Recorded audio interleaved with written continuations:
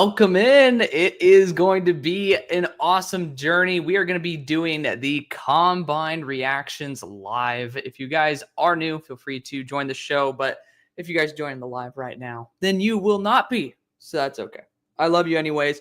We're starting to do a little bit of a mid part right now. So you're going to see me fucking around with my hair a lot because I don't understand how to adjust shit in in a mirrored video. But what's good, everybody? We are going to be having such an awesome time, and we're going to be taking some peeks over at this Combine IQ to be able to look at the measurements to start out. So this is not just us sitting around with a thumb up our ass.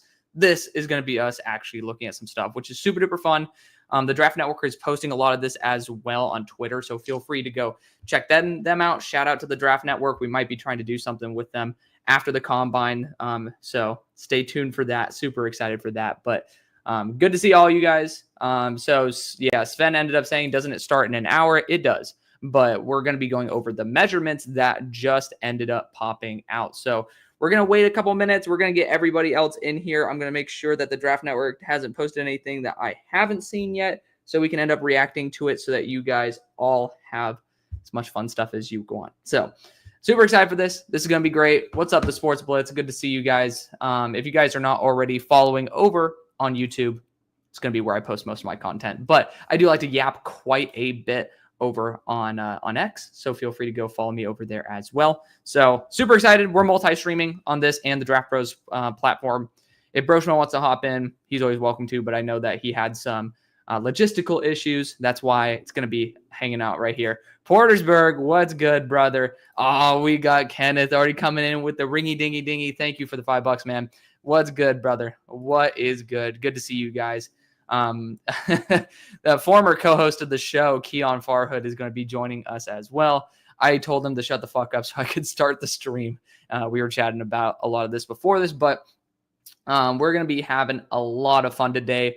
The only way that it's going to be extremely fun for you guys, though, is if you continue commenting in the description or whatever you want to call it, the comment section, live chat.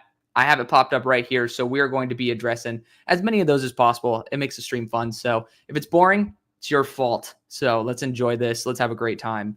But, I mean, again, Kenneth, thank you so much for the $5, man. I mean, you guys actually spend your hard-earned money and time on me, so I really do appreciate it. I like being able to give back to y'all, so we'll have a great time. Kenneth, also, if you have an X, let me know. I'm going to shoot you some exclusive stuff because you've supported the show quite a bit.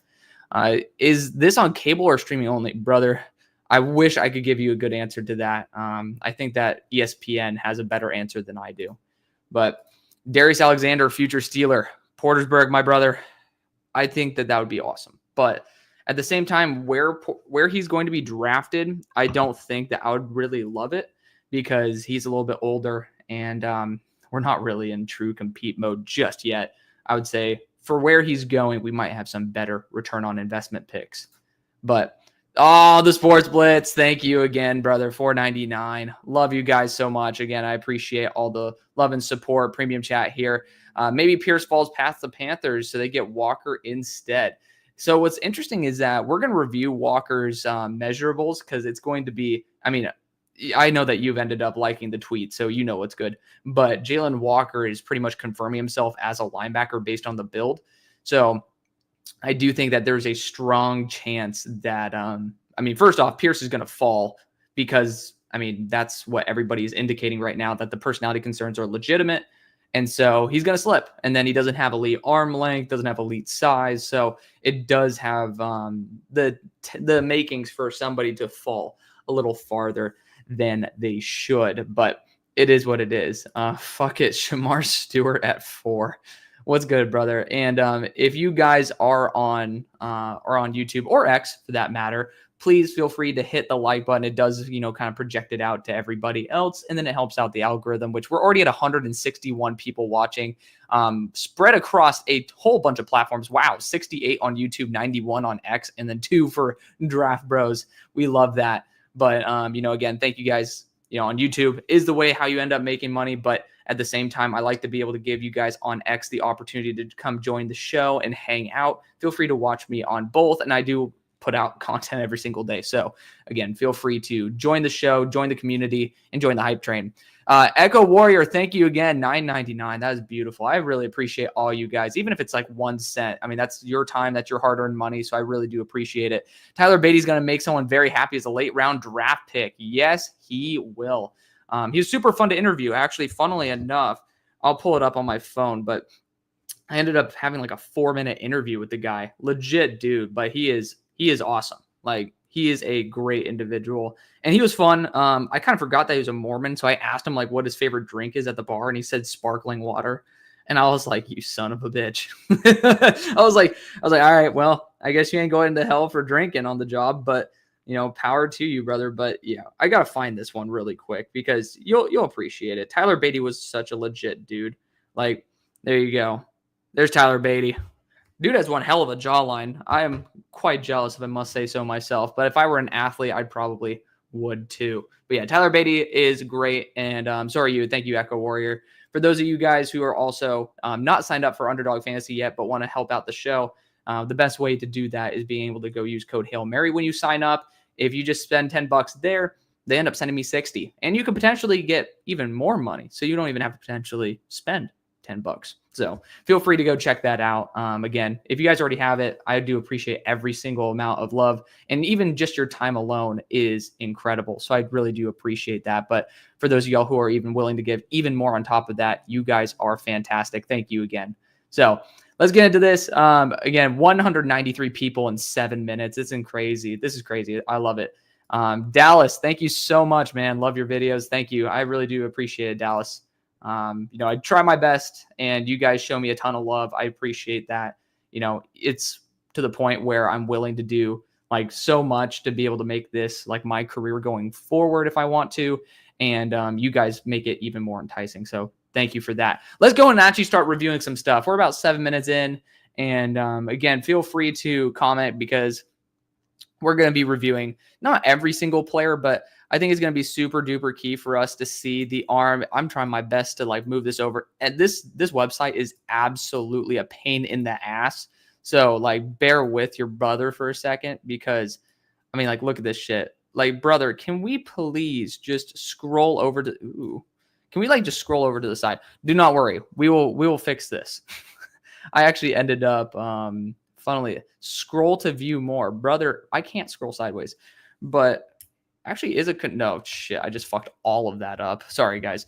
But, oh my God. It was literally working like 2 seconds ago, so bear with me being an absolute buffoon, and we're going to get over, because the real things we care about is hand and arm. Like, to be fair, wingspan.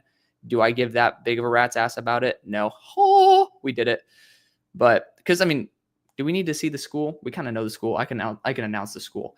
But let's go through this. Let's go through some guys. Again, this website is such a pain in the ass, so we're going to get used to it. This is day one of using it, but we're going to go through the big names, and we're going to talk about, you know, what I love about them, what I don't, and we'll have a good time there. So, actually, I mean, who cares about the group they're in? Maybe we could, there we go. That looks good. That looks better. It does not. It looks horrible. There we go. Now we're good. So let's go through the guys here. Darius Alexander is obviously the first one of interest. And I'm really not going to care too much about stuff like that. But, I mean, for Darius Alexander, 6'4", 305, 10-inch hand, 34-inch arms, that's money to me. Money to me. I love it. Keon says go to the prospects and select the individual guy. It looks better. I mean, you'll need to text me exactly what you mean by that. But at the same time, I do kind of just want to go and have this direct comparison right here. For Zeke Biggers, this is a guy who looked really solid at the Shrine Bowl. 6'5", 321, huge hands at 10 and 2. I think it's 10 and 2/8 right there. And then almost 35-inch arms. That is absolutely crazy. And look at that wingspan. 85 inches and incredible. Yaya Black, another one of note, who's really, really fun. Going to be a big plug in the middle at 6'6" and 336 pounds with a beautiful 10 and 2/8 hands as well, and 35-inch arms. Warren Brinson actually popped off to me, I believe, at the Shrine Bowl. Ended up tweeting out about him. 6'5", 315 with 33-inch arms, almost 30, well, it's 33 and a half with some big ass hands. Good for him. Vernon Broughton didn't get measured at the Senior Bowl. He ended up coming in at 6'5", 311 with, again, not elite hands, but 9 2/8, like 9 1/4 and 35-inch arms. That's kind of the biggest thing for me. So let's scroll down a little bit here and get past Vernon Broughton. Let's talk about Jamari Caldwell. Good thing is there's a lot of really good defensive interiors in this class.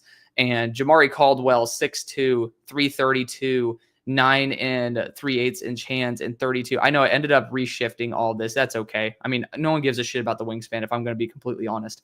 This is the information that we care about right here, these 4 categories. But like 9 3/8 inch hands, I'm not the biggest guy unless you're sub 9. And again, I mean, we're about to talk about somebody right there. But 32-inch arms for Jamari, not bad. I mean, again, you do see these guys who have 35-inch arms, and you're like, oh, shit. And then it's like, well, now we're just talking about it from perspective and comparison. Then it ends up going down like that. But, we're still talking about above the threshold of where I'm looking at for arm length. Like, you really need to have like 31-inch arms or greater if you're going to be, we're going to have to talk about Mason Graham. I'm looking at this right here, and that is insane. I did not look at Mason Graham's statistics. I have not gone over all of this. I wanted to make sure as soon as I started reading, I looked at Braden Swinson. But besides that and what the Draft Network had posted, I ended up wanting to haul ass and get onto this. So we're doing a live reaction together. Alfred Collins, 6'5 and a half, 6'6", 330, 10-inch hands, beautiful arm length at over 34 and a half. Really, really good build for a very stout defender. He pretty much locked himself into the day 2 unless he has some shitty testing.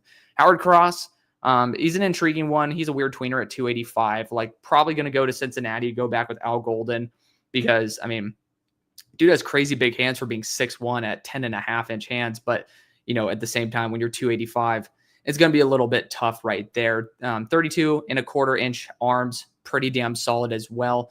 He's just more of a gap penetrator, which it's going to be intriguing to see how it works in the NFL. Josh Farmer, we knew these stats from the Senior Bowl, 6'3", 305 with 35-inch arms and 10 1/4 hands. Really, really nice there. And then let's scroll down a little bit. Let's talk about the man of the hour who is not testing all too well. Geez, I absolutely detest this site already. It is what it is. But Mason Graham. So again, I could give a rat's ass about production and draft score. Throw that out of here. I really don't care. But for 6'3.5", sub 300, if I'm not mistaken, he was listed at like 320. Like, isn't that right? I got to check my own board right here because I'm like 90% sure he was listed at 320. Where are we at? Defensive interior. Mason Graham listed at 320 pounds. So for him to be 25 under is insane, but he also moved like a 295 pounder, very, very fluid player. Also got moved did not have the pass rushing power of someone who is 320 pounds, 32-inch arms, but it's like small hands, undersized body. Could be an issue there. We'll end up looking at it in a minute, but maybe as time goes on, we'll look at the comp with Jeffrey Simmons and see the weight, height, arm length, etc. that he ended up coming out with. Kenneth Grant, KG, ended up being pretty much the same exact height, but 331 pounds, beautiful, with also 33.5-inch arms with some very good 10-inch hands. Big fan of that right there. Not really going to care about Gregory. Ty Hamilton, we could take a quick peek because we're going to talk about Derek Harmon anyway. 6'3", 300, 32 1/4, 10 1/8. Solid. Again, doesn't disqualify for a player. I'm not a huge fan of Ty, but, again, doesn't disqualify him. Derek Harmon, we got 6'4.5", 313, 10.5-inch hands, and 34.5-inch arms. Incredible build, which is why he's probably getting late first hype. He was a really solid player here for Oregon. He was also a solid player for Michigan State. So then when you match that up with a great build, it might end up being something that entices some teams. Let's talk about Tonka Hemingway here at the top. 6'3", 285. So again, not really a great build right there, but 9-inch hands, and then 33-inch arms. We'll get through the D tackles, and I'm going to go through all of the comments because I'm seeing them pop up, including some ringy-dingies ones. But at the same time, let's just focus and have a good time right now. Tyron Ingram Dawkins was super duper fun. I think he was at the Senior Bowl. He was taking some edge reps too. 6'4" and almost 6'5", 275. He looked a lot bigger than that. he looked a lot bigger than that. So he probably is going to be a tweener edge, almost 10-inch hands and 34 or 33.5-inch arms. So honestly, he might end up being an edge based on that physique. Cam Jackson, I know he ended up having a meeting with the Eagles. 6'6", 330, 9.5-inch hands, and 34-inch arms. Really damn solid build for a day 3 pick. Riley Mills is next. He was dealing with some injuries, so it kind of sucks to have not been able to see him in person. He is officially sub 300 pounds, so that's not going to be super fun. Doesn't have elite arm length, so when you're at this size at 6'5" with short arms, it is a little bit tough because you're going to lose the leverage battle quite a bit. But Riley Mills on the field was actually really, really fun. Good size hands as well. I would not count him out. Walter Nolan sitting right here at 6'3". We already knew this, but he was up from 293 to 296, 34.5-inch arms and 9.5-inch hands. Solid build. Omar Norman lost a couple pounds. He lost 4 more pounds. He was originally listed at 315. Then he went to the Senior Bowl, was 295, and now he is 291 at 6'2". But look at those hands, man. Damn near 11-inch hands and almost 34-inch arms. I'm still a huge fan of Omar Norman Lott. Aeneas Peebles is another one that I am a super fan of. He is 6 foot, but he's 280 pounds. The thing is, he is super powerful and really good run anchor for being 280 pounds. It's not like Howard Cross that I would say has a little bit bigger issues there. But again, you talk about undersized and short arms, it might end up being a big issue. But I think the explosiveness, and this is like the only way, which is why Mike Green, I think, is still pretty viable as an edge rusher, even though he has 32-inch arms. And same thing, honestly, with the other VT player and Antoine Powell-Ryland, their athleticism and explosiveness to close the range ends up making it a lot more viable. So I think that, it is a way to reduce the issue that you have with arm length. JJ Peggy's is super fun, 6'2.5", 310, 9 3/8-inch hands, and then 32.5-inch arms. He's fun. He ended up being asked to take some fullback reps, which, I mean, he ended up taking, actually, I think he got a couple touchdowns this past year, if I'm not mistaken, as well. Super fun player nonetheless. Jordan Phillips, really good nose tackle, super young as well, if I'm not mistaken, 6'1.5", with 31.5-inch arms, 10-inch hands damn near. I respect it, 312. Like, good player to have. Good leverage as well at the sub 6'2" mark. But we are almost done because I did this in alphabetical order per position. Ty Robinson, TJ Sanders, we'll look at those guys next. So for Ty Robinson, 6'5", 288. Ooh, he was down to 295, if I'm not mistaken, at the Senior Bowl. He is dropping even more. That's a bit scary because then you don't have elite arm length either. And he's 6'5" again. It's just, that's a little bit interesting. I almost thought of Ty Robinson as a value brand version of Riley Mills. He's still a very fun player, but it gives a lot of context to why he looks so explosive when he wasn't listed at 295, if I'm not mistaken. TJ Sanders, though, 6'3", 6'4", 300 pounds. So good to see TJ up in weight. He was listed in like the 290s. Now he's literally legit almost a 300 pounder, which is great. And then you have that 33-inch arm and 10.25 hand. Big fan of that. And then finishing this this group off, we got Tim Smith. We'll look at these three, and then we'll look at Shamar Turner as well. Tim Smith, 6'4", 300, 33-inch arms. Good build, honestly. Good build for a depth player. Nazir Stackhouse. I'm glad you guys can see my mouse. Otherwise, this would be absolute torture. 6'4", 330 with 32.5. Again, I'm not a huge fan of Nazir Stackhouse, but at the same time, I mean, when you're talking about UDFA, it makes sense. Junior Tafuna was fun at the Senior Bowl, 6'3.5", 310 with like 32.5-inch arms with big hands. I respect it. Good player. And then especially, again, if you're talking about 7th round, 6th round territory, I support it. And then, damn, there's actually a lot of players here. Holy shit. Shamar Turner, 6'3", 290. So Shamar is an interesting one. I always thought he should be on the boundary as an edge. He was my number 35 guy coming to the year as an edge, and then he moved full-time defensive interior. I'm like, So we'll see what happens, but almost 34-inch arms and big hands there.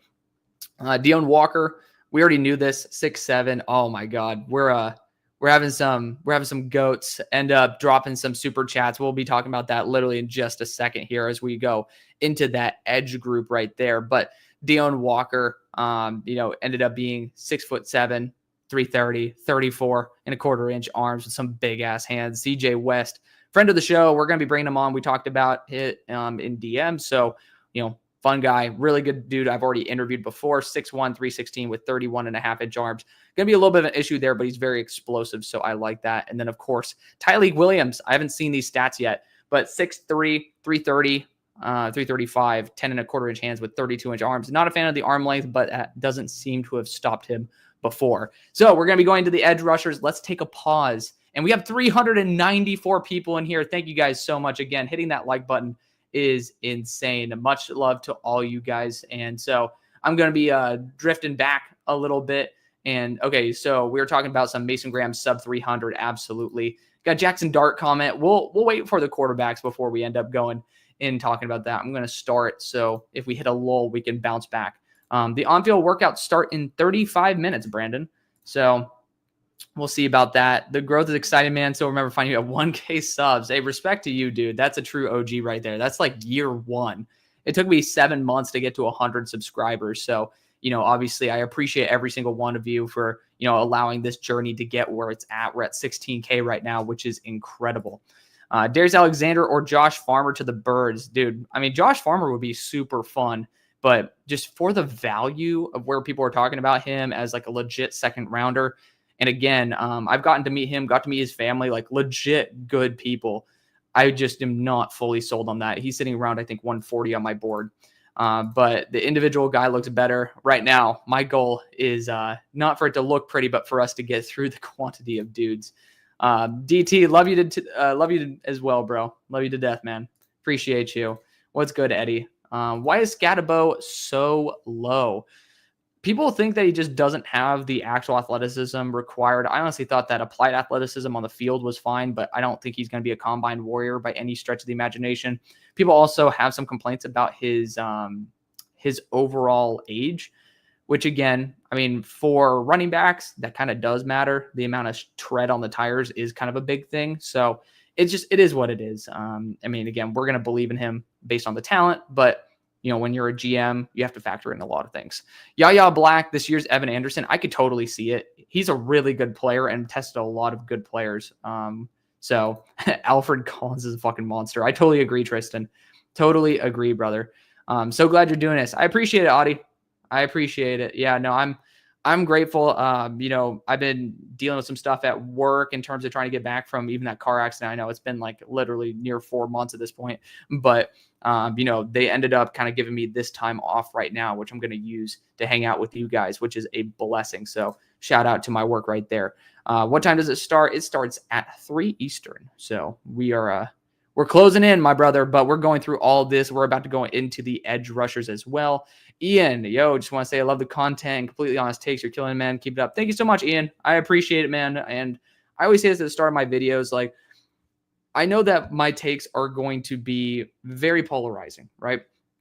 But I never, ever make a take for it to be polarizing. I genuinely do my analysis and just am honest with my eyes, because even let's just say I'm 100% wrong about a player, like Jack Besh. I have him a wide receiver 1. Let's just say I'm completely wrong. If I ended up like pretty much being like, oh, I'm scared to tell you that I think he's a wide receiver 1, I will never truly learn from my mistakes going into the next year. So I'm going to make a mistake over and over and over again. Or if I end up just, pretty much bullshitting you guys on what I actually believe, then I can't sit there and genuinely ask you to give your time and attention and actual trust to what I'm saying. And so, I mean, if people, I know there's a lot of them in the sports industry that just make a bunch of BS content, and, seeing certain individuals have Braden Swinson so low and having them like legitimately like low, and then all of a sudden they're like, oh, Braden Swinson looks really good. It just kind of showed to me that it's like, you haven't watched the player, and that's okay, but people just don't want to admit it because you don't want to lose credibility in this industry. For me, I'm willing to lose it based on I'd rather be known for integrity rather than being correct, because over time, being integral usually leads to you learning and progressing more and more to the point where I would end up earning your trust on being correct. So, I mean, just bottom line, I know that you guys love me for that, and some of you hate me for it, but it's mutual love right there nonetheless. So I do appreciate you guys, and I'll always strive to be that way. That's just the way I am. That's the person I am. So hopefully you guys appreciate that. Even if I'm wrong, I hope you guys know that it's always honest rather than just a bunch of BS. But we got a super chat in here from Cheesehead Joey. Shamar Stewart slimmed down to 267. We'll be diving into that very soon. But yeah, I mean, we'll see, because I think at the Senior Bowl, he's like 281. So, losing a whole 14 pounds since then is going to be intriguing. So we got Keon ending up talking about a combine IQ as a combine tracker. Click on that and the participants and click on which position you want. Each guy's listed with measurements when you click on them individually. Yeah, I mean, that's true. But again, when we're talking about presenting it as a whole, I don't know if it would end up being as efficient, which we need to get through all the players in the next 30 minutes. Which is possible, but still. What's good, Kenneth? I'll end up, I don't know why it's not allowing you to DM me. I don't know why, but people send DMs and it goes to a box. So we'll deal with that, but I'll end up sending some stuff to you. Just end up just commenting under one of my posts and then under one of my tweets, and then we'll end up connecting that way. How did Darius Alexander measure in? So we'll go back to that really quick. He was defensive lineman number 2, but he's 6'4", 305, 10-inch hands, and 34-inch arms, which is incredible. What's good, Guillermo? Pooh Paul's measurements. We'll get into that in a second. Yes, we're going to go through all of it. Do not worry, my brothers. We'll get to it, but Pooh Paul, we'll get to him. That's the process, brothers. That's the process. I don't care if that it's total take, but I want to see how Jordan Birch's workout compares to the premier pass. Yeah. I just feel like he should be as good, if not better than most. Dude, Jordan Birch is an absolute savage. I love him to death. He's a top 100 player on my board, and I think he's top 64 at the moment. What's good, Matt? Good to see you, buddy. Anyone got the channel? Is it ESPN? It is on NFL Plus. Okay, so yeah, we got some NFL Network in here.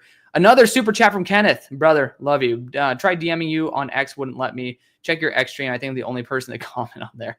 No need to end up saying that. No need to expose the X chat, my brother. But don't worry. We'll end up getting connected. Trust. We'll make it work. I'll end up sending it to you. But Tyleek, 6'3", 330 sounds outlandish. Yeah, he's fun. But we ended up take over. You said this, what? At 125, so 6 minutes ago. We ended up going over Kenneth Grant, but I'll go find him again. He was directly under Mason Graham, where he's 6'3" and a half, 330 with 33.5-inch arms. Very, very, very good build. I think Jack Sawyer runs a sub 4.7. Well, we're about to go into it, but he better with those short ass freaking alligator arms. So I don't think he will. But again, 3 Eastern time, Derek. What did Jordan Birch weigh in at? We're about to dive in. I do not even know yet. A follow back from you, Alex, would be kind of goated. I got you, homie. I got you. You've been supporting me a long time now. So, and especially like you said, sent a ton of super chats. So I appreciate you. I'll definitely give you a follow back. But Scatabo line drop from 4.6 to 4.54. Hell yeah. Good shit. Thoughts on Tyler Shuck? Tyler Shuck, to be honest, he's been getting a lot of love and he's a very experienced quarterback. Again, if you talk about a quarterback that's had the tenure that he's had, it is pretty much like expected for him to be a higher level processor in the college level because of the amount of experience he's had, but he's also had a lot of injuries. So it's a tough thing to evaluate, but I definitely think that he'll end up being a day 3 target because of the injuries at the very, very minimum. But I mean, again, there's some certain, I have some doubts, but regardless, we got the GOAT comment here from Dustin Pullman. Appreciate you, brother. Watching from the UK, love the draft content you put out. Keep it up. Thank you, Adam. Appreciate you, brother. Much love here from the US. It's not 4th of July, so we don't get to be a little hostile just yet. It's all love for the time being. What comp would you make for Besh? I do have a wide receiver video out, but it's the standard Puka. I mean, I ended up falling in love with Puka at the Senior Bowl as well. So, I mean, he is awesome. Again, feel free to check that out. It is an hour long. It was a little rushed at the end, but that was because I was trying to not have it be a 2-hour video. You guys know me. I always have them like that. But for like the final receiver video, we're going to take our time. We're going to read it slow. We're going to have a good time together. Shedeur Sanders to the NFC West or Jets? NFC West. I think you meant to say NFC East, but I would say the Jets might be more likely based on how much the Giants have been trying to push and test out Matt Stafford. It doesn't seem like they're fully confident, and I feel like Shedeur will be there at 3. So there's a good chance. It would never happen, but Mikel to Fangio. Oh, yeah. I mean, he would be another Bulldog for the Eagles would be great. I would love him because of the fact that I trust him to be able to be a 2-point. Like, he's able to play stand-up, in my opinion, even though he's able to kick inside, put 4. He's a 4-point as well. I'm super excited to see what he does in the NFL. Dexy Gaming says, what's up, Alex? Glad to make the stream. Can't wait for your Bills mock draft. Dude, I'm excited as well. I'm literally going to be able to get all of them out before free agency, and that is so awesome. Like, it's great to see that the consistency is paying off with the 2 a day.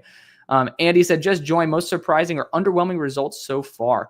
So I would say Mason Graham being legitimately 25 pounds under where he was supposed to be. So it's kind of both surprising and underwhelming. Same thing for James Pierce Jr., who will be going over. But I was hoping that he'd have better arm length than sub 33.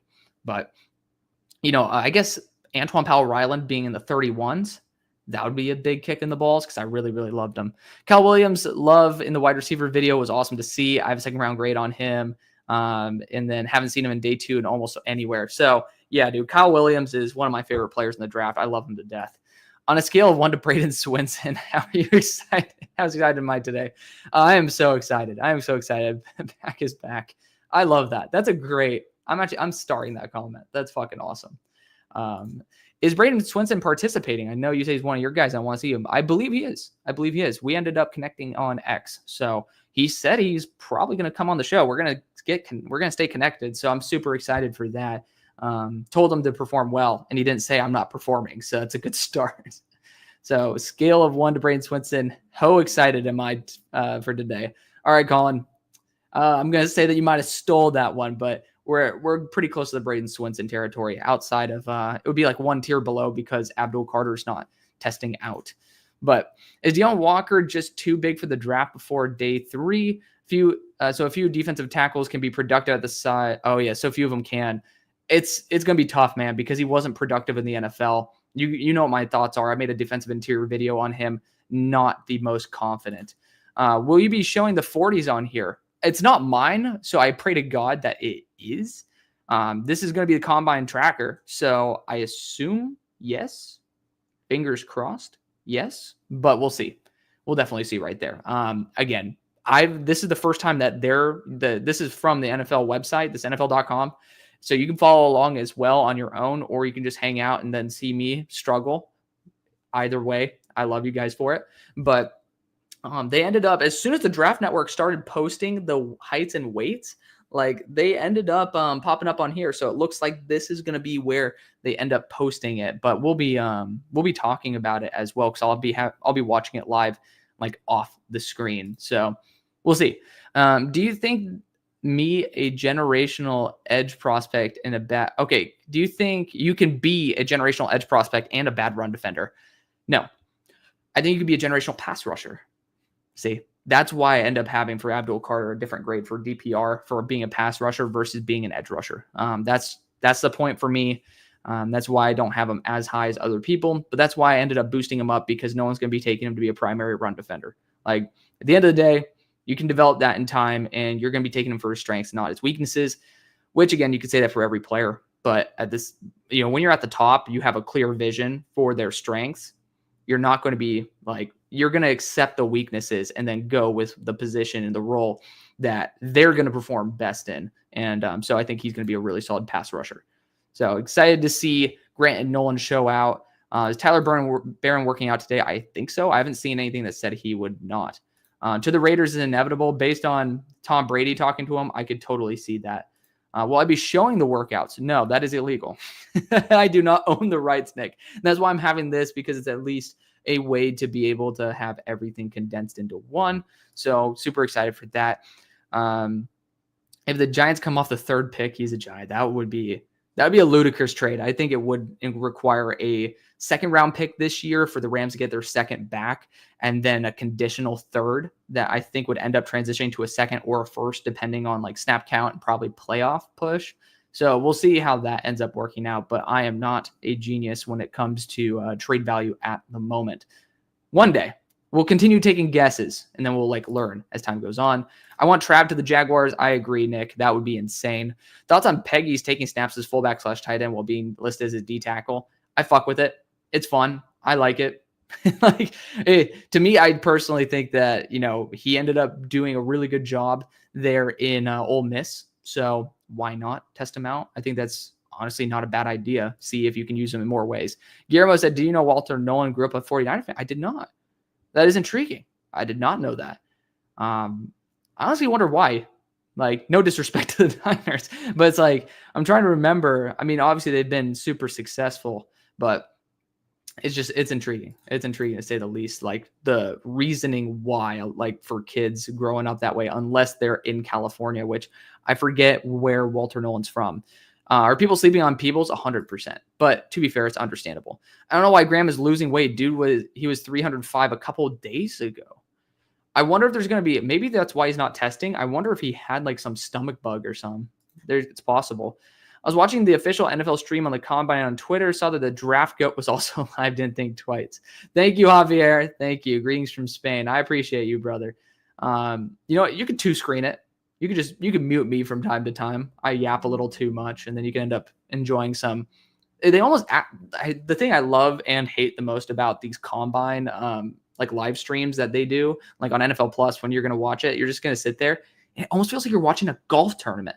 They're like, and Jahad Campbell's coming up for a run here. And, that's good. And it's like, come on, dude, where's the energy at, Rich? Like, what the hell? But of course, you can't keep that energy up the whole time. I try, but, your boy's going to be emotionally drained after this stream. Just let's admit it. But first off, shout out to all 537 of you. I love you guys to death. Thank you again for supporting the show. Right now it's actually a great split. We got 358 on X, 177 on the Hail Mary Sports YouTube page, and then on Draft Bros, which I end up just always side streaming there in case it can end up getting some new people to Draft Bros. 3 people there. So appreciate you guys for that. Again, if you haven't already hit the like button, it does help bring it out to even more amazing people. But let's continue. Oh man, we got a whole lot of comments here. I'm going to take a pause here at Javier's comment. And we're going to go into the edge rushers and then we'll take a pause. Then we'll go into the linebackers because we got 18 minutes and I want to be able for us to get through the measurements before we start really talking about anything beyond that. So Tyler Barron, he ended up coming in measuring 6'4.5", close to 6'5", 258, good build right there. 10-inch hands, 33-inch arms, really solid, really high floor defender. Like, I think more of the questions were personality, if I'm not mistaken. But, I mean, honestly, shout out to Tennessee for absolutely brutally, like, misusing Tyler Barron by kicking him to D tackle on a lot of reps. Don't know why they did that, but it is what it is. Tyler Beatty, love him to death. Legit dude, literally wearing a hat in his picture. What a savage. 6'6", 6'5.5", 270 with 33-inch arms. He said he models his game off of Max Crosby, which honestly, I could see that. I could really see a massive career trajectory that is very positive. I love it. And yeah, he's going to be a guy I'm rooting for. Here we go. Jordan Birch. These are live reactions for the 95% of them. Okay, so we got unofficial. Ooh, maybe that's how they show unofficial because 6'3", 250 is an unofficial rating for Abdul Carter. That's pretty fun. But maybe that's how they'll present the 40s until they're finalized. But 6'4", 280, 33-inch arms, 9.5-inch hands. I love it.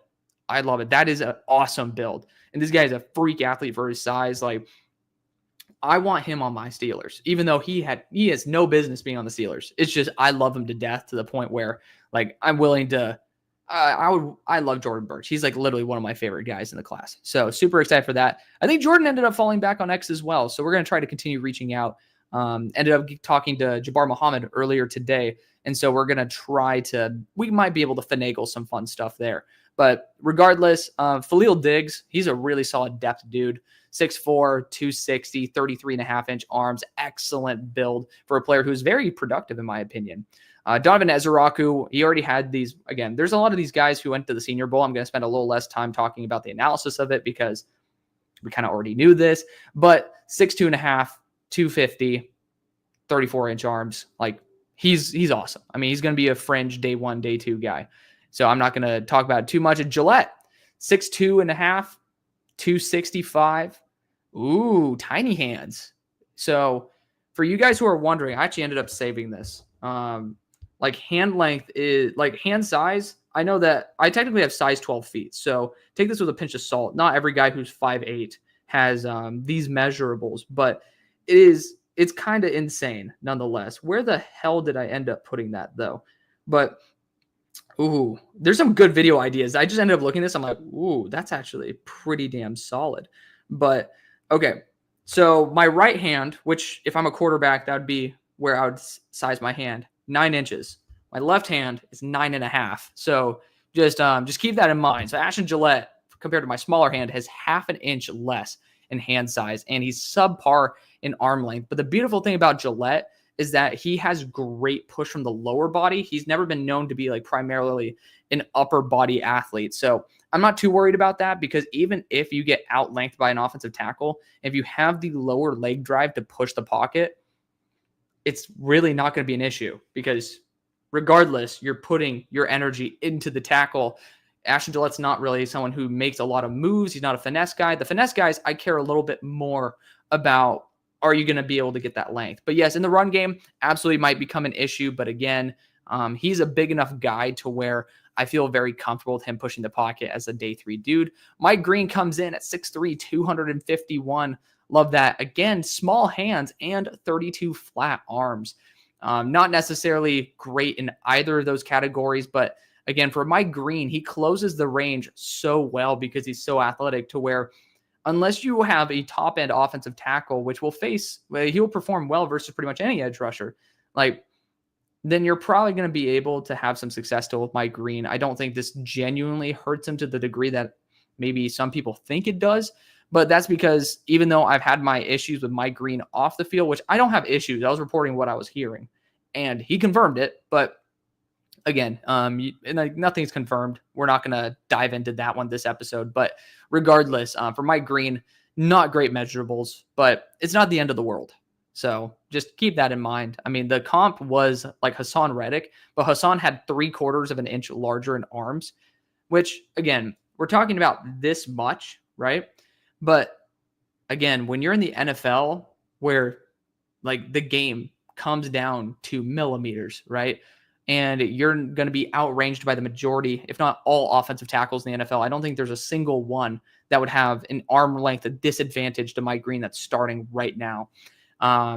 You're going to have to win not through the length engagement. And that's going to be tough. It's going to be tough, but it's going to limit you. And especially versus the run, it's going to limit him as well. So I'm curious to see how that goes. Ahmed Hassanin, I don't know if I pronounced that correctly. Feel free to correct me. This dude was really, really fun to watch in Dallas here at the Shrine Bowl. 6'2", 270, 9-inch hands, and then 32.25-inch arms. Going to be a good day 3 guy. Jared Ivey is fun as well. Like really solid length, 33.5-inch arms, 6'6", 270. He's just a weird tweener for sure. Landon Jackson confirmed. Oh, he actually got his weight back up, which is good. Well, actually, no, I think he was in the 270 range. He's 6'6", not 6'5", like the Senior Bowl measured him. It's 265, 10-inch hands, 33.25-inch arms. Solid build. He's going to be a fun guy in like round 3. Savion Williams, he's a good player as well. 280, 6'5", 33.5. I like that. Jaw Joyner, again, we're talking about Senior Bowl guys. That's why I'm like kind of flying through this. 6'4", 260, 34-inch arms. That's really, really solid with a good hand size as well. Kyle Kennard also has good arm length at 34 with almost 10-inch hands at 6'4", 254. Really, really good measurables. If he tests out well, it's going to provide a very high floor. One of my favorite depth guys in the class, Steve Linton. He's just a little bit older, but someone who really popped off when facing Wyatt Milam, and also he's been really solid even when he was at Texas Tech. 6'4", 242. We've also been able to connect with him.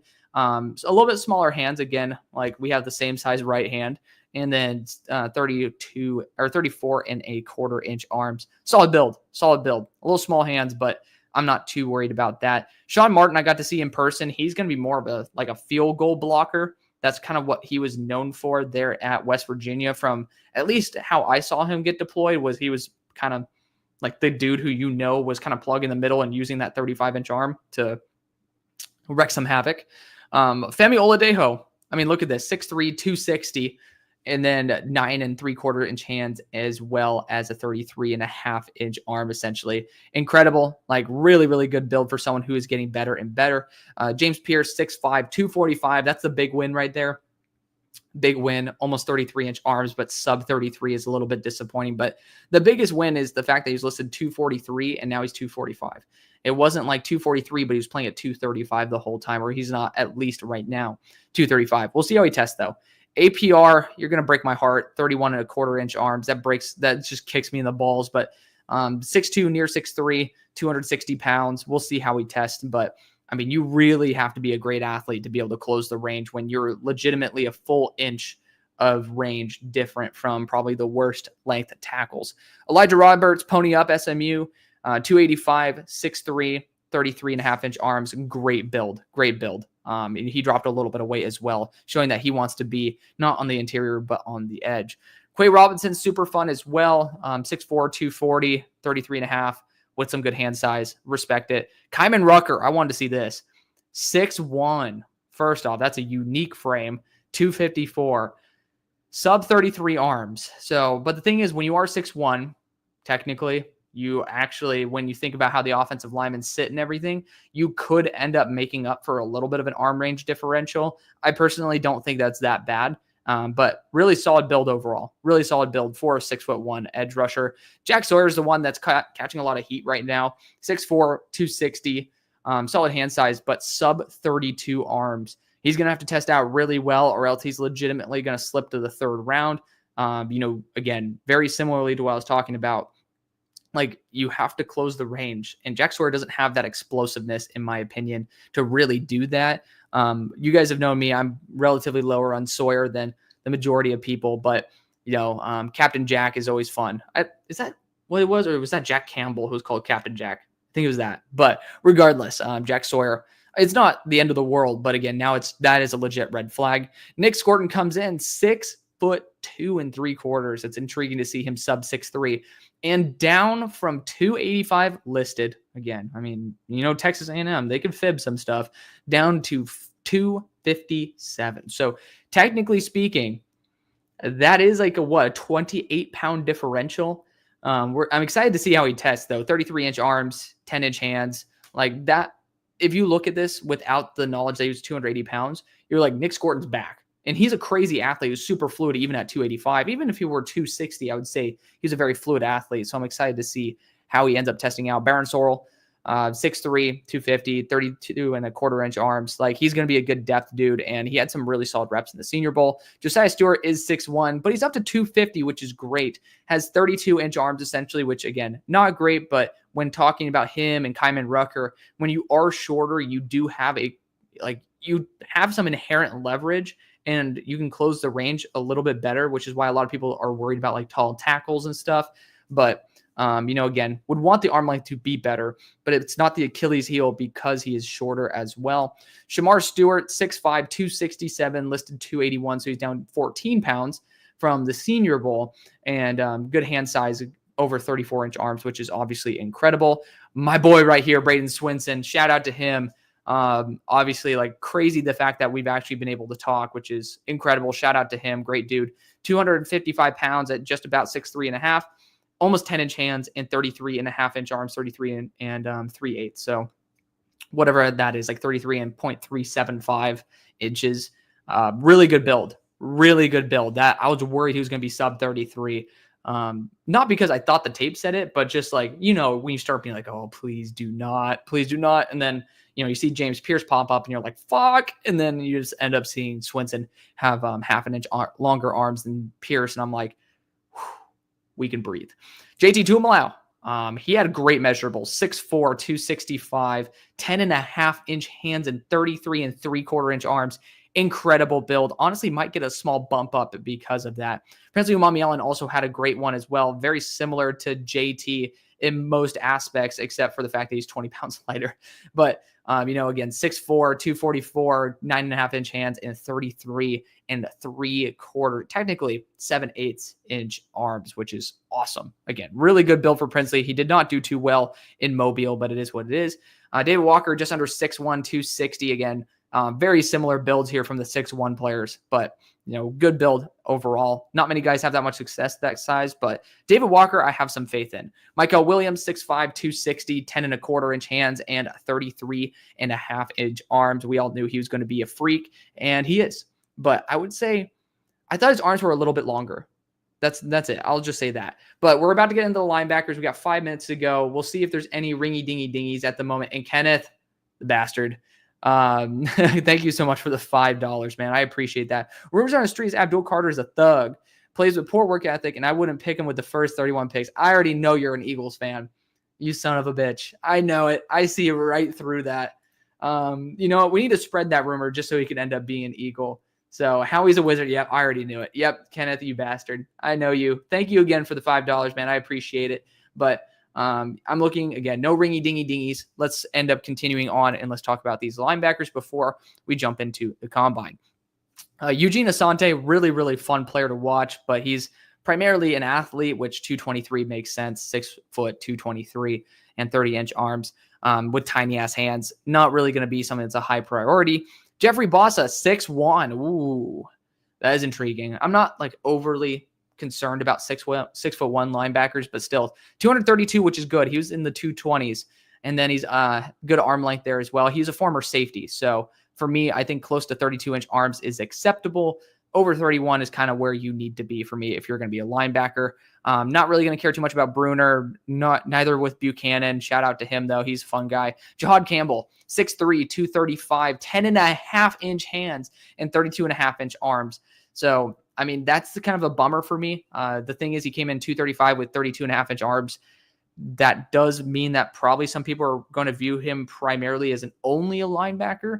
Again, I think that would be criminal, though. I do think that if he ends up playing some edge reps, that's going to be super duper helpful. Barrett Carter's next, 6 foot flat, 231 with 32.25-inch arms. That's going to be a pretty tough build, but you can end up making it work. I don't think it's out on Barrett Carter just yet. Jay Higgins, love him to death. Also another player who's 6 flat. I didn't think Jay Higgins was that light. What? He's 224, 31-inch arms. He does not play very fast at all. That would be kind of Achilles heel for me, but super high IQ, very high floor. Shamar James is going to be a good athlete.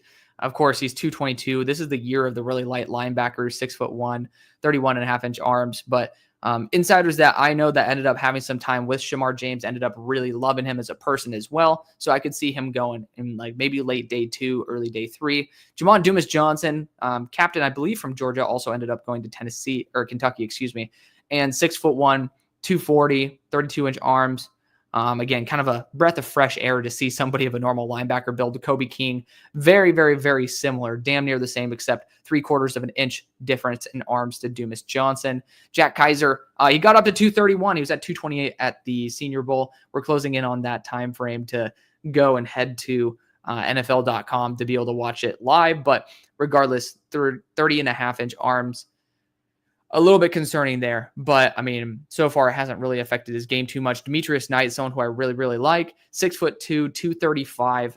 He was, I think, listed 245. So it's good to see that because I thought his athleticism was a bit capped. Even if you're 6'2" at 235, I can accept it. And solid arm length as well, good hand size.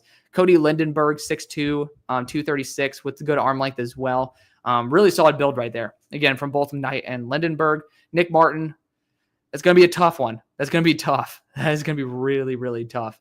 But we'll see how that ends up all transferring. So 5'11 and a half, 220 with some good arm length there. He's going to be a fun player to see utilized, but it's going to be an uphill battle. Francisco Mauigoa had some good games this year, 6'2", 230. Again, just such a small linebacker class. Jalen McLeod's fun as well. And he's actually finally built like a normal linebacker, 6'2", 240. And also has those 32.25-inch arms. Smile Munden, 6'2", 224, 32-inch arms. So 31 3/4 technically.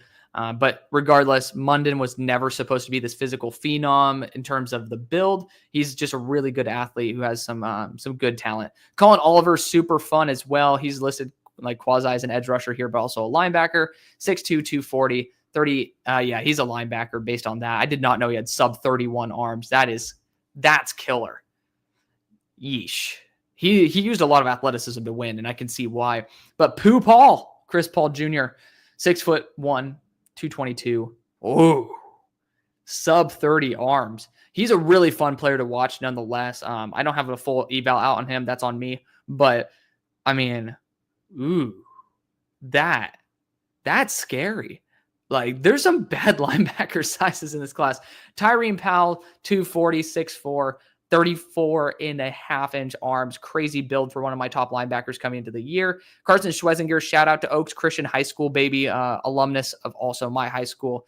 And he is 6'2.5", 242 with 31 and 5/8-inch arms. Really solid build for one of the more underrated linebackers in the class, who's a freak athlete. Cody Simon and then Danny Stutzman as well, ending this off. 6'2", 6'3", respectively. Both of them about 230 pounds, and both of them not elite arm length. Cody Simon 31.25, but Danny Stutzman a little bit better at 32 and an eighth. Whew! There we go. We went through everybody right as it hit 2 o'clock. My bitch ass is going to make sure that my volume is down on my computer so that you guys do not have to deal with having to listen to all that, which, again, I do that because I don't want to get sued. But regardless, we're going to be talking about this the whole time. We're going to be here live. I'm going to see if maybe I can end up adjusting or filtering this by the group. Do filter by school, but I know that I can end up talking about group here, and we're going to group by this. This is probably just, no, sir. Oh, my dumbass. Smallest to largest. So this is group 1 for defensive interiors. I assume it'll also transition to edges. Like, yeah. Oh, what? Look how dumb that is. Hold up. We gotta adjust the, we could unfreeze. Why would I want to freeze the column? Oh, that's kind of sick, actually. You guys are seeing like me get all excited about shit, and that's probably like, dude, who the hell gets excited about this crap? But I wish there was a way for us to look at the sorting options and end up like, like, this is kind of ass. This is like really ass. So view 1,000, please. Yeah. View 10,000, I should say. But regardless, we're going to be continuing to look at everything as it happens live right here. I am going to pop open in another screen because, again, we can't end up doing this live because we get sued. But we're going to end up looking at NFL Plus to be able to watch the Combine live. So hopefully you guys are enjoying this. Again, feel free to comment. I will try to get to as many comments as possible. My guy, please, just for the love of God, pop it open. Live stream, assign to your TV. No, we are on NFL Plus, motherfucker. This is how we roll. So we're going to have a good time, though. Dude, we literally are subscribed to NFL Plus. Kiss my ass. Regardless, we're going to have a good time here. Who did I miss? That's a good question. A lot. That is intriguing. But let's see. Yeah, we're literally on the current plan. The hell?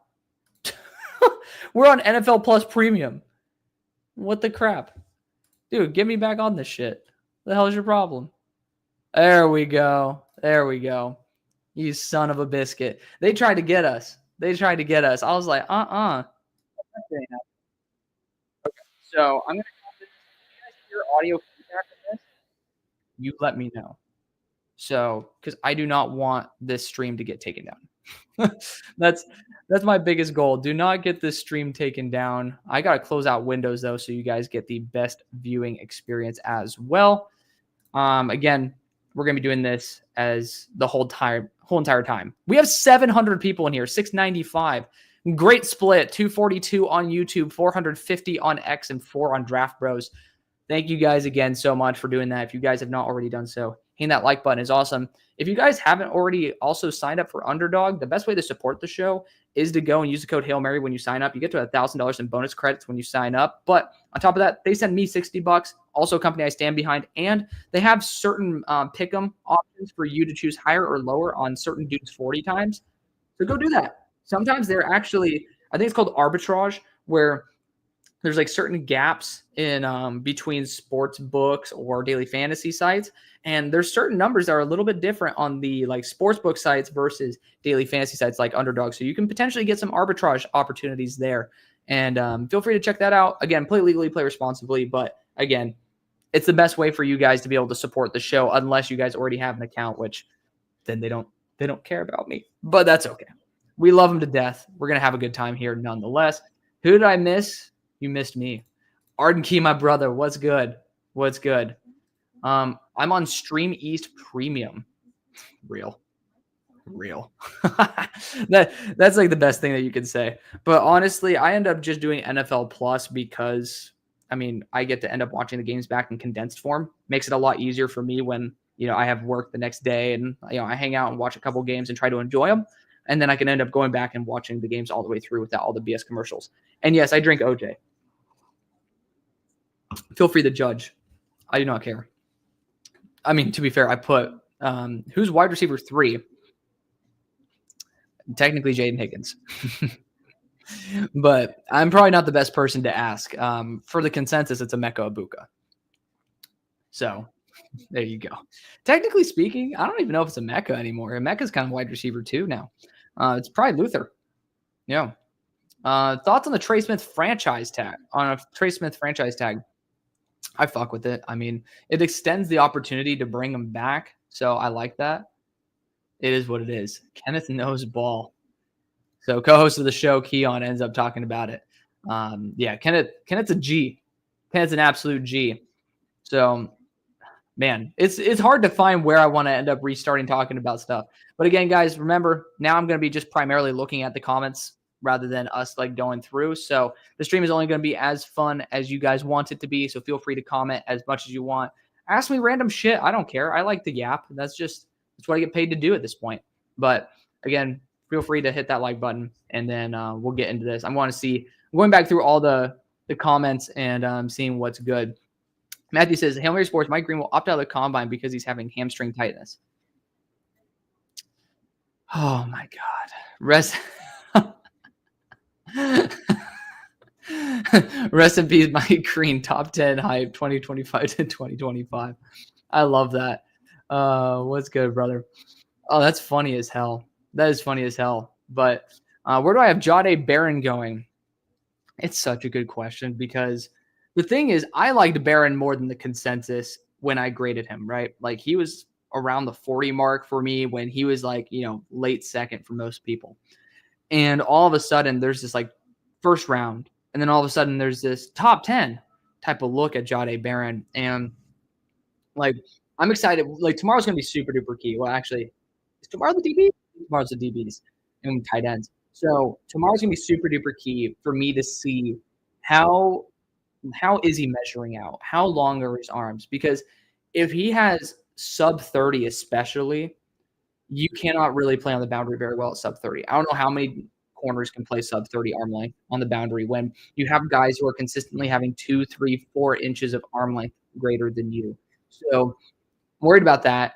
40 times is going to be super duper key along with 10-yard split. I think he'll do better in the 10-yard split, but the 40 time, I did not see the applied athleticism the way I was hoping for, but he's super smooth. I think he's going to have a great 3-cone. I think he'll do really good in the short shuttle as well. But it's just, I really need to see those measurables, and I need to see that 40 time. We're finally going in. Hallelujah. Oh, people keep asking me if I wanted to go to Combine, which of course I do. But, when YouTube doesn't make too much, I have to be able to prioritize my other job and not get my ass fired. My goal is to get back to my job, not get fired from my job, even though technically speaking, because I'm not in right now, this would have ended up being a prime opportunity to go. But your boy is trying to make those monies, if you get what I mean. Just graduated college from last year, if you guys are new and don't know me. So, we're working our way in this world. But regardless, Jahdae Barron, it's going to really depend on the testing, bottom line. I would say the range would be late 1 to late 2. I think there's a pretty big range because it's tough to see. Nickelback is extremely valuable in the NFL, but at the same time, there are a lot of players that I think are on the boundary that can play nickel, and that provides a lot more value than a nickel that can't play boundary. So it's going to be intriguing. I mean, you'll see. Landon Jackson with 10-inch hands, absolutely. I love how Philly has become preconditioned to first-round talents randomly dropping to us. Literally, the honest Philly fan, keeping it 100 right there. Keeping it 100, brother. But we got some more comments in here, including some of my beautiful mods. And again, thank you guys for the mods, making sure that the chat stays legit and does not become a bunch of hooligans or bots. What are the chances Swinson makes it to the third round and take him at 79? Based on the fact that people are actually starting to watch him for the first time, I don't know if he'd make it to their second round pick. I don't know if he tests out extremely well. It's a big caveat, right? If he tests out extremely well, there might be a chance he doesn't go to their first. Like, you look at the stats, he's an SEC edge rusher with 60 pressures, a true pass rush win rate that is barely below Abdul Carter, and a great frame as well, over 33-inch armed, 255. Like, there's a good chance that I don't know if he'd end up making it there. So even on PFF's board where he was at 187, he ended up being at 48 now. So, I mean, again, the momentum's picking up for him. I highly doubt that he'd end up making it that far. You guys get some free ASMR too. So you guys should really support the show at that point. But what's good? Yo, gangsta. What's up, Peters? I can't wait to see what Hassanin does. He's not talked about enough. Yeah, he's pretty impressive in person. Pretty damn impressive. Top 5 offensive lineman players that can be a Dolphin. I think that the vision to have tackle versatility would be the only way that one would go in the first round, which luckily there's a lot of interior offensive linemen or a lot of tackles that can play interior offensive linemen as well. So you have that flexibility. I would say Armand Membu, because the mobility is there, especially if you want to do like wide receiver screens, you want to get out in front of these top end home run hitting running backs. Like, I think that athleticism is going to be super key for that, which is why I don't think Kelvin Banks is all that good of a prospect for Miami. Like, I just think that he might be the perfect guy to be a guard for y'all, but like, I would personally want some more athleticism for plays like that. And so Membu is one of them. I mean, the vision would be try to get right tackles as well, right? Maybe kick Austin Jackson to guard. Ozzie Trapilo, if he somehow slips, would love that, especially if it's somehow in the third round. I don't think it will be, but we'll see how he tests, right? We'll see how he measures out. That's going to be super duper key as well. But to be fair, ended up measuring out at the Senior Bowl and did a fine job there. But regardless, so Membu, Trapilo.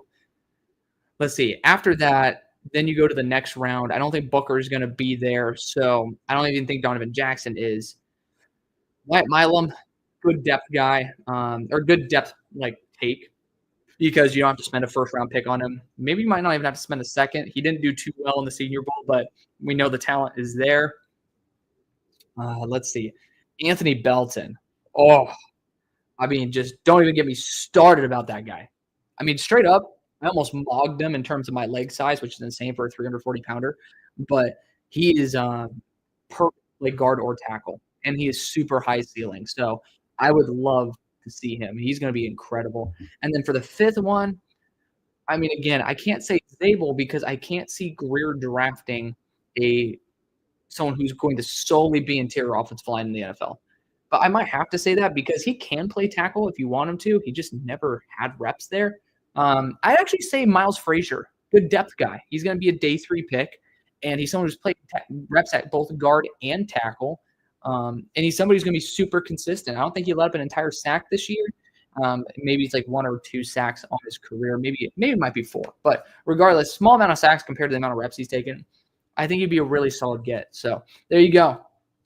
I think Abdul's injury will make him fall now. First off, I don't know if you ended up seeing the news. The doctors ended up saying, you don't need to get surgery on this. So that's a good sign. But on top of it, I mean, it's such a minute thing. All these guys have stuff that they can end up getting surgically repaired if they need to. Like, remember, this is a combat sport, and guys play injured. So there's always something they could end up doing. What's good, Mallory? What's good? Let's see. Where can I watch the Combine? NFL Network. Someone probably already said it, though, but NFL Network. Is Abdul still going number 1? I do believe so. I do. Been watching you for a few months. Honestly, love your videos. Thank you so much, Steve. Thank you. I try my best. So if you guys have any pointers, anything that you want to see done better, by all means, feel free to say it. Even if I don't agree, it doesn't mean that your voice shouldn't be heard. I know that you guys spend your time watching my content. So if I end up seeing it and I end up saying, yeah, actually you're right, it makes the content better for both you and me. So it's mutually beneficial. Even if I disagree, though, at least we'll keep it in the back of my mind to where maybe if I start seeing more people say it, I'm like, okay, maybe I'm the one in the wrong. So please always feel free to voice issues that you potentially have, and then we'll try to make it work. In my opinion, what's the Steelers' biggest need, and who would you go for in round one? Biggest need is a quarterback, like an actual franchise quarterback, not a quarterback, a franchise quarterback, because I'm straight up so fucking done of mediocrity. Sorry for the language, but it's just like I've legitimately debated not being a Steelers fan because our organization, and I love Pittsburgh, I love our organization until it comes to being decisive and making the move that might hurt us in the short run, but is good for us in the long. Or sometimes it's even good for us in the short. Talk about firing coaches, getting rid of players, being willing to take swings on high value positions. I have my issues. And like last year, I thought that going the safe route, and honestly, like I don't love what we're doing in terms of putting left tackles at right tackle. And like we're just imagining there's so much positional flexibility with these players that we can just pretty much take the best tackle and end up putting him wherever they want. Cough, cough, Fontenot, Broderick Jones. Don't know what the hell's going on there, right?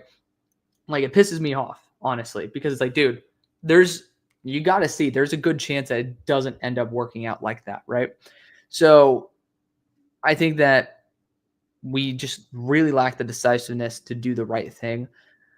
With everybody hating on Will Johnson, I kind of hope that he slips to the point where that's like my dream pick in round one. Like the biggest dream possible is Will Johnson round one, but I highly doubt that happens. Everybody knows the tape. I mean, if people are trying to like slob on the knob, so to speak, of Siobhan Revel, or I think it's Siobhan Revel, because of 2023 tape, but you want to ignore Will Johnson. Just saying. There's a lot of like misapplied criticism because people will criticize one guy and not the other, like Ben Morrison, Will Johnson, versus Siobhan Revel. But this is not supposed to be a hate speech on them. Regardless, I do think corner is probably corner two. We got to see with Dante Jackson what it's like to have an actual corner two, which is great. But we still don't have a long-term corner two. But franchise quarterback's the biggest one. I don't think we can find that this year.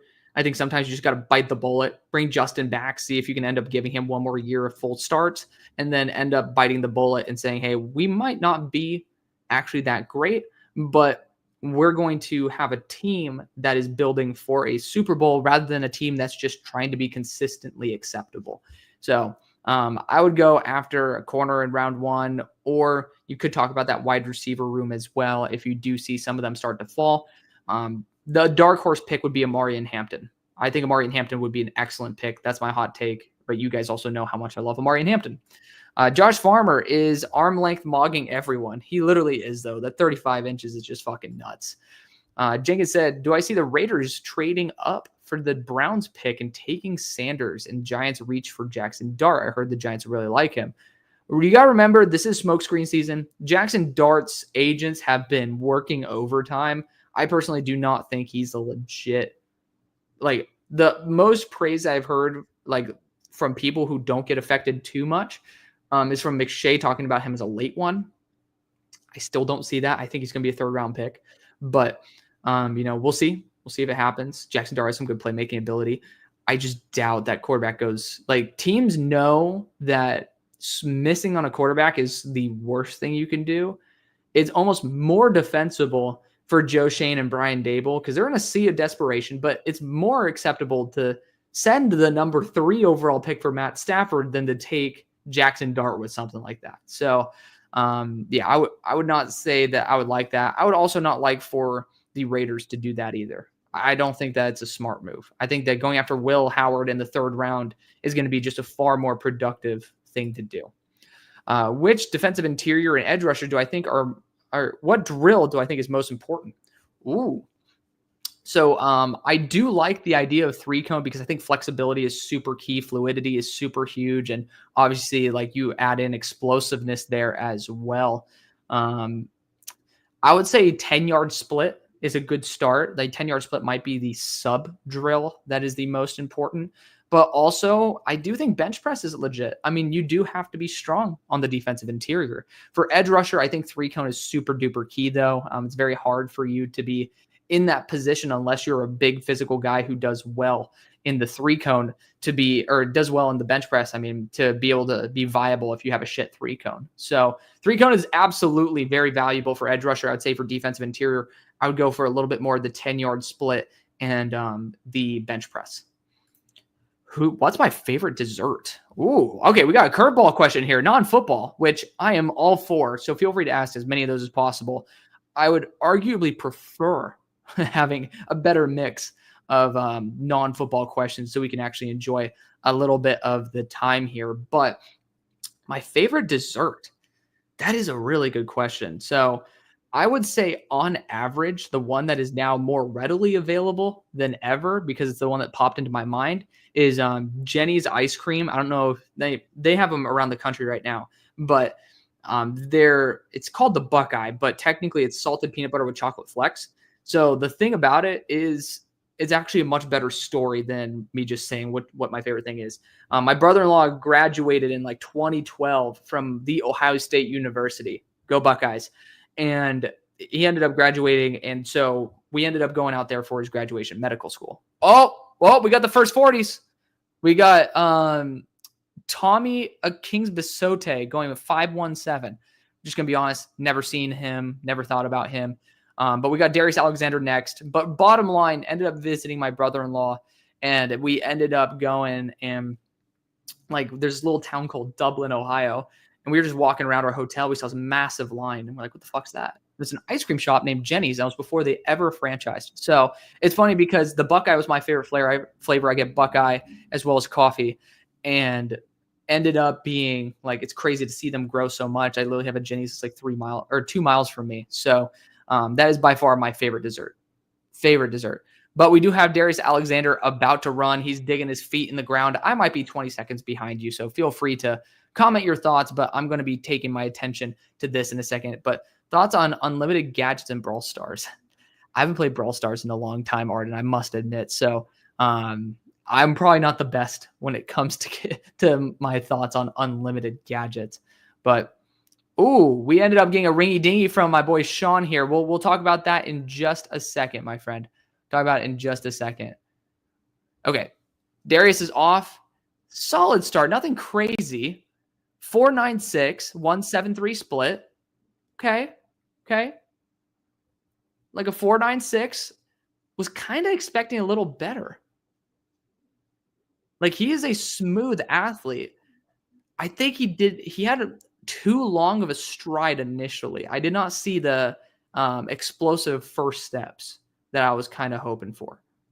I must admit, I was a little bit underwhelmed in that regard.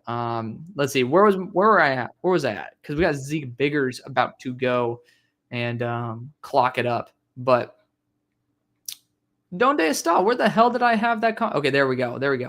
10-yard split and bench for edges. I mean, I respect that. I don't disagree with that too much. But we got Zeke Biggers about to run. Kenneth, okay, he ended up having a little bit of an infraction. Have I peeped Aeneas Peoples from VT? Dude, Aeneas is a top 64 player on my board. Again, not a great start. He is like completely leaning forward, and Zeke ended up running out of gas. 174 split, which is better than Darius Alexander's, but a 509 on the 40. Really bad form, which to me, you can end up looking at that in two ways. Because the dude was running like this, like, you know how you're supposed to start out and then you like run at a specific angle with some short steps, and then you bring yourself up for that massive long stride. For him, he had a weird couple first steps, and then he kept running like this. So the dude was like, it was not right. So I would say that you can look at that two ways, as in the timing should be better, but also that he didn't prepare well enough. Yaya Black is up right now. Oh, he just had to sit down. I don't know what's up with that. I think he lost his footing. But so I'm a big fan of Aeneas Peebles. And right now, Yaya Black is getting prepared for his 40. Andrew says, why do some mock drafts? Okay, hold on. Yaya's off. He's a big dude, 192.10, and then a 5.47 40. You're never going to be expecting him to do anything in the 40, but that was very unimpressive. And it was, again, you're not seeing these quick steps, which means they're not practicing the 40 well enough. Again, you can practice a bunch of other stuff. But why do mock draft simulators have Barron at safety? It's because a lot of people, they don't have a nickelback like classification, so they just put it as a safety. So that's probably the primary reason. The top 3 defensive interiors. Chase, I'll give you my top 3 since I'm not seeing too many from the chat, but I did see Rick's ended up talking about it. We'll talk about that in a second. I think we also have a ringy dingy coming up, which I'll have to get to in just a moment. But Warren Brinson is about to run his 40. Oh, some wide first steps, but good recovery, 179 split, 5'11 40. Honestly, pretty solid for Warren Brinson overall. I mean, I would want a little bit better than that, but he had just such a weird start where, like, again, you're supposed to have those power steps short, but his power steps were wide. It's just, you're not going to generate speed like that because you're not going forward. You're reducing the amount of load that you can put on your legs. But my top 3, Mason Graham. Do I have Tyleek? Yeah, I think it's Mason Graham, then Tyleek. And then I think it is Walter Nolan. Jamari Caldwell, 186. Wow, that's pretty slow for Jamari. 186.10 and a 517 40. For him, he's really explosive. I'm very surprised to not see a better 10-yard split. And I don't know why so far it hasn't updated the combine notes here. Like, I would really hope that they would be able to put the unofficial times right here. That's why I'm kind of saying it for you guys. So hopefully you end up seeing that. 49ers should pull a Rams. What do you mean by that, Guillermo? What do you mean, brother? How's the guard market going to be with Trey Smith coming back or a possible tag and trade? It's not bad. I mean, the thing is, Josh Farmer, again, with one wide step, but he ended up adjusting properly at 181.10 and a 514 40. I got to up the sound so I hear DJ talking. That is surprising. I thought he was a lot more athletic than that from my tape, from like what I was watching. Like, I'm a little surprised. On that 10. But regardless, I mean, the guard market, you talk about free agency, but I also combine the guard market with I combine it as well with free agency because, again, it's just like the off season. Eric Gregory's running personally. I would prefer to respond. I'd prefer to respond to you guys over Eric Gregory. 177 split with he got hurt. He was ginger on that leg because he had a pretty solid start and ended up going 515. But yeah, I think that the guard market this offseason is going to be good. I think that it's fine, even with the losing Trey Smith. As a Bears fan, seeing Trey Smith get the tag gets me depressed. I get it. Yeah. I mean, it's kind of weird because I think that he probably he was split. Most likely his girlfriend works in Chicago, former, I think, roommate with Darnell Wright. So it is what it is. Derek Harmon's about to run. Ooh. Oh, he got whistled down. That was actually a good start, in my opinion. Like, I thought that was some good initial power steps, much better form, which, to be fair, he's had a little bit more time maybe than some of these other guys training with the focus for the NFL draft. But let's see. Let's see what's up. Freaking DJ talking about ankles. Again, I don't know. Feel free to contradict me on this. I don't love listening to the combine because it sounds like a fucking golf tournament because everyone's talking like this. Like, Bring the Juice. Shout out to Bring the Juice podcast. Love those guys. Dude, some of these people, okay. So got up a little bit too fast out of the stance. 177.10 and a 497 40. That's respectable. That's solid. That is solid. I feel like I was a little too harsh on Darius Alexander earlier after seeing this. Best wide receiver fit to day 2 for the Rams. Jack Besh. If you can somehow finagle the Giants and get that second round pick, I think that's like the dream selection. I really would love that. I would also, let's just see. Kyle Williams would be really fun, but he's also a little bit on the smaller side. Let's see. I think I just saw Puka Nacua. Yeah, look at that. No, I didn't. My bad. I saw out of the corner of my eye Kyle Hamilton, and I was like, is that Puka? That's not racist, I promise. It's just the fact that I can't see shit because I have too many fingerprints on my glasses. That's my fault, though. But for the Rams, I mean, shoot. Like, Besh is like my dream for the Rams. Like, it is my dream for the Rams. But still, let's see. I have more day 3 fits for the Rams than day 2. Like Daniel Jackson, I just loved the Rams. But like I think I ended up marking a lot of receivers as Rams potential dream fits on my video. So maybe that would entail you better than me trying to pull it out of my ass right now. Top 3 nose tackles: Kenneth Grant, Alfred Collins, Tyleik Williams. Yeah. It's a good group. Good group right there. What are my thoughts of the Bills took Jade at 30? Good flexible piece, man. Honestly, sometimes going after best player available is the best thing to do. Saul says, hi from Spain. What's good, brother? If you're the owner of a team, would you take Genty or maybe for maybe a contract, or McMillan for 2+? You already know I'm going to give you the most BS basic ass answer on earth. It depends on how the team is built. So feel free to ask me that question again, but ask me it with some more context and definition. Oh, shit. What is good? Thank you, Sean. $6. Is that euros? Sick. Thank you so much, Sean. Who's my most likely to do a Chris Jones in the fourth? Didn't Chris Jones have his nuts slip out or something? I assume that's what you're talking about. Let's see. Who has bad balance? Walter Nolan. This dude always ends up falling. He's so the most likely guy to do a Chris Jones. Great question, Sean. And on top of that, thank you again for the super chat right there. I got to double check because we did get another super chat in here as well. So again, thank you guys so much. I do appreciate you guys for, again, sending the money, because I know it's also not just money. It's your time that you ended up investing in that as well, on top of the time that you invest in me. So I appreciate that. Kenneth says, do I play any games? I'm right now like pretty much addicted to Red Dead Redemption 2. It's like my 4th time playing through, which I've been taking a lot. Like there have been some very like multi-year breaks, but like I just lock the fuck in. I love having playing some RDR2. Like College Football 25, I've done that. I believe streamed it, but it's just like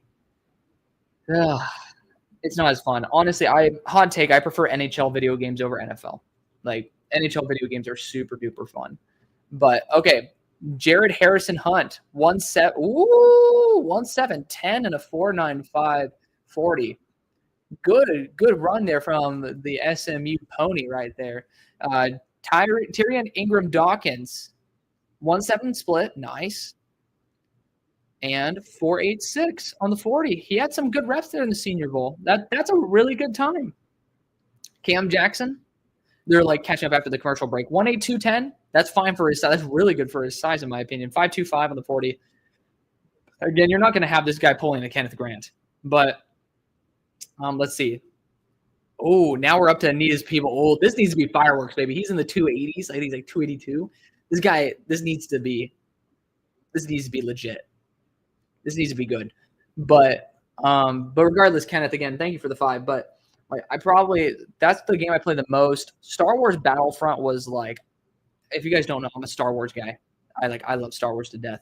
And so I loved those games. I got the like updated or the remastered versions of 1 and 2 as well. And that's been super fun. I don't play online.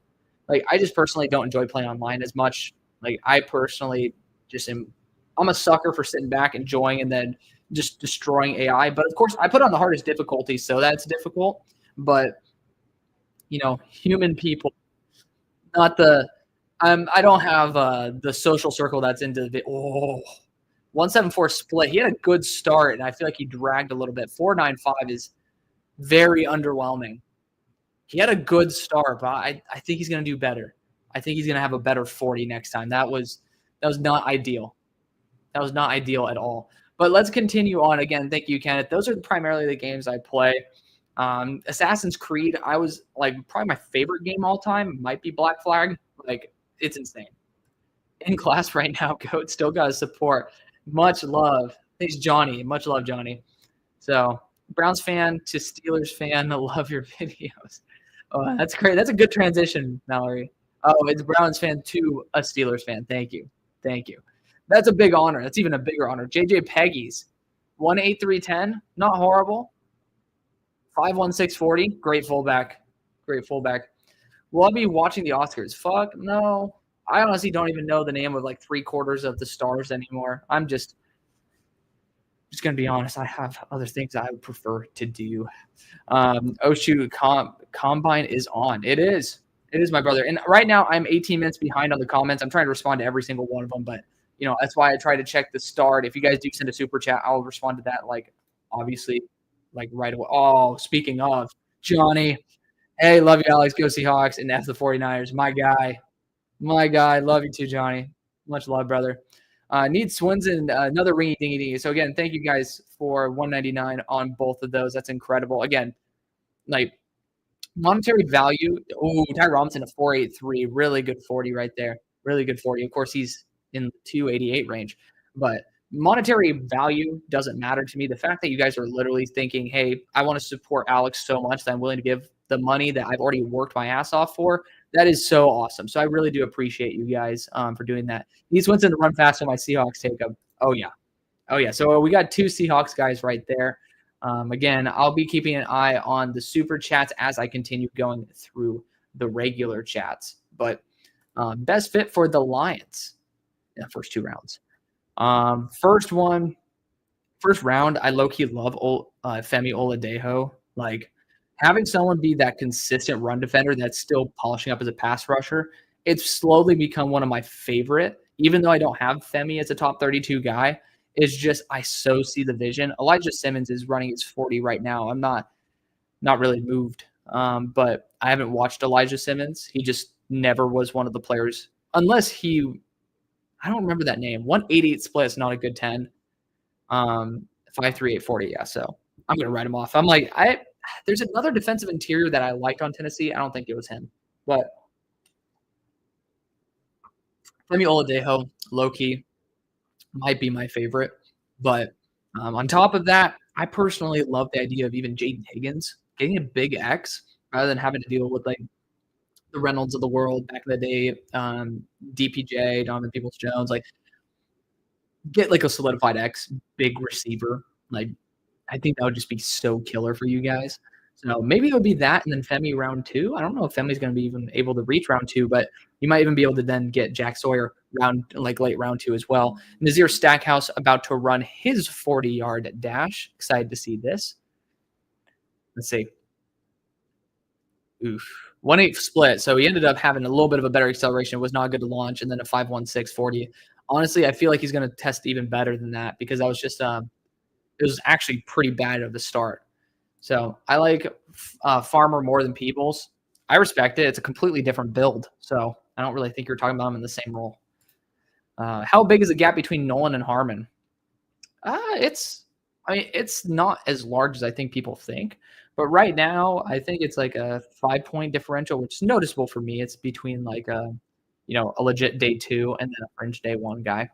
So by drafting Walter and Prince. Oh, yeah.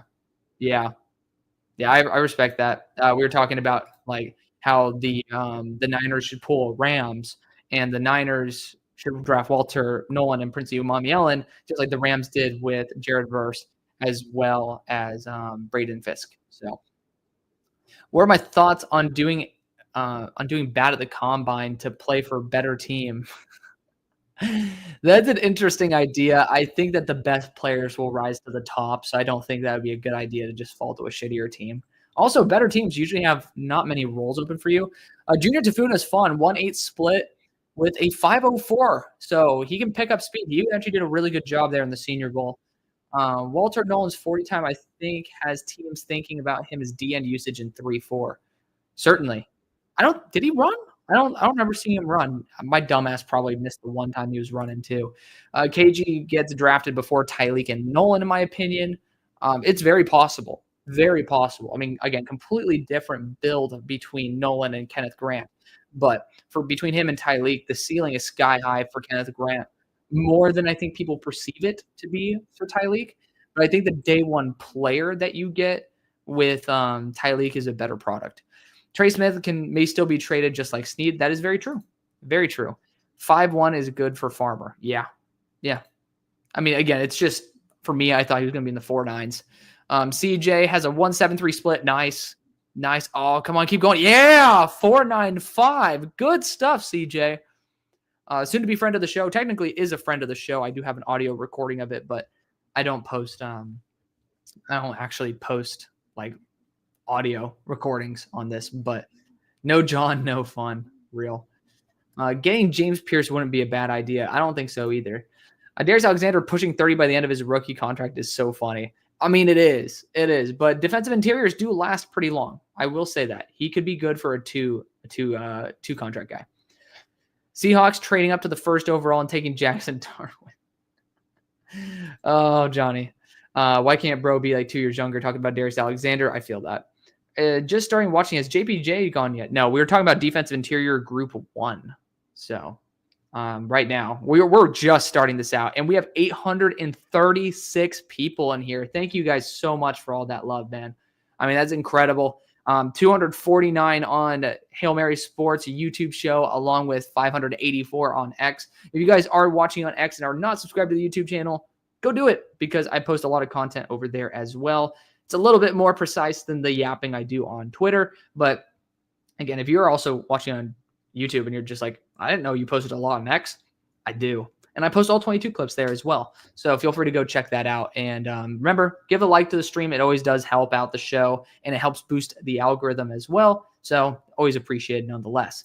Continuing on, Jahdae Barron to Dallas, a reach at number 12. Yes.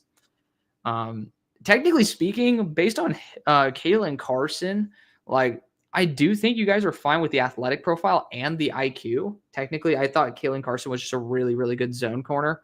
So it's not out of the realm of possibility, but like, it's not a bad fit. The more I think about it, it's not a bad fit, but that's like the vision for the team. I don't know if Falus would be the best. Well, Jahdae could be, because I'm pretty sure both of the nickels are gone as well.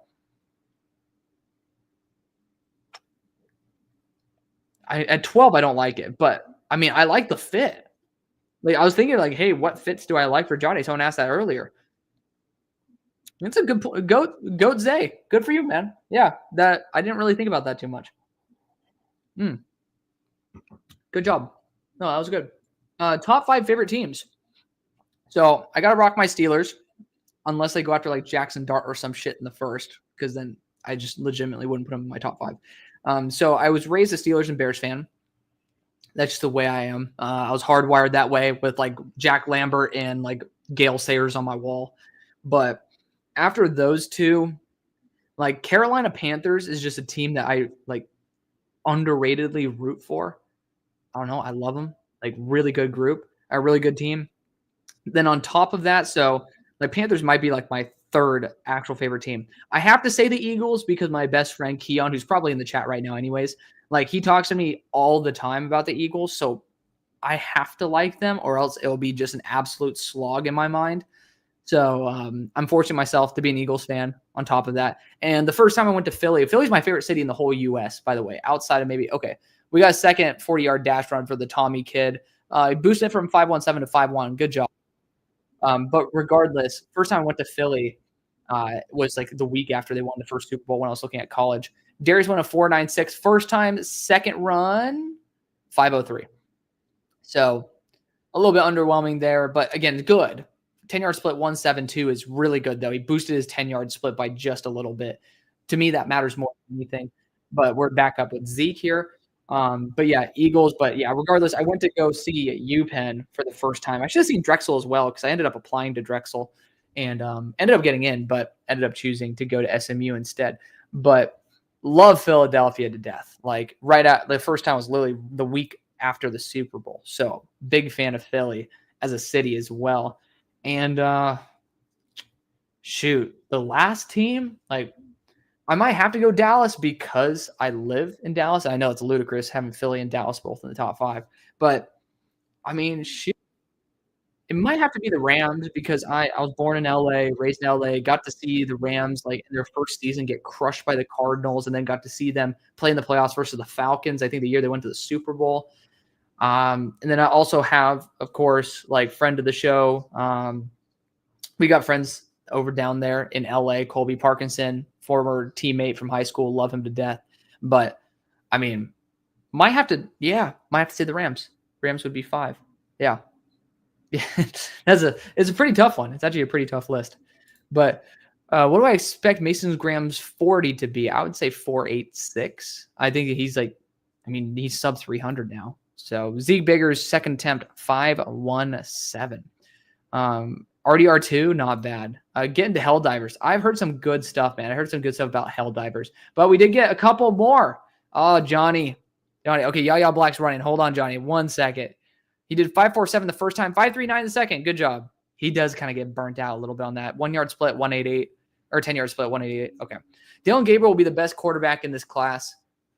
It's not an impossible conclusion. I'm just going to be honest. It's not impossible that would end up being the future. Wiccan, what's good, buddy? Thank you for the $5 super chat. I'm just coming in to show some love since I haven't seen you in a while, dude. Good to see you, brother. Good to see you. Thank you again. We're going to be streaming this every day. So, maybe I won't stream the whole thing every single day. I think I'm going to try to go see my parents down in Tyler. But even then, like my mom works, so I'll probably be spending a little bit of time streaming here and there, doing maybe some reviews and stuff. So keep in mind with that. But Warren Brinson ended up doing a little false start of Rooney. But yeah, I mean, if you want to come hang out, good to see you again. I'm also trying the semi-mid part. You guys know that I don't do a mid part, so I can't do shit right now. Like, I don't know how to style this shit. But my hairstylist ended up saying, like, she fucks with it. We're going to rock it for the time being. Let me know what you think. If I style it correctly, it looks better. So we'll just leave it right there. But regardless, Star Wars Battlefront 2 is amazing. I had multiplayer, 100 kill game. It was amazing. Yeah. Dude, it's just so fun. It was such a good game. Sucks to see that it's just not great right now. I remember watching your stream while playing Battlefront 2. Damn. That is a really long time ago, Kenneth. Has Walter Nolan gone yet? I don't think he's part of Group 1. Hold on. I got to see this. I got to see this really quick. Where is Walter Nolan? Because I think he's part of Group 2. Walter Nolan is part of... He's Group 1. But I think they're only doing... Hold on. What the fuck? Hold up. Wait a minute. Okay. I don't know. I didn't see him. That might be my fault. Warren Brinson 5.1. So he did 176 split. That's really good. Really good split right there. Really good split. But regardless, I don't believe Walter Nolan is gone yet. I didn't see him. But I might have been wrong about that. Oh, I don't want to listen to Mason Graham's voice right now. No disrespect to the brother. But Mike Muma says, do I see the Colts taking up a quarterback? I can see it. Yeah. I mean, probably later, though. It's possible. I can't wait for the new MLB. Dude, I haven't played an MLB game probably since MLB like 07. Caldwell's off to the races. 517 on his first run. 520 on his second. That is a bit disappointing, but he is 340 again. You got to take that with a big pinch of salt. 188 split is just, I was expecting him to have a better 10. I mean, again, it's solid for his size, but it's just, I was expecting a better split for an athletic player. Dream for me is the Bills somehow get Trey Harris and Isaiah Bond. Ooh. Trey, the Cooper replacement, and Bond, the deep ball guy. That'd be intriguing. He might be, that's not impossible. I mean, both of them are dealing with some health concerns. So they could be slipping. Jimbo, he would be awesome in round number 2. Oh man, I don't know what he's talking about. I want a big boy. I want a big boy like Membu or Grant round 1. Shoot. Big Jimbo right here talking about the Seahawks. But yeah, so talking about Swinson in round 2, Membu or Grant in round 1 would be great. Thank you, my boy Wiccan. Appreciate you. I see official times. You should. Okay. You say that you can see it. We need to reload. Let's see. Did I mislead you guys? Hallelujah. Oh, and we got top speed? Oh, hell yeah. Thank you for letting me know. Dude, I mean, it should auto fucking reload. You'd think that, right? God, so annoying. Let's see. Let's just go 40 speed. Not lowest to highest, you idiot. Because yes, of course, it's going to have the guys who didn't run. There we go. Actually, let's just do the 40-yard highest to lowest. And then we can end up looking at the stats right there. Okay, that's hype. That's hype as hell. Again, these are not official because they're a grayed out. But, damn. Man, I thought I could only run in like the 18 to 19. This doesn't make sense. I do not trust this. You're telling me that fucking JJ Peggy's runs 19 and 0.36 miles per hour? I don't know. Darius Alexander running 20 miles per hour. Man, I need to test how fast I can run because these dumbass freaking what do they call the treadmills? They only go up to like 17 or 16 miles per hour. It's like I could haul ass on it, but it's like I don't know how fast I actually am. Damn. So thank you for that, Mad Jag. Appreciate you. I was 13 minutes late, but it is what it is. But there we go. Josh Farmer, a 5.12 on his second run. Again, my bad. I was ending up. I didn't know that this wouldn't auto refresh. Very annoying. But we'll go over it as time continues to progress. But it's good to see Jamari Caldwell having one of the higher 40 times is, or like lower 40 times is not great to me. I was honestly quite surprised by that.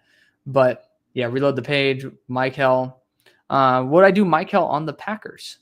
Yes, absolutely. I honestly trust Halfley to do a good job on that. So 3 Seahawks fans. I think there's going to be a lot more Seahawks fans than you expect in the chat. A good amount of people. What time does the combine start? It has already started, my brother. Already started. It is live. The best interior defensive tackles are all 27 plus in age. This is true. This is true. They all didn't get drafted 27 plus. So there is that chance there. All right. Well, Nick ends up saying Nicky Manwari is on the way. Yes. Dude, Nicky Manwari is awesome. Who's the best true nose tackle here today? Panthers desperately need one. Technically, you can talk about KG, but Tyleik Williams, round 2, if he ends up slipping, I would love it, but you guys don't have the capital. I don't think he'd end up slipping that far. You're the first person to say Philly is your favorite state. Yes, this is probably true. My favorite city, but yeah, I mean, I fucking love Philadelphia. It's not like, again, the people there are insane, and you guys stay from the bad areas, but if you're going to visit, the food's awesome, the energy's awesome, the history's awesome. I'm a sucker for history. Like, I'm a history buff, so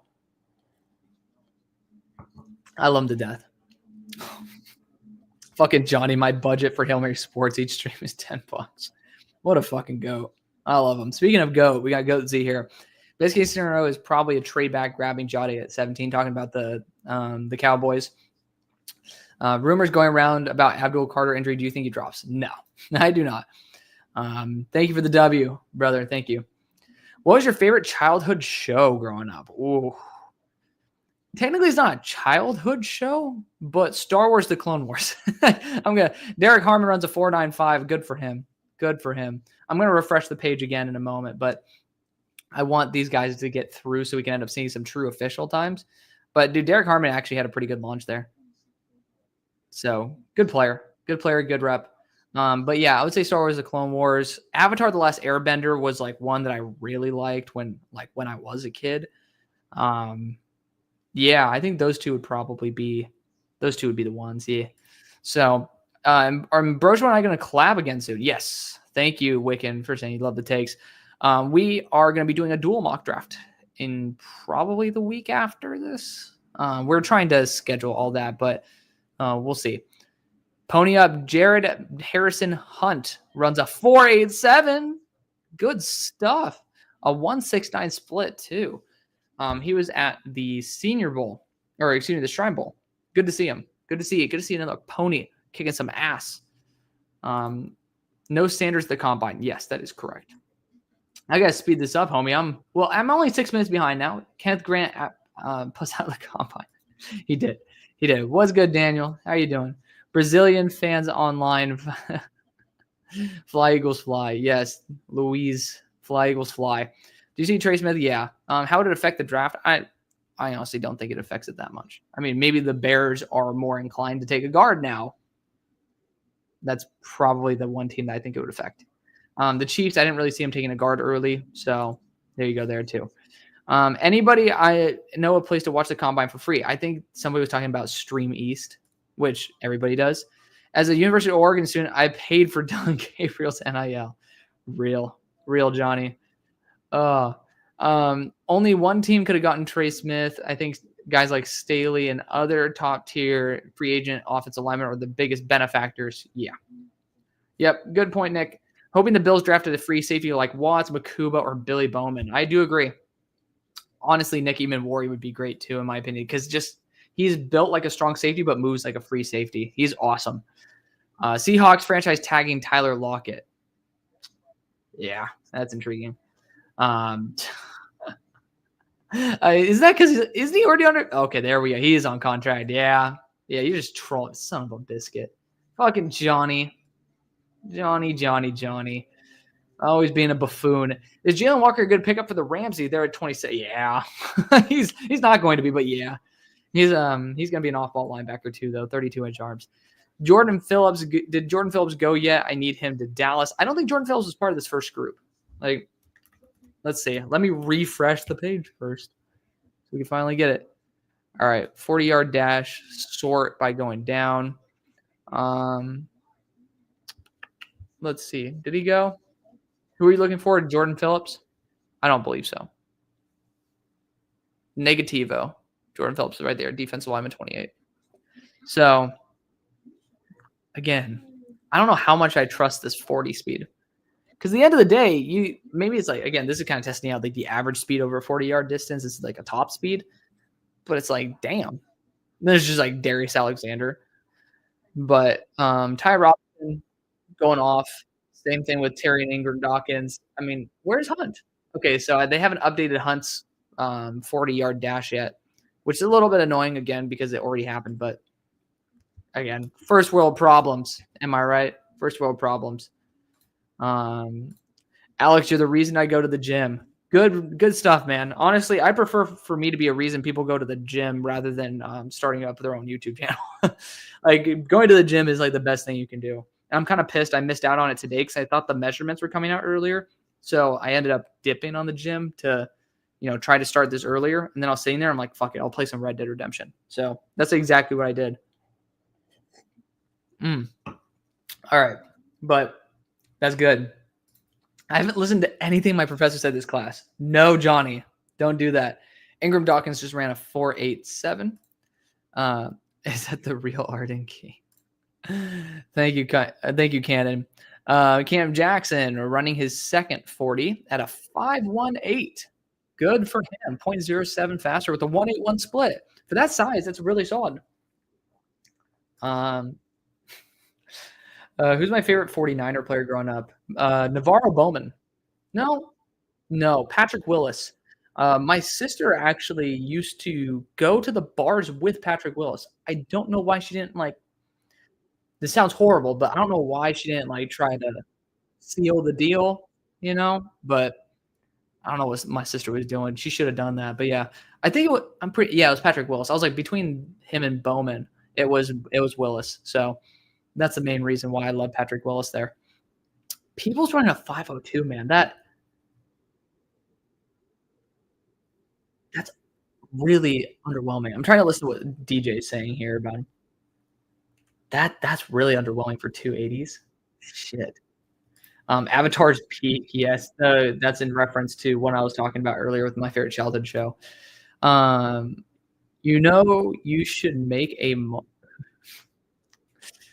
all right, don't make me regret it if I do. But actually I can't make mods, if I'm not mistaken, from StreamYard. So maybe one of these other times. If I'm having issues, Arden, I'll potentially do that. Power Rangers is good. Power Rangers was one I really liked. JJ Peggy's second 40-yard dash, 5.19, first 5.16. So pretty close in that same range. 10 split, 1.82. Pretty solid. Can you change fastest to top? Yeah. Yeah, I mean, I don't know why they don't have it for all of them, but it's gonna be like Darius Alexander. So I meant I mean, I guess the Nia's picked up speed. Like, if you're looking at the weight, the only one that's kind of a standout is Darius Alexander and CJ West at the moment. Right behind him is Tafuna, but I mean, there's a big drop off right there. Like we got the 20 pluses. Dude, shout out to CJ West. The guy's like an A+ dude too. Look at that. That is incredible. No one's talking about that shit. Good job for him. But yeah, the thing I care the most about is that 10-yard split. Um, and Ingram, Dawkins, Hunt, Robinson, Alexander. Again, you're looking at those tiers: Harmon, Alexander, the guys who are above 300 in that range. Biggers as well, like really solid right there. Where's CJ? Oh, they don't have them yet. That's why. So I'll have top speed there for you guys to have a fun little peek at. I seriously don't know why. Can we drag this shit down to like show more? Like I'm genuinely not a fan of this. Okay, never mind. Please do not do that. That's fucking awful. There we go. We can do it like that. It's not going to look as pretty, but we get more times in here. I don't know why you can't increase the size of this. That's kind of annoying. But at least we get to see some guys with top speeds. You get to see the height, weight. You get to see the 40-yard dash. There we go. Is it going on right now? Yes, sir. Going on right now. Schwezinger weighing at 240 plus is not something that's all coming. Yeah, if it's 40 times good, he's a real day two sleeper. 100% agree. What round do I think Schwezinger is going? So shout out former Oaks Christian Lion as well as me. So went to the same high school. Could see it round 2. I like Efton Chisholm didn't get invited. Yeah, that's really depressing. I really like Efton Chisholm. He was really fun. I ended up not seeing what the previous guys were running. Sorry about that, guys. I was focusing on trying to adjust all this stuff, but I mean, the only thing we've gotten at least all the first timers out, and I think we're going to get a second defensive interior squad from Group 1 coming out with Walter Nolan and such. So we'll see about that. But Nazir, he's running his second run. But yeah, I mean, I think Schwezinger could be a round 2 dude. But round 3, the latest. So Nazir, 516 first, 517 second. Not bad. And a 182 split. Again, not bad. James Pierce Jr. is the Panthers' future. Real. Billy Bowman's a fan favorite for Bills fans from what I've seen. Billy Bowman's fun, man. He has some really high-level reps. It's the inconsistency that's weird. Favorite edge / defensive interior fit for the Falcons round 1. So Ulbrich likes guys who are stand-up. Honestly, JPJ. Yeah. JPJ would be really fun. Really fun, dude. All right. Do I see Jackson? Oh, yeah.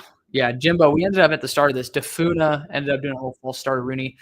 We ended up going over every single player. So feel free to rewind it if you are like wondering what our initial reactions were. Went over every single player's measurements. What supplements do I incorporate on a daily basis? Honestly, I should do more. But so I'll give you my ideal supplements that I take in like if I were consistent at taking supplements, and then the ones I actually take every day.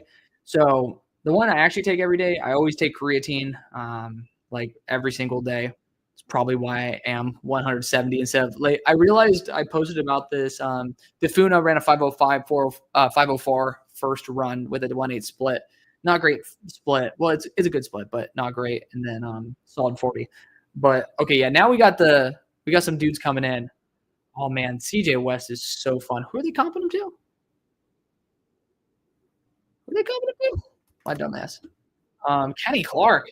Oh, I mean, that's 3/4 of an inch arm length difference, though. But I mean, much love to CJ West. I love him to death. But yeah, creatine every day, and then like a tart cherry, which is good for muscle soreness. So I do that. I drink protein shakes every day. I actually incorporate it with coffee. So this is a protein mocha, but I'm leaving it on the side for the time being. Ideally, I actually have all these as well. Ashwagandha, which is great. Like if you have low T, which I guess I don't, but it has a lot of benefits. I initially started looking up for things that could boost testosterone as much as possible because I didn't want to do. CJ West a 4.96 on a second run on 4.95 first, 1.7410 is awesome. But here, I'm going to refresh this for you guys so you guys get the most up-to-date figures. Again, a little bit annoying that it doesn't do it on its own, but, we ball. But, yeah, ashwagandha is incredible. Like, love that one to death. And no, I'm not a medical guy, so do not try to take this after me, but I did my own research on it.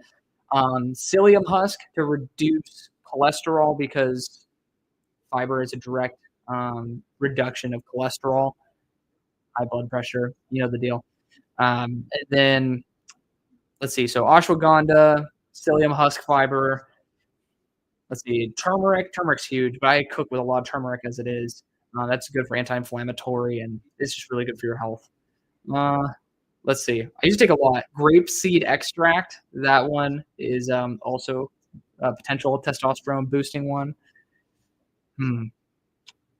What else do I have? I used to take when I stopped eating red meat for a bit. Like I used to get some like iron supplement, potassium, but there's no reason to do that. Just eat a fucking banana. And then let's see, is there anything else? I've done like Tom Brady Perform and like recovery. I always have caffeine, so I mean there's that, but I mean that's not really a supplement I take. So there you go. There's the big list. I do think I actually have some other ones as well, but I just can't remember off the top of my head.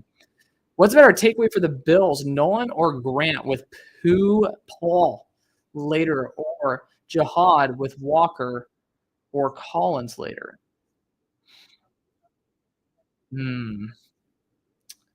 I go for the Nolan one. I don't think you need the linebacker that desperately, and you're willing to take some other linebackers. I'm just going to be honest. Mason Graham just looks like a bust. I have him as my DI1, but just looking at his face, like just the dude looks like he's built to be a bust. I'm terrified, but I don't think he will be. Oh, we got another ringy dingy dingy, baby. We got another two of them.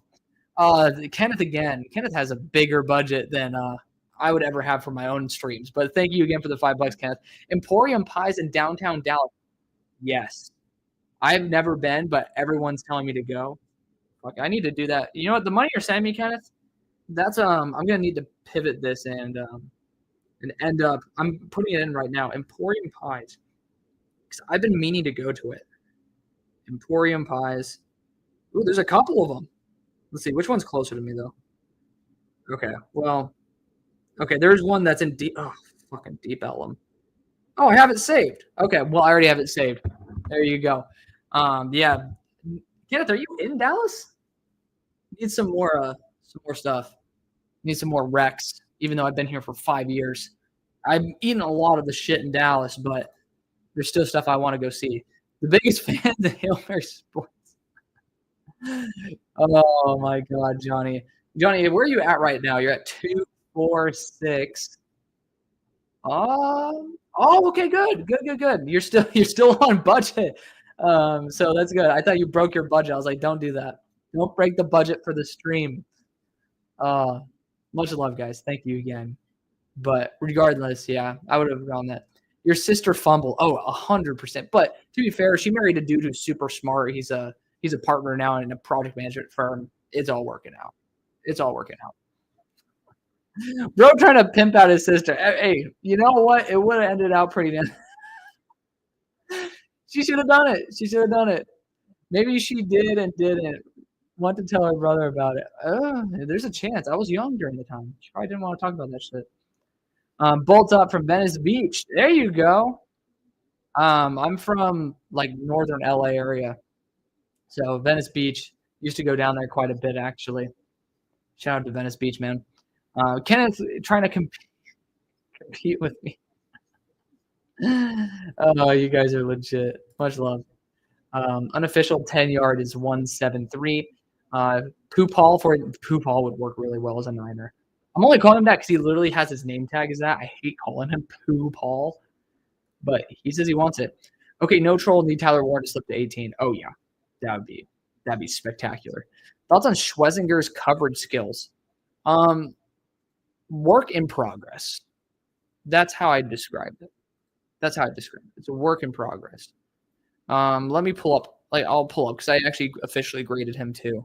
So let's see. I graded him really well in man coverage and then pretty solid in zone. So I really do I had a lot more confidence than I think I expected coming into it. So, given Fangio's track record regarding arm length and edges, has anyone stuck out to you as potential Sweat replacement? So, technically, J.Alex Hunt, if you look at the measurements, is literally pretty much Josh Sweat. But Braden Swinson's very, very, very similar. So, I think it's a really good fit. Where do I suggest the best value for Cam Hayward's predecessor? Or, I guess, his successor. So, the thing is, I would say day 2, it just depends on, who's gonna fall where, because I don't know which position is gonna be overdrafted or, overvalued this draft at this point. And, obviously, we're figuring out right now that a lot of the defensive interiors are solid athletes, right? I mean, we're seeing this. They're running 20 miles per hour. So, all right, let's sort by the 40s again, and let's see. None of this is official. That's unfortunate. So we'll end up going back to the 40 speed.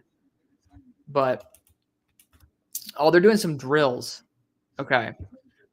They're doing some drills. Let's look at this first. Darius Alexander ended up slipping. He plants his foot in the ground. He turns. He turns and burns, baby. Darius Alexander's fun. But regardless, I would say, day 2. I would not spend anything higher than that. Dude, these guys are slipping. I know this is some newer turf as well. Yeah, Biggers looked a little bit more stiff on those turns. I'm excited to see Black in open space, though. Ooh. I mean, he's a big guy. Man, he looks like he's running in quicksand. I really love Yaya Black, but that was not good at open fields. 3 players I'd love for the Chargers at 22. Amari and Hampton / Genty, but I mean Genty's not making it there. Amari and Hampton. I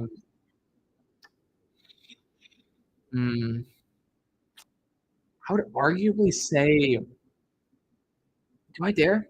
Kenneth Grant? No, yeah, I'll go Kenneth Grant. And then you know what? Kelvin Banks.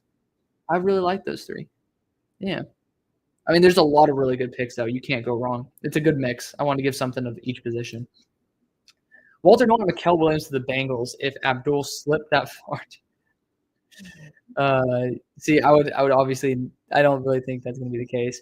Alfred Collins actually looking pretty solid movement skills-wise. He really does not look good in terms of, speed, but, fluidity. Josh Farmer's already popping off as that athlete.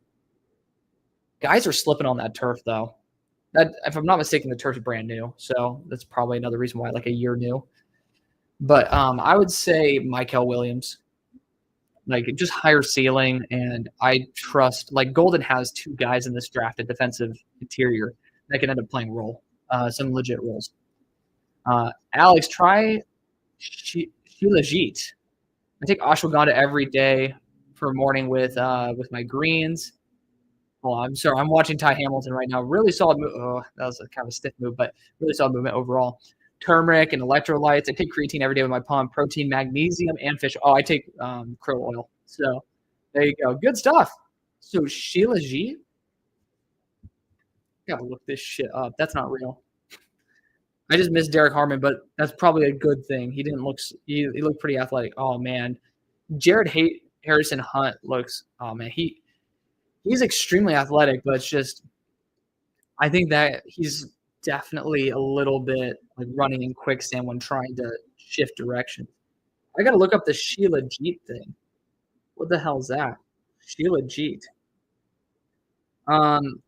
Natural substance found mainly in the Himalayas, formed for centuries. Okay, can we just talk about the pros and cons of this shit? Potent, very safe dietary supplement, restoring energetic balance potentially. Okay, I want to understand what it actually does. There we go.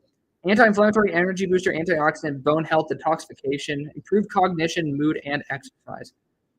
Goddamn. You might be right. And Youth Theory has it, which means Costco will probably have it on sale because no one buys that brand. Noted. Okay. Tez Johnson worth a third? I don't know. 256 is insane.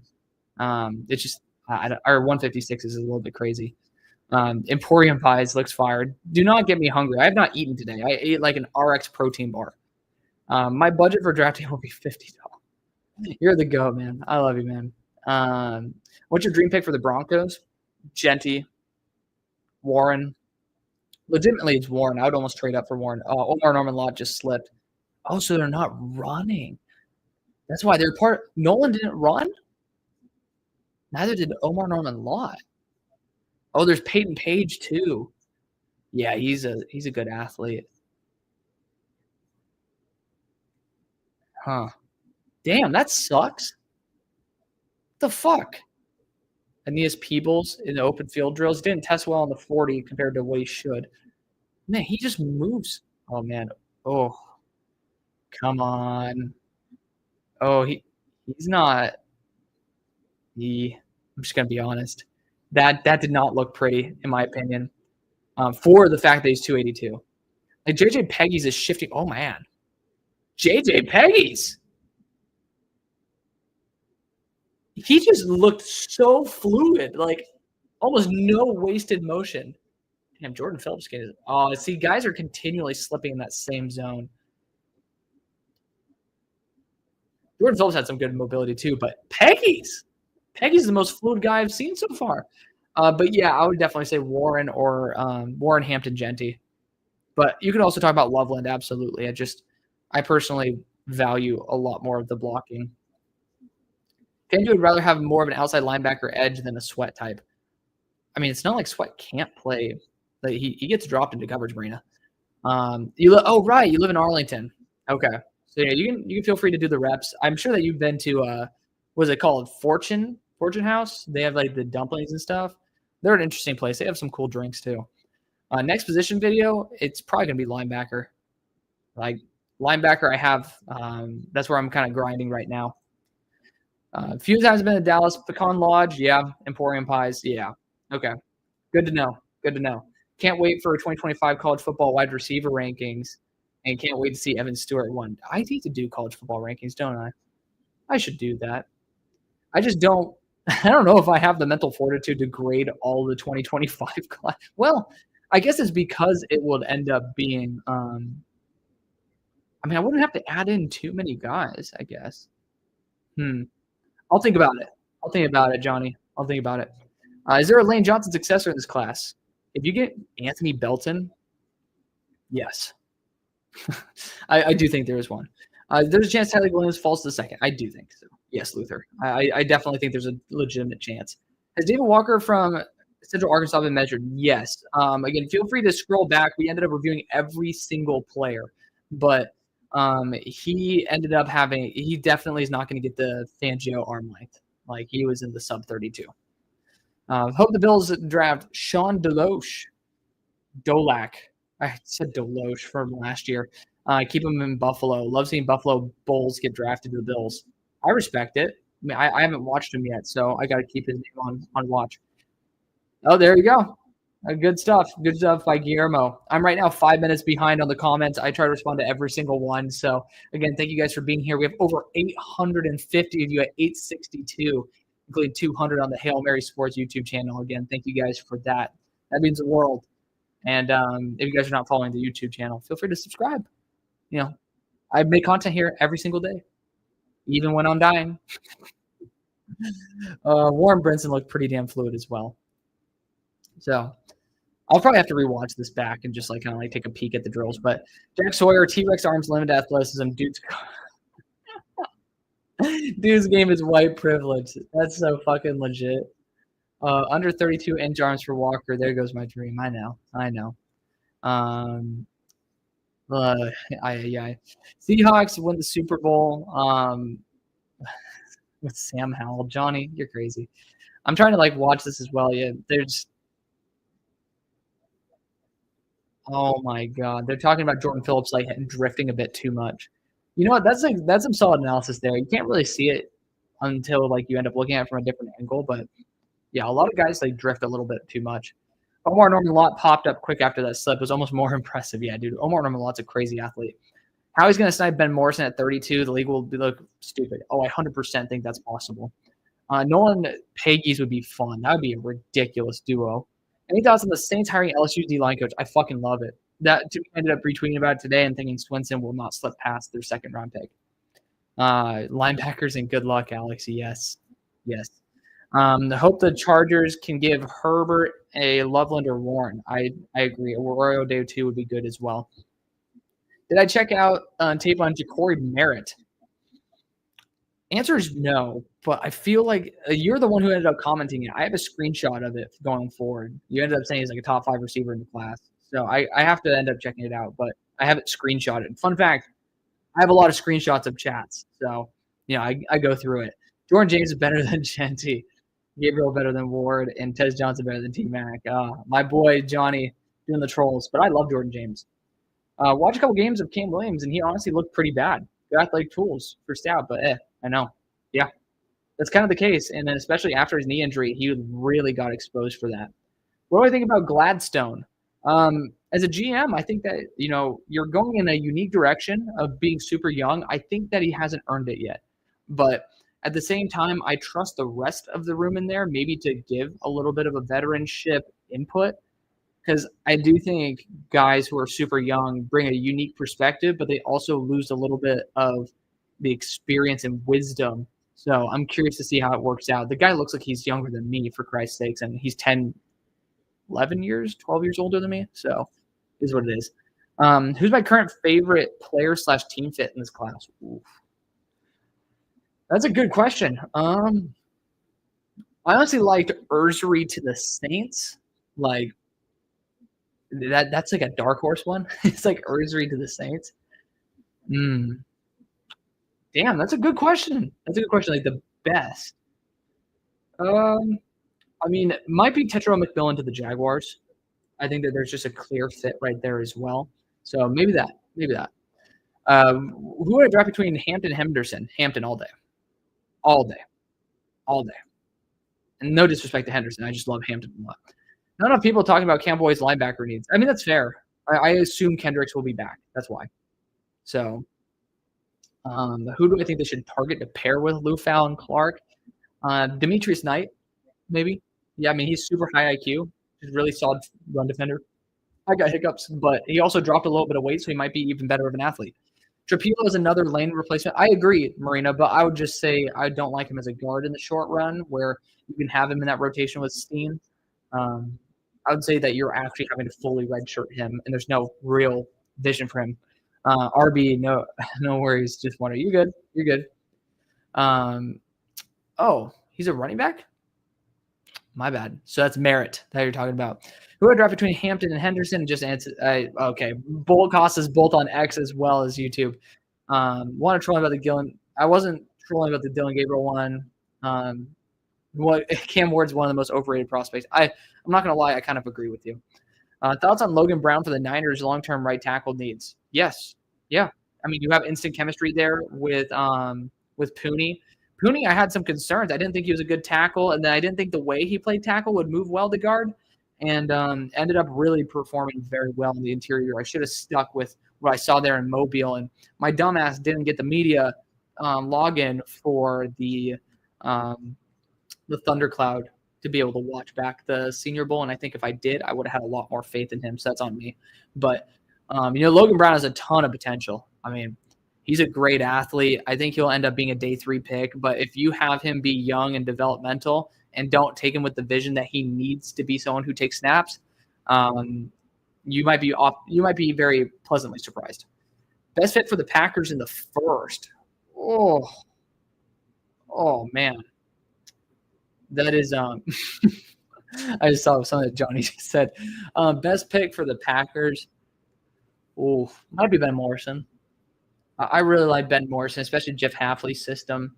You could talk about Michael Williams, but Braden Swinson, Donovan Ezraku, via trade back.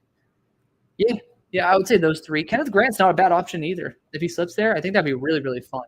But Verg ended up asking where he could watch the Combine for free. And my boy Kendrick ended up saying, dude, just pay. That is funny. No disrespect to Verg. It's just Johnny's a savage. Do I think Scatterbo will fold around 3? Yeah. It looks like it's going to be that way. He might even fold around 4 at this point. People are saying he's a day 3 dude. They'll have a big mistake by doing that, but it is what it is.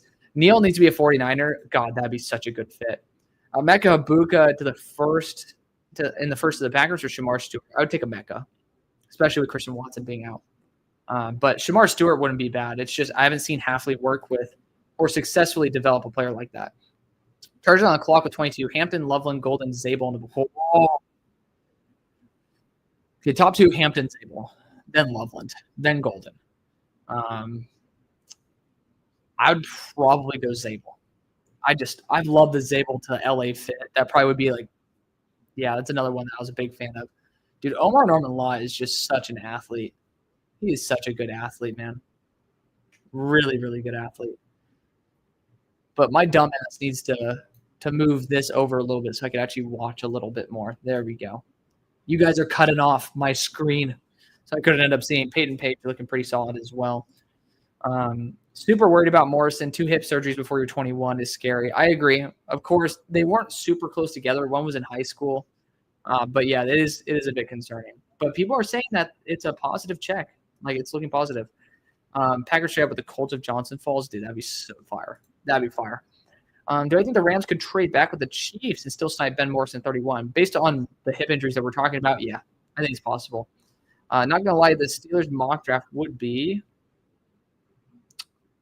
it is not on here, so I assume Zane is in the middle of typing it because he just sent it. I'm finally caught up. And again, thank you to all 874 of you guys who are hanging out with us on all these platforms. 183 on YouTube, 688 on Twitter, 3 on Draft Bros. So thank you guys again. Obviously, if you don't follow me on one of the 2 platforms, feel free to go and be a double supporter of the show. Johnny says, choose your franchise wide receiver, DK, Ladd, or Neighbors. But if you asked me to do the other 2, I'd probably go Ladd. DK, I feel like he's being misused, and he could end up being the best out of the 3 of them if used properly. It's been so unreliable. It's just been so unreliable to me. Should the Rams trade Stafford? Should they? I mean, teams are desperate, so they're going to overpay. And it's weird because they're just trying to have a new era. So I would guess, with the vision that I see that they're having, yes. Tim Smith doing some – he looks okay in his face. Can't wait to make Brock Purdy the highest paid quarterback. I would not say I can't wait for that. Thoughts on Munden and Barrett Carter? They're getting updated right now, but Munden was super fun to watch. Barrett Carter definitely had a little bit of an offseason. But don't need Lane's replacement to ever play guard. We are set there. I disagree with that personally, but that's okay. Steelers draft, as Zane was talking about. Derek Harmon, Jaden Higgins, and Andrew Makuba. I'd fuck with it. Maybe I'd swap out Makuba for a defensive interior, but yeah, I mean, Makuba is solid player, really solid defensive back. DK is my favorite player, but the right answer is Neighbors. Not really a debate for me. Yeah, I fuck with that too. I said the Seahawks fans told me I don't know Paul. Terrible contested catch is extremely frustrating to watch as a DK enthusiast. I agree. JSN's better than all 3. Franchise running back, Kenneth Walker, Kyron, or Montgomery. I'd go KG, then Montgomery, then Kyron. Kyron with the fumbling issue was just the biggest thing. Gino's not a good QB, and they'll convince you he is. I think he's better than what the consensus believes, but I also do think that he's not a Super Bowl caliber quarterback, if that makes sense. I think you have to be legitimately on a super team or else be a top 5 quarterback to win a Super Bowl. I would love Ezra Rocket to the Eagles, Nolan Smith 2.0. Ezra Rocket to the Eagles would be a good fit. I think he's almost nearly opposite of Nolan Smith. Great arm length, 250, but he's also a powerful 250, not a great athlete. And, yeah, I feel like he'd be almost the antithesis of Nolan Smith in still a sub-250 body. But Gino's his top 8 to 12 quarterback in the league. I think he's a top 20. I don't know. I'd have to rank them all to see exactly where, but it sounds bad. But when you start ranking all the quarterbacks, you could realize how quickly you can get to 20. As a Brown fan, I would love Connerly at 33. Oh, hell yeah. What are the odds of him being there? I would say 10%, maybe 5%. Do you think it's worth trading up for him. I do. I've done it before, so I think it would be a good move. There's lost 4 games straight in my Texans franchise. I need to draft O-line 26. Yeah. They need to draft like O-line this year. So I'm sorry, brother. Can't eat one of these for the rest of your life. Pizza, tacos, or burgers? Ooh. The thing is, I used to be semi anti-tacos. They might be number one on this list now. But burgers, I will crave a burger harder than anything in the world. Like there'll just be that day where I just need a hamburger. Like there's that time where like it'll be 11:30, and it's like, fuck, I didn't eat dinner. I've been like maybe watching some tape, or maybe I was at the gym and ended up going late. And it's just like, I need some In-N-Out, man. Like so by the way, my order at In-N-Out is 4 pieces of meat, 1 piece of cheese, animal style, protein style, no pickles. I don't fuck with all the carbs because I eat way too many of them as it is.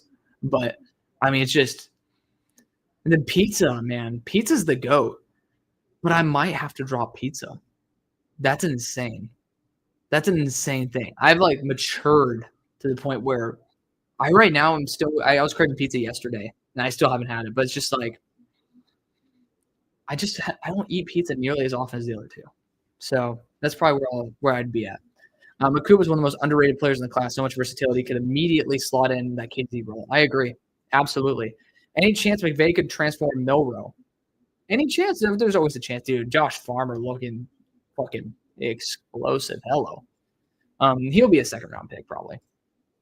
I've watched the Super Bowls with Purdy's and Hurts. I've watched Super Bowls with Purdy and Hurts making the Super Bowl. Don't see any reason under the contract circumstances he couldn't win. Gino couldn't win a Super Bowl. He's had the 27th best ranking O-line. Yeah, that's the thing. You just have to have a really good squad. I'm saying like he's not a Super Bowl caliber quarterback to where he would be the reason you get to the Super Bowl. If you have a good enough squad around him, i.e., you have like a top 5 offensive line, I think you guys could. Connerly's the best in the class. It's very possible. I mean, I love Josh Connerly to death. Am I completely off base by not having Devin Neal in my top 10 running back rankings?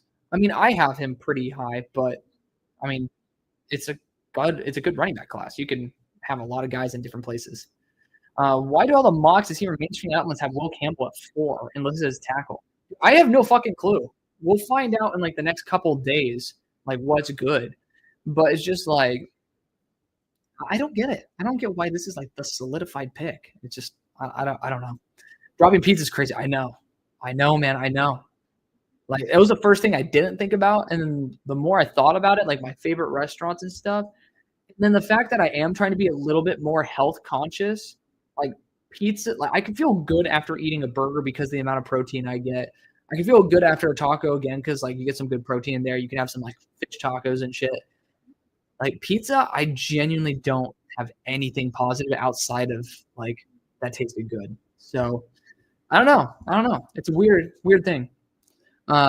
Chances Matt Golden's at 23 available. Yeah, I think it's a pretty high chance, like 85, 95% maybe. I would say 85%. Super early, but are there any non-quarterback prospects to watch for the 26th draft? Jermod McCoy, heavy big boundary corner for Tennessee. Really fun player. I don't have any of you guys graded, but is what it is. Let's see. Anybody else? Davidson Igbinosun ended up having a pretty bad year, but he has the chance to really bounce back. Do I think Abdul falls? No. Am I crazy to think the 27 class could be legendary? Manning is because he says he wants to stay 4 years. Jeremiah Smith, Ryan Williams, and Dylan Stewart. Yeah. There's a chance. There is a chance. But again, we also were like, okay, Dallas Turner is going to be the next Will Anderson. And he ended up going at 17. I still think he could be. So it's just like, and the class is made up of more than 4 dudes, but it is still insane that they're that good. Gino is not top 20. I would disagree. Your stream made me feel like, made my class feel like it's 30 minutes long. You to go. Appreciate you, Johnny. Much love to you, brother. To be fair, Alex, Texas isn't known for our pizza. That is true. But, dude, there's this place, because, Kenneth, you live in Arlington. There's this place in Dallas, like, it's off Lover's Lane, called Drake's. They're known as a steakhouse, but they have this really, really good Melrose style pizza. Just pepperoni and mushrooms, man. They have a jalapeno ranch, which I'm not a big ranch guy, but it is the GOAT for pizza for me, I think. I think it's the GOAT. Yeah. It's all about the barbecue, dude. My dad and mom are pescatarians, and straight up, for my dad's birthday, we go to Terry Black's. Like, we just went in heaven. So good, man. Geno had 15 touchdowns to 16 interceptions for Week 18 against the backups. Yeah, but again, poor offensive line play. I mean, there's some range where I'll give some credit. Looking like the Rams are going to pick up their franchise quarterback and Stafford's heir apparent. Who do I like in 2026? I would say for them, Drew Aller. I really could see that playmaking ability coming into fold. So that's like my favorite one. Geno Smith's a top 3 QB. I love the Geno love. I'm going to keep a close eye on QB Taylon Green next year. I think it's a good idea. That's a good idea. He's fun. Why does no one consider the Pats taking Genty? It's possible. I mean, you think about how what am I trying to say? How Derrick Henry was pretty much the focal point of Vrabel's offense. Could see Genty being that. As a Rams fan, I'm higher on Geno than a lot of Seattle fans. For real. Shedeur Sanders is next Drew Brees. Probably like end of year Drew Brees or end of career. I should have seen how much I spent last month on Uber Eats. I gotta stop. Johnny, drive, brother, or walk. Eugene should have some good shops that that should be a walking distance. I mean, that's pretty much all that's there, if I'm not mistaken, right? I mean, it's kind of UO. When are the rushers running? I think they should be up next. I assume might be at 4. It's gonna break my heart, or 5 EST. But still, do I watch the UFL? If so, what's my team? I do watch UFL. I do not have a team yet. I got to look at the rosters and find some dudes I love. But, I mean, I think there's some like Arlington team, right? I know that I was actually doing some advising. I was doing some like consulting / advising for just like a couple days with this new league called the Texas Football League that's going to be coming in the next couple years. And it's called like the TXFL. But regardless, we were talking at the like Choctaw Stadium and the stadium that's right next to it for the baseball stadium, and like we were talking about rates and we were talking about how like what the UFL was doing as well. So it's kind of cool. It's kind of cool. But yeah, I mean, I'm not really fully sold on a team just yet. Gino's favorite target is Karen. Oh, Aiden, good to see you, man. For some reason, I feel so certain the Niners are going to take Nolan at 11. It's very possible. He could be very Quinn and Williamsy.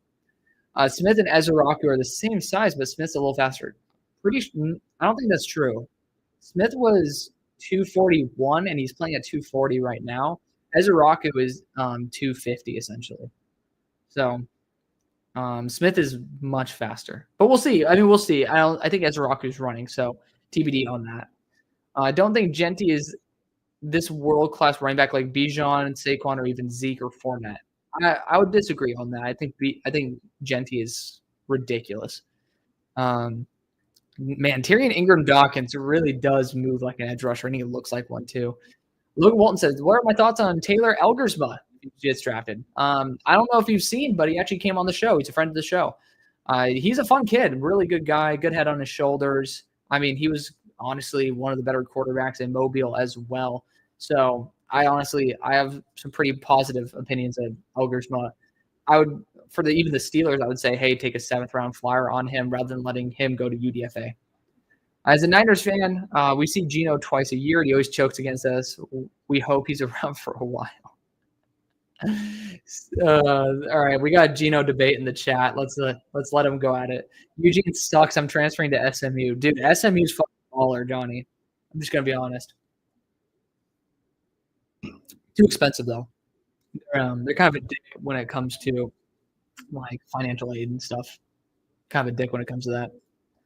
Geno is top 10 in every stat since becoming a starter, leads the entire league in game-winning drives as well. No, that's cool. It's a good stat. Arlington Renegades. Thank you, Dexy. So right now, I would say Arlington, but I also don't love Arlington. No disrespect to my boy Kenneth. Have not been the biggest fan of Arlington from my times being there. But gonna do a combine risers and fallers. I am. I should be probably working on that right now, but instead I'm streaming.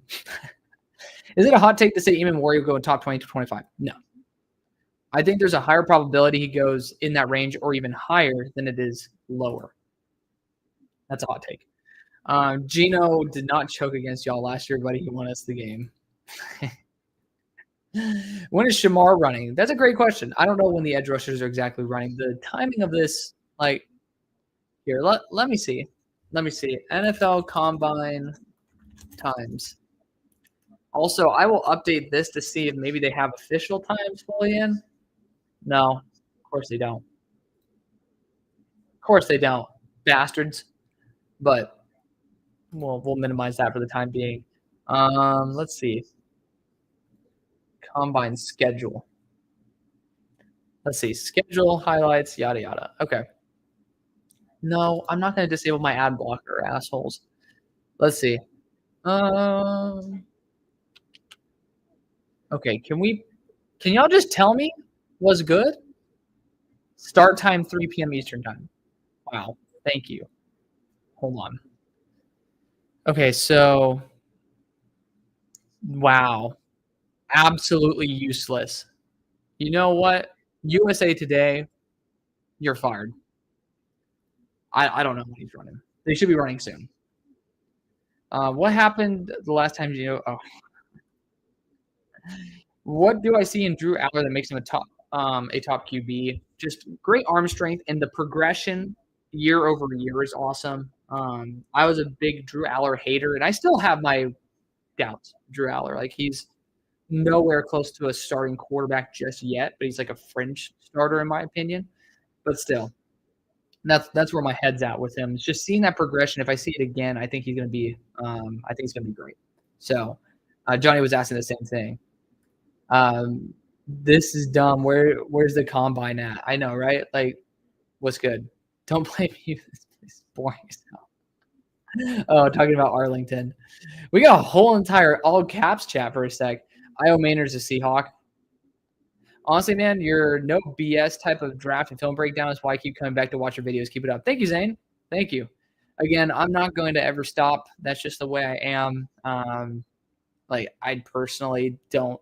I'd rather be wrong and honest with you than right and, a spineless, person who fakes actually knowing what they've seen, because a lot of people haven't.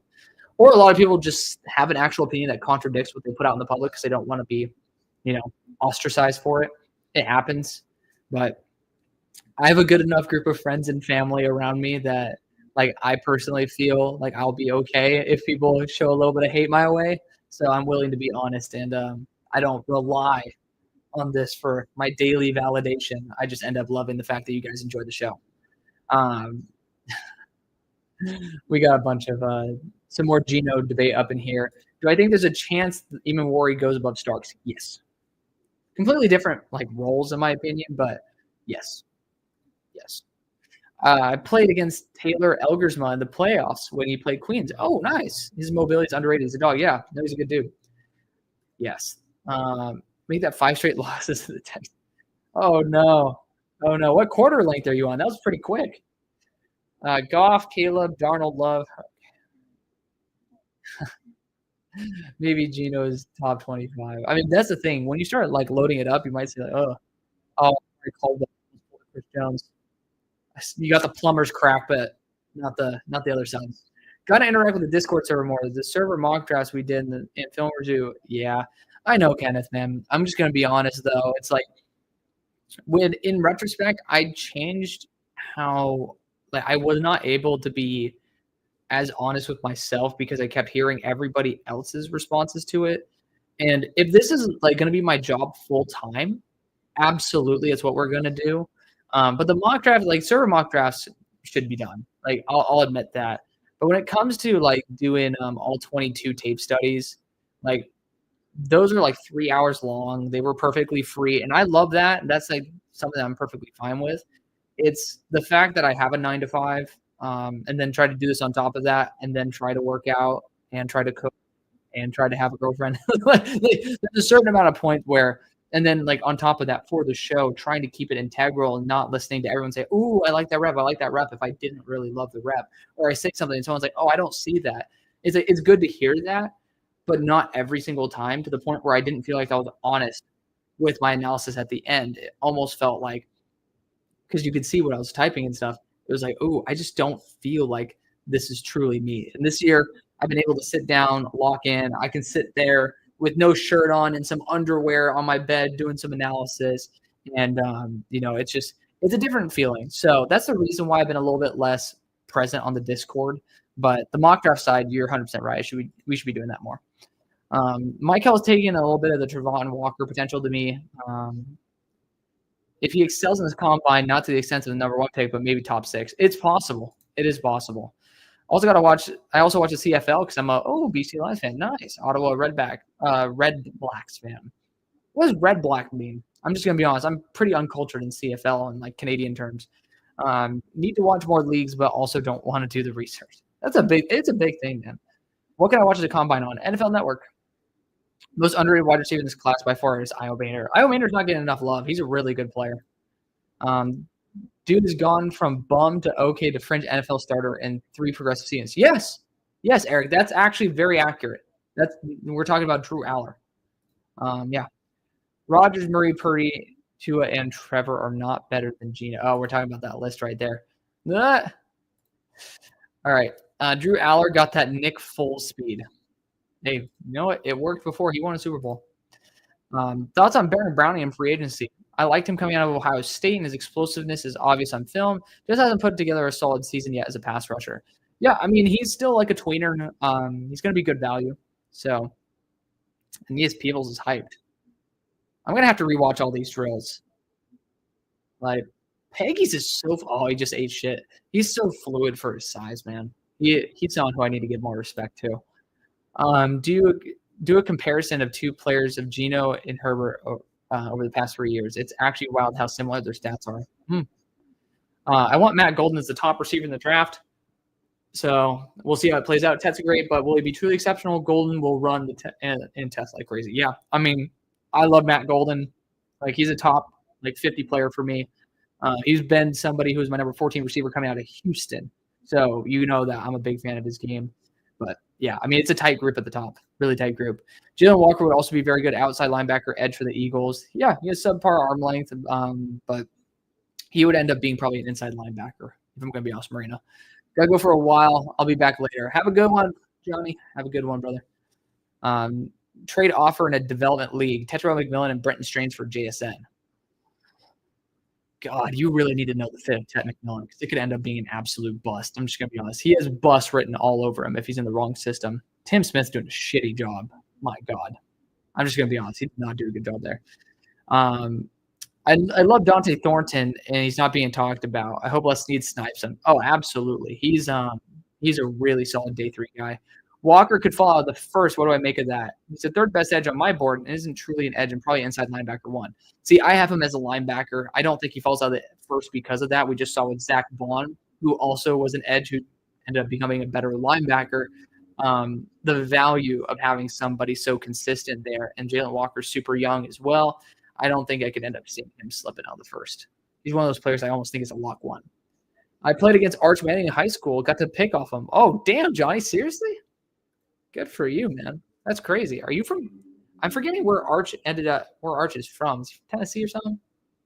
I'm forgetting. Good. I'm not reading that out loud. 7 minutes, quarters, and lost by 20 to the Ravens as the Texans. That's okay. That's okay. The Ravens are a tough team to play. Oh, Tyleek Williams looked good. He looked pretty smooth, man. Out of the corner of my eye. I mean, again, these drills, they do matter, but at the same time, ooh. Oh, Tonka Hemingway lost his footing. Huh. Good for him, man. Good for him. He still looked good. All right. For the Pats, they are reportedly not going after T. Do you think they go after Tet? I don't think so. Josh McDaniels just has not historically done too well with X receivers. There's a lot of other guys who would be probably worth it there at 4. That's my take, personally. So, um, I think you just put her or Burrow on the 49ers. They drop 50 touchdowns, 5 picks. They could. It's a pretty simplistic offense that works really well. Okay, we got people going at each other in the chat. In what world has Purdy ever been a top 5 quarterback in the league? He's been like a top 5 quarterback in a couple of games. I would not say like I would say he's been like top 10 tier for certain times. But okay, we don't need to get into Purdy. Okay. Announcers thought Peebles just injured himself. Oh, for fuck's sake. Seriously? Well, thanks for letting me know that, Lucas. Oh, brother. This is the problem when I don't have it loud enough to the point where I can't even hear it over my own voice because I don't want you guys hearing all the reverberation and stuff. I love Gadsden from Syracuse. Yeah, dude. He's just been continuing to add weight and looking just as good. I know I love that. Trying the Panthers get Trey Amos round 2. God, that would be a crazy steal. I do not think he even gets to round 2. What's my opinion on the consensus that Will Johnson on the drop that Will Johnson's taking in stock? I mean, I think that people love to misapply criticism where it's like, oh, well, look at Rebels 2023 tape versus week 1 versus Michigan. That's like the real translatable game. I think trying to remember, there's another clip that I'm forgetting which team it was against. It was a flea flicker he ended up getting an interception on. So I think it was West Virginia he played against. So it's like, okay, 2 translatable games, like 2 legit translatable games. Did well in both. That's good, right? But we're talking about Will Johnson having arguably one of the best corner seasons in 2023, and people want to throw that out because he was banged up this year and didn't look as good. And then Revel didn't end up, again, this is not an anti-Revel thing, even though I bring him up, but it's just the example of a player that doesn't get criticism while other players are getting criticisms for things that are equal, if not even less impactful. So I think Will Johnson's going to make people regret it, and that's okay. That's okay. They can regret it all they want, especially if he falls to the Steelers. I'll take it. Okay, we got more Brock Purdy stuff. I'm going to be skipping out on Brock Purdy and Geno commentary probably for the rest of this episode. I've done enough of it. Bergazzi said that they will tackle the quarterback problem this draft. Does that mean that Cam number 1 or late pick will be Howard? I don't know. Oh, Brendan, you got to get your hand down, buddy. You can't just like pull. You can't just plop it like that. Golden was going Rob Bond to wide receiver. Yeah, I agree. It's me, Barack Obama. Do I think the Patriots get Carter or Hunter at 4? I don't think Carter's going to slip. I would say it's a high likelihood that Hunter would be a choice. 49ers have 10 picks in the draft. Can't wait. Isn't it like 11 or 12? They have a lot. They have a good amount. Yeah, that's going to be crazy. What should the Cardinals do at 16? Yeah, Cardinals are in a tough spot right there. JPJ would be something that I would really want. We're going to take O-line with somebody. Yeah. I mean, I don't really think O-line is going to be your primary focus that early, even though it could be. Josh Farmer's doing the little ringy drill, the hula hoop drill. That was really nice by Farmer. He's been good. Outside of, I thought he was going to get sub 5, but outside of that, he's done a good job. Regardless, for the Cardinals, dream-wise, I would trade back, but James Pierce seems like a very legit option now at 16. With the personality concerns, you have your issues, but I think he's a great guy to replace Baron Browning. So that's like my favorite one. Generally, how much do I think the combine results should affect prospect rankings? 5 to 10%. Just depends on how extreme it is. But yeah, if you run a super shitty 40 and you are kind of slow in mid-game, yeah, it should affect you a lot, right? If it confirms negative aspects of your tape, then yeah, it should affect you a lot. But if it doesn't, if it's just something that's kind of new, probably 5 to 10%. Ottawa Red Blacks name pays homage to the Ottawa's region's lumbermen. Okay. Traditional colors. Nice. I know that the Senators are probably using those same colors too. We got a whole entire battle up in here. Zach Bond mentioned. Yeah, no, we love Zach Bond here. Any risers? I don't think there's like any risers. We all knew that Farmer's a crazy athlete. I would say there's more followers than anything. I concussed Clay Matthews and whooped his ass for 5 years in youth to varsity. No way. That's fire. That's funny as hell too. Um, Healthy 49ers team, easy. Okay, we're having just going back and forth. We got the same shit. You probably shit yourself watching people celebrate that, like looking. Oh, that looking like he injured himself. Yeah, yeah, yeah. It's pretty accurate. It's been my whole entire reaction to Peebles today. Um, he worked hard. Yeah, I mean Clay Matthews is a good player, but okay, my God. All right, they get 9. Okay, you know what? Due to injury, I lost track of the conversation, guys. Let's jump on here. Brandon Helm says the full D line 40-yard dash is on NFL's YouTube already. Good for NFL YouTube. I mean, they should. It's live. So I mean, you should have that. But still. Oh my God. I must admit, this pace is fucking horrible. Like I really wish that they just kind of did some stuff simultaneously. Oh my God. No more Geno talk. It's driving me nuts. I'm not gonna talk about it. Circa 2002. That's crazy. That's crazy, Eric. Um, Purcell receiver will be back. Oh, Pearsall. Okay, they're still talking about this shit. He didn't injure himself. The announcers thought he did. He was just okay. Yeah, so that's what I was saying. He was high. Okay, thank God. Oh, like he better not. No, these people should better not injure himself. What do I think the fact is 40 timed out the wide receivers will be?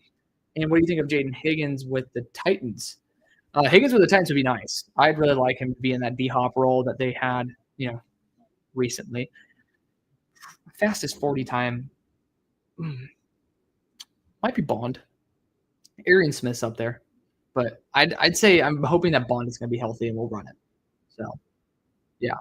I mean, I think that's going to be the case. So we'll see. Yeah, we got some more Purdy conversation up in the draft. We'll see. Is this comment about it? Okay. Personally, I think all the quarterbacks are going to be bust. One decent one's Ward, and his risky decisions are going to ruin the NFL. I'm just pessimistic. I think you're being realistic. I'm just going to be honest. You're being realistic. I remember when New England was on the clock and Ladd was there, and they decided to trade down pick Polk. Oh my God, yeah. Now you guys know how much I hated that pick too. I wonder what the lowest GPA is in the draft. Probably not good for us to ask that question. Oh my God. Chargers have 11 picks. Who should they trade up for? I want Golden or a tight end. I would love to see them trade up for I think they can end up going after maybe trading up for Tyler Booker. Dude, just get a good offensive lineman. It's worked for you guys before. Golden's a good weapon, though. I don't blame that at all. Ward will bust. Shedeur can't move. Yeah, I mean, it's not a good QB class. Chat, I need a 3-3 conversion. What do I call? Nobody. Eric said restart. Oh my God, that's funny as hell. Do I think that if the Titans fix the offensive line and draft well, they get close to 500? Oh, 100%. 100%. Yeah. So, we got Danny. I know, but even in college, I see the one guy with insane catches and good speed. The other one's like a magician running out. So, interesting. Ezeraku has a higher vertical than Pierce while being 3 inches. Did they do the vert yet? What the fuck's going on here? Hold up.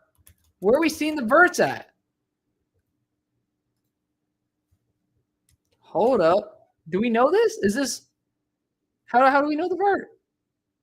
No, not. Where is this? Kenneth, where the hell is it at? I'm scrolling down to see if I missed a comment. No? How do we know about his vert? Ain't no vert here. Man, I swear. It is what it is. Shorter. Being 3 inches shorter. Pearsall, oh my God. Higgins with the Bolts. Higgins would be so good. Higgins is just going to be so much better. Golden 4.37. Right now it's over under 4.41, so I could see it. It's possible. Campbell's also a project linebacker, inside linebacker, or outside. Yeah. No, Campbell's a great fit for Fangio, Marina.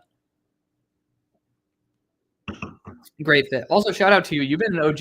We've had our battles and our disagreements, but you've been an OG fan, so I appreciate you. Am I crazy to think even Warrior's a top 10 player? Crazy, no. A stretch, yes. But in retrospect, if you told me in 5 years, even Warrior ended up being a top 10 player, would not surprise me. He has crazy potential. Do I think TJ Sanders would be a good Milton Williams replacement? They did meet with him. Yeah. Yeah. Would I take him with 32, though? No. I would take him maybe with 64. Polk was the lowest GPA in the draft. Seriously? Oh, my. Where do I think linebacker 3 ends up going? So I assume that you are saying like Jihad and Jalen are 1-2. 3 would probably be Schwesinger, probably late second. I'd do that. Hey, Jordan, what's good, man? How have you been? I've been doing good. I'm gonna be honest, we're on hour 3 and we haven't seen the fucking linebackers or edge rushers run. I am decaying. I am genuinely decaying. Like, it is bad. I'm not gonna watch the tight ends tomorrow. I'm just gonna be honest, guys. Or I think we're only gonna do DBs. So I'm pretty close to that with them. I don't know what the hell that's talking about. But Eamon Worry. So yeah.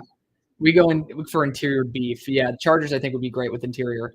Seahawks fan live live in I have no idea what the fuck's going on here. I'm moving on, guys. I'm moving on. If you're a Steelers fan and they draft someone in the first round, don't worry, they'll hit in the second and third. That's kind of valid. That is valid. Alex, I really hope a team takes a chance on Taylor Elgersma. I totally agree. He's a good dude. Really good dude. Sanders would be a good Williams replacement. He would. Oh my God. It's on Twitter. What the crap? Okay, Landon Jackson had a 40. That's nice. 40 and a half. Shamar 40. Ezra Rocker 30. James Pierce 31. Oh my God. What do you think Harold Landry's trade value is worth? Honestly, I'm not very good at that. Feel free to let me know what you guys think. Damn. I want Higgins so badly in the Chargers. Yeah. Luther Burden the third. I would say like late 1. I would say that he's probably going to go to like the Commanders or something. What franchise do I think are the best and worst at drafting? Historically, drafting, I mean, the Rams have been doing a great job if you're talking about value-wise. I mean, they don't even have first-round picks, and they do great. The worst, recently, arguably the Chiefs. Like, off the top of my head, like, linebacker-wise, they've done great. But, I mean, they have legitimate holes because they haven't been properly drafting. That's, like, a really hot take, but they haven't been doing a great job. I mean, the Raiders have had their scuffles. Yeah. I mean, off the top of my head, that's what I pull out my ass. Oh my God, yeah. Are the Titans better off to draft Carter or dumping money to Nick Bolton and taking a quarterback? I'll go Carter. I'll go Carter. I don't think you need to spend money on Bolton. Can't wait to see Jalen run. I don't think he's running, and he's skipping out in the drills. He gives me Parsons vibes when I watch him. I think he ended up opting out. We need to see Tyler Warren run a 4.89. I don't think he's going to run that slow. But he would need to run that to slip, yes. Tommy Mella is my favorite sleeper quarterback. Small school, no one talks about him. Dude's a baller. Feldman called him the smartest quarterback he's ever met. He runs in the 4.4s. I'm going to be honest, I've never heard of him either. That's a good call-out. My girlfriend just came in and ended up saying type shit. You got to be kidding me. Type shit. Preach, girl. Oh my God, there's still an argument. Danny, you guys need to drop that shit. You guys need to drop it. Sanders for Williams. I'm gonna be honest, my brain's turning to mush. Pierce stock down, yeah. Pierce is definitely stock down. Oh, short arms, poor explosiveness. Uh, Luther Burden, screen guy. Jets can't draft. Jets, honestly, I feel like Jets just haven't addressed the most valuable positions properly. But they have roster built very well, and it hasn't meshed. So, okay, I will want to play for the Titans next year because it's a win-win. He either will lead us to the playoffs or get a top 3 pick. Straight up. Straight up. Not a Ravens fan, but I love their drafts every year. Yeah, dude, they kick some ass. No defensive ends info posted. Dude, isn't that some bullshit? I mean, I'm going to refresh. Maybe it's out now. But it's like, what the hell, man? Like, look, let's do it.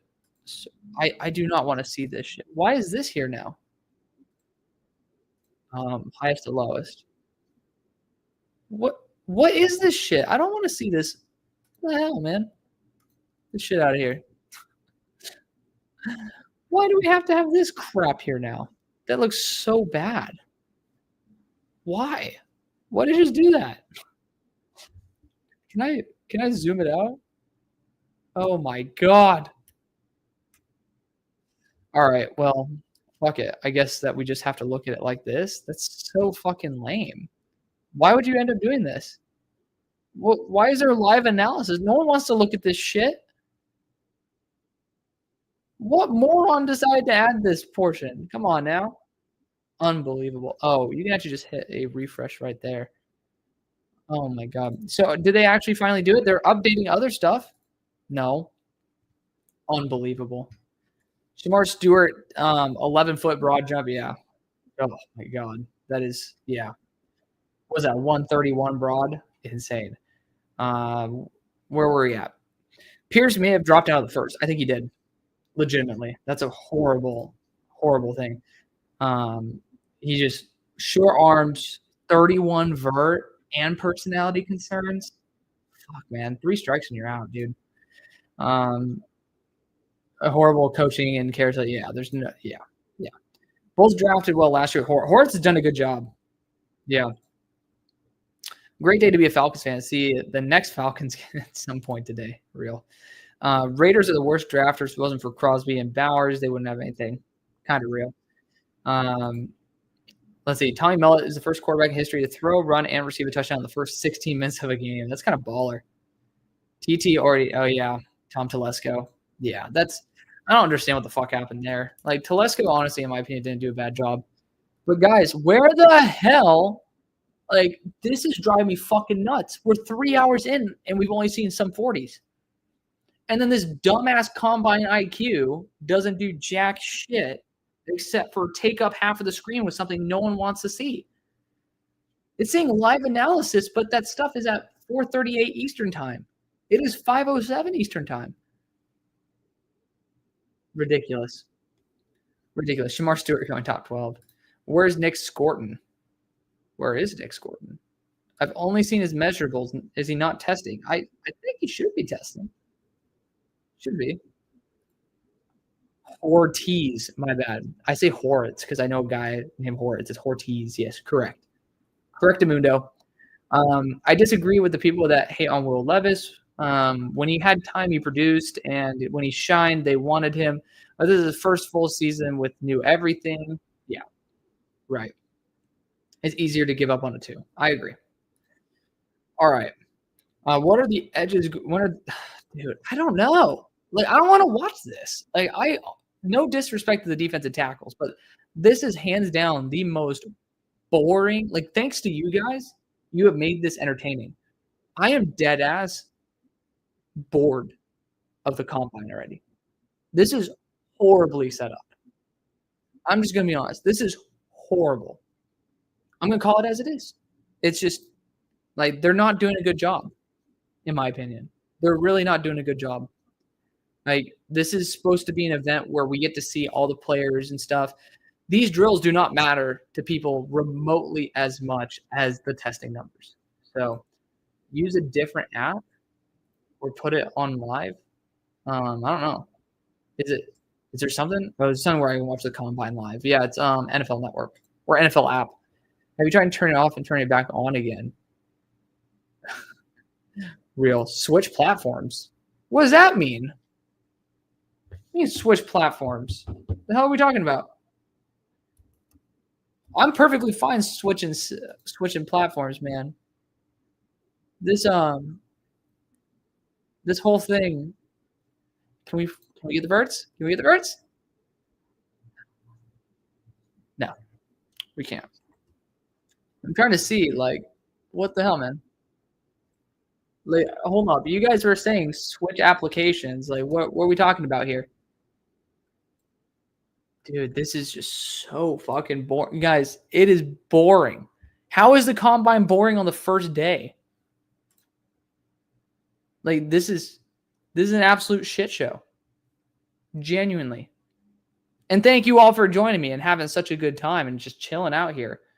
Like my bitch ass legitimately might turn off my light just because I'm not in the mood to wear these things. This thing fries my eyeballs into, Kentucky fried chicken or Texas fried. I don't know what the hell we do in Texas, like Texas toast. Maybe I could call it.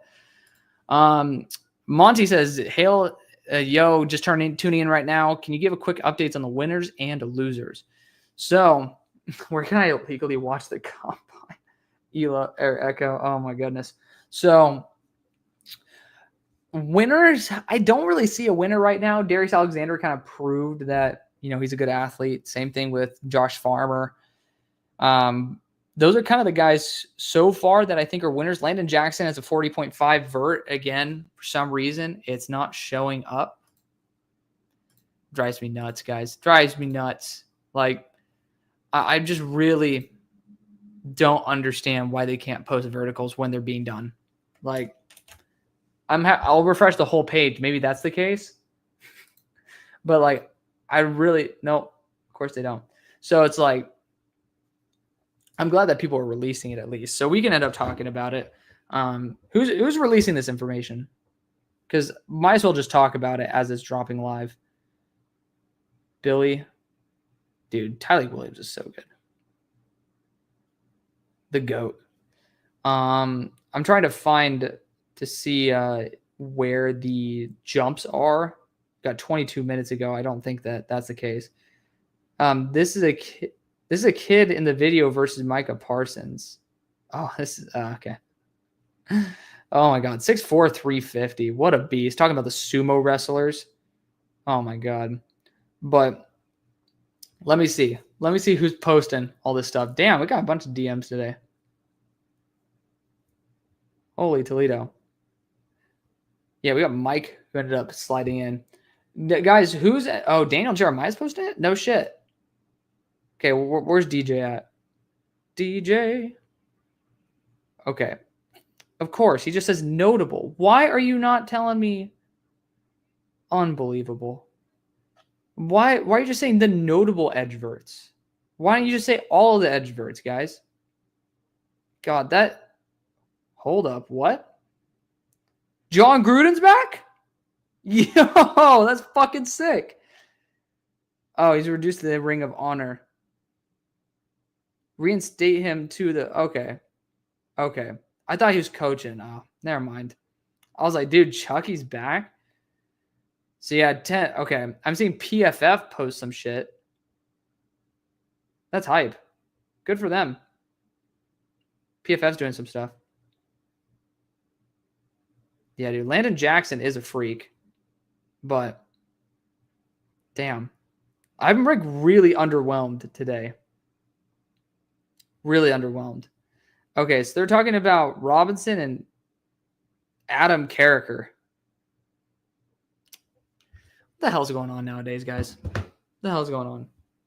So, yeah, the losers, Peebles, James Pierce Jr., I would say Jamari Caldwell because I was expecting a better 10 split, but we'll see what the jumping drills net for us.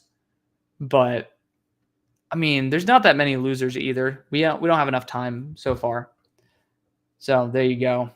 Yeah, but Landon Jackson probably one of the bigger winners. I would say Tyleik Williams looked really good in space as well. So this draft is going to be lit. I agree. There are a couple DNs that could play D tackle for the Steelers. It's true. Elijah Roberts would be quite fun, but he ended up not doing too well in the state of Pennsylvania, so I had to have some issues there. the draft is going to be good. My ideal first 2 rounds for the Titans, Abdul 1 and Jaden Higgins or Io Maynard the 2nd. That would be great. That would be great. When did they start to cycle the top 3 picks in every round? That's, I think, always been the case. I'm not 100% sure though. But still, my go-to draft for the Falcons first 2 rounds, Walker and Walker. I personally wouldn't take Dillon in the 2nd, but I mean, I do love the idea of getting him potentially in the 3rd.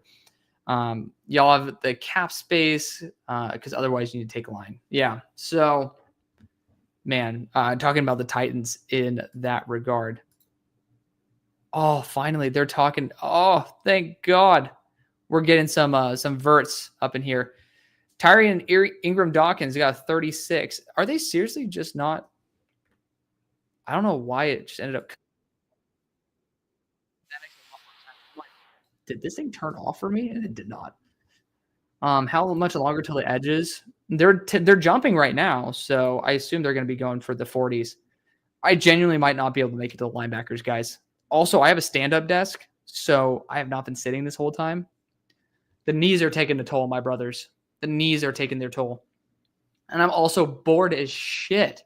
Like, let's get some more fun drills. I thought defensive interior would be more fun. Dude, Darius Alexander looks good. But it's just like brothers. Like I'm turning into like a puddle right now. I don't know how to describe it. Like I'm decomposing just from how boring this is. Zinful says stay strong. Oh. I'm gonna stay strong, guys. Don't worry. We're gonna look through the edges because you guys know me. I love Braden Swinson. Like we're gonna rock like that.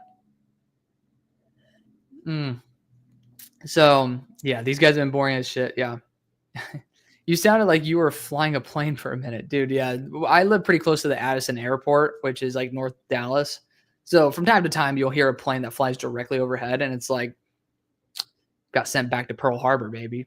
You know, back in the day.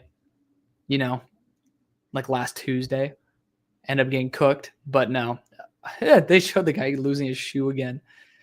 Man, this is just the most boring shit. Stop showing us this. Like, whoever is doing this production for NFL Network, no disrespect, you're not doing a good job, bud. Like, you can make the combine very fun. It has been very fun before. Let's do a no quarterback in the top 20 mock draft. What if we did a 1 quarterback in the top 20? Because I think that's almost a lock that Cam Ward goes there. But I did one where I basically said, what happens if the quarterbacks slip past 10? And that was a really fun mock. I think that might have been the best mock performance-wise I've ever done. So I should do that. Because we need the money. I've been dropping like low earning videos. Need to get my money makers back going, huh? Fucking hell, I waited too long to start drinking that again. Ugh. That is horrible. Glad you're doing the watching and thanking for me because this is so boring. Brother, I'm trying. Like, look, you see these eye bags? Look at this shit. Look at that shit. Louis Vuitton eye bags. They're worth a lot of money. Well, they're worth a lot. I don't know about the money part, but they're worth a lot of energy and time. They're horrible. Not going to lie, I think they do the combine terribly. It could be a lot more efficient and entertaining. I agree. It's just boring as fuck. If I'm going to be honest, they should be doing all these drills similar timing, similar to how the Senior Bowl, they have different groups doing different things at the same time, and they could end up overlapping them, and then people should be able to go and use their like Thundercloud, for example, and end up looking at every single person's rep. Like it doesn't make sense. Like what the fuck is this? Like this is horribly ran. Like people talk and complain about the Senior Bowl being horribly ran. This combine is awful. I don't mean to be negative Nancy here, but it's genuinely true. And they're just trying to promote now this stupid IQ site that can't update without you having to update it yourself. I mean, like, brother, like I'm having to do this every single time.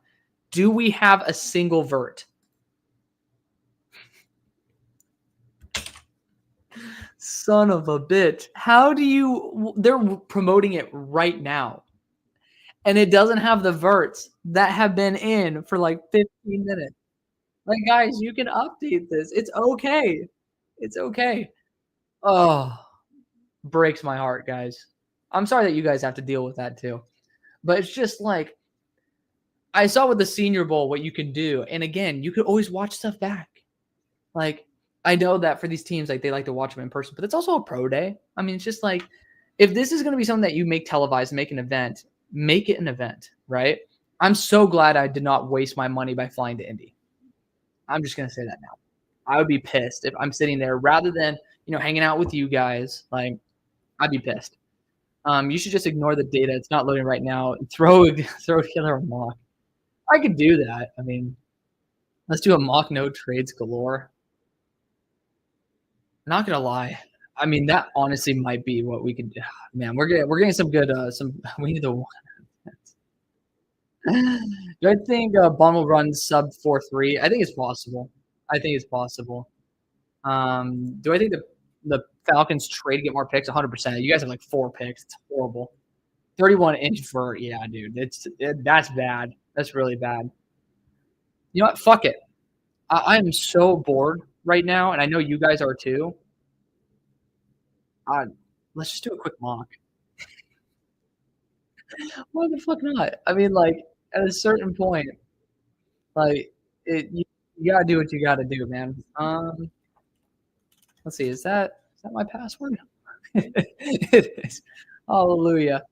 All right, let's do a mock draft sim. Let's share this tab instead. We'll do a round. We'll fly through, but we're gonna do it no quarterbacks. And I'll be like talking with you guys through this as well. So the schedule is like not real, dude. It's like so boring. They're keeping you in suspense. No, they're not. They're keeping me like in. It's not even suspense. It's just hell. Me once I finish the mock, I'll get 1 vert on the site. Literally though. Oh, guys. So yeah, we're gonna be doing a mock draft. Fuck it. We ball.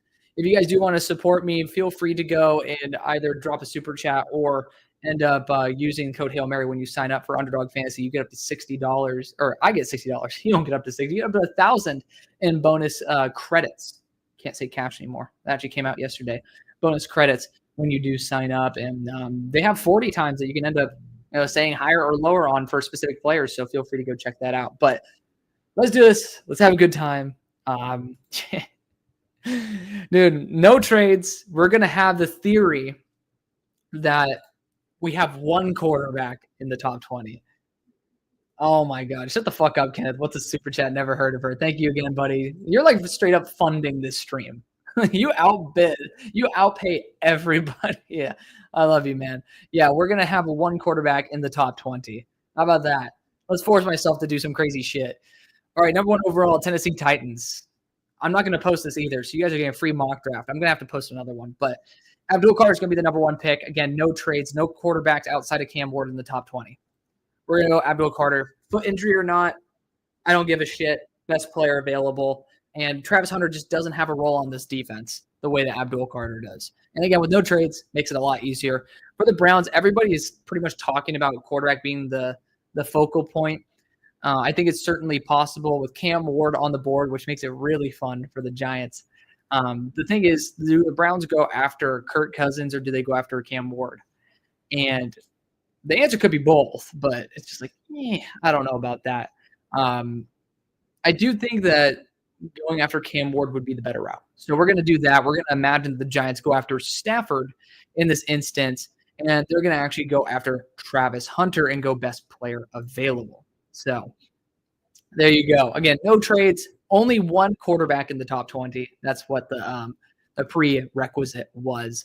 But for the Patriots, I mean, Mason Graham might be it, but he's much smaller. He was 320, and now he's like 295. Like, it's a little bit of a concern right there. You could talk about Tet, but some people are even having Tetro McMillan fall to the mid to late first. Ashton Genty is the dark horse pick here. It got a lot more convoluted at this spot now because of what Mason Graham just weighed in at. If he were the 320 pounds that he was supposed to be, just going to say, got to be a little bit of a question mark there. So, it's tough because Mason Graham would have been my instant gut reaction. Ashton Genty's not out of the question. Legitimately not. James Pierce Jr. 31-inch vertical. Fucking ridiculous. It's some bullshit. I'm going to be honest. Michael Williams, if with a good combine, could boost himself up to the number 4 pick. I shit you not. If they trade a third for Kirk Cousins, I'm walking out of Ortiz's office and scolding. Oh, that's funny as hell. Tyler Warren here. I'm curious what you guys talk about or what you guys want here, because it's like I can't logically think about Will Campbell at this pick, but everyone's saying that's the case. Like every big person is saying this is the pick. It's Will Campbell. Like I don't get it. I don't get it. Like it doesn't make sense for me. I mean, yes, we're doing no trades though. Remember, guys, no trades. But with Mason Graham just straight up dropping weight 20 pounds. Let's just assume he actually was, 320 after all. Like this is not an easy pick at all. Josh Simmons could be a dark horse candidate for it. But it's like in the second round or the late first, you can get Ursary, you can potentially get Jackson, you can get Trapilo. Like tackle just doesn't feel like it would be the best choice. So, you know what? I think that, Tetaroa could be the pick here. This is, man, like I really hate Mason Graham right now because this would have been so much easier if he just did not weigh in in the 290s, man. Like, and Will Johnson, if he was completely healthy, would have made a lot of sense. Like, I mean, arguably, I might have to go and say they're going to reach on Josh Simmons. And if the medicals completely check out, this dude was a top 10 pick, top 5 pick. Let's just assume the medicals check out. People keep saying Will Campbell. I wonder if they're throwing like curveballs. Like, Vrabel said he wouldn't draft a wide receiver, so I know they need weaponry. But I think that it's actually down to Josh Simmons and Ashton Genty.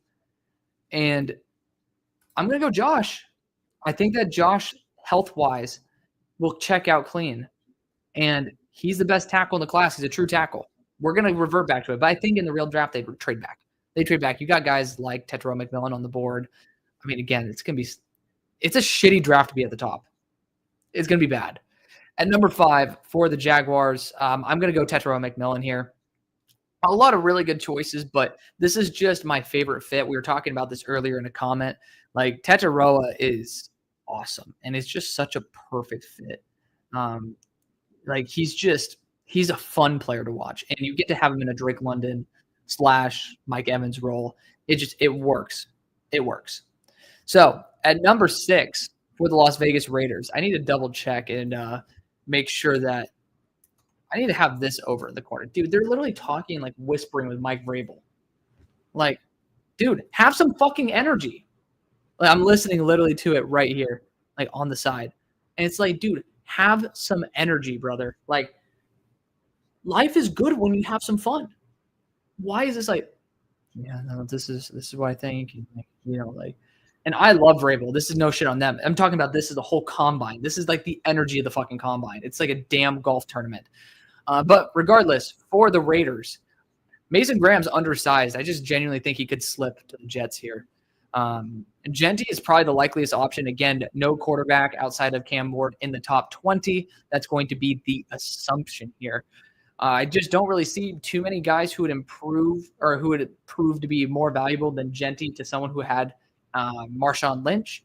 So we're going to get him his Marshawn Lynch. We're going to go Ashton Genty here. So we're going to get some firepower right there and take some stress off of the quarterback position. At number 7 for the Jets, this is where Mason Graham would be acceptable, in my opinion. Just again, sub 300 pounds now. Not a fan of that, but Quinn Williams was as well. And Quinn Williams, I still have a ton of faith in the guy. Tyler Warren's a dark horse pick here, but I'm going to go after Mason Graham because a lot of people think of him as a blue chipper. So at number 8 for the Panthers, breaks my heart, man. Breaks my heart. This is not a good spot for the Panthers to be, if I'm just going to be completely honest. But I genuinely think that with the departure of Shaq Thompson, it has to be Jalen Walker. Jahad Keenan will be fun, but round 2, you're going to have so many good edge rushers. I really do think that, like, linebacker-wise, you have 3, possibly 4 starters in this class. And I just don't trust that day 2 value. I know. I like people are talking about Jalen is just perfect for this team. He's perfect to play Shaq Thompson and in particular roles pass rush presence as well. There's just not a better one. And realistically, I don't think that we will be seeing Will Johnson slip. Or I think realistically we wouldn't see Will Johnson on the board here for them to consider based on the other issues that they have. So we're going to go after Jalen Walker. We got Miles asking what happened to Pierce. So a multitude of things. First, sub 33-inch arms. Second, 31-inch vertical. Third, he has. Oh, it's Shamar Stewart just had. Okay, I thought they were talking about Pierce. And then third, it's the off-the-field concerns. The dude apparently has just a horrible personality. Yada yada, like. And when you see the interviews, he is a little bit of a different individual. He doesn't like act the same as some of the other guys who carry themselves better. So. Daniel asked, where do I think Pierce falls out of round 1? So I could see a team trying to snipe him in round 2. But for the Saints, I think this is another one where you run it up to the podium. I'm looking at Tyler Warren here. And technically speaking, there's like the NFL scouts believe that Colston Loveland is a top 12 player on their board. Also smokescreen season, bud. Just going to be honest. But it's just – when you look at Kellen Moore, what he values, Colston, Loveland, Tyler Warren, like tight end is valuable. And Colston Loveland might be even more, but Tyler Warren, trying to capture lightning in a bottle, people are saying, oh, Colston Loveland is closer to Brock Bowers. But he's not. He's not Brock Bowers. So who gives a shit if you're close to somebody? I'm just going to be honest. Like, are you going to try to perfectly replicate that role? Because unless you're getting Brock Bowers – why are you saying, oh, he's close to Brock Bowers, so he should be better? Who gives a shit? You want to get someone who is reliable on third downs, reliable on just when your quarterback's under stress and the tight end's covered. Who do you rely on? To me, that's Tyler Warren.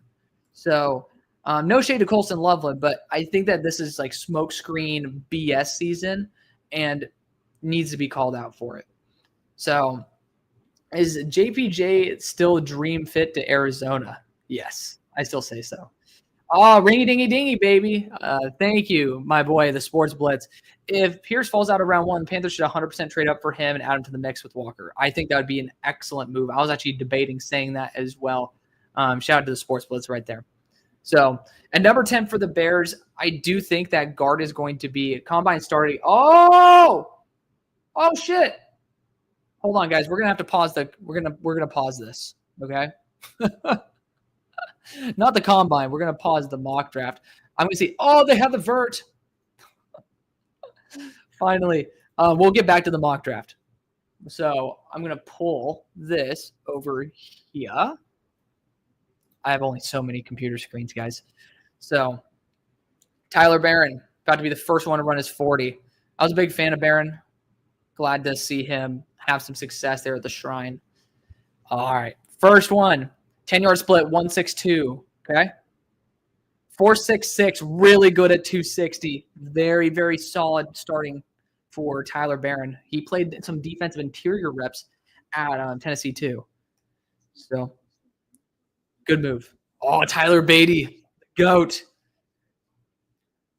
Man, I need to put on a headband so I could pull a Tyler Beatty at this point. He just looks like he's built to wear a backwards hat. He should run a 40 with a cap flip backwards. What a baller. I wonder if he doesn't like his forehead. You know what I mean? Like, you know how like girls will always wear the fucking headband when they have a massive forehead? It's just like they kind of cover it up. It's just like a dude who wears a beard, who has like a big beard when they have like a triple chin. It's like we know it's under there. So I wonder if that's the case. 171 split. So he's probably going to, oh, the hell happened there? Oh, tell him to start over again? All right. What's good?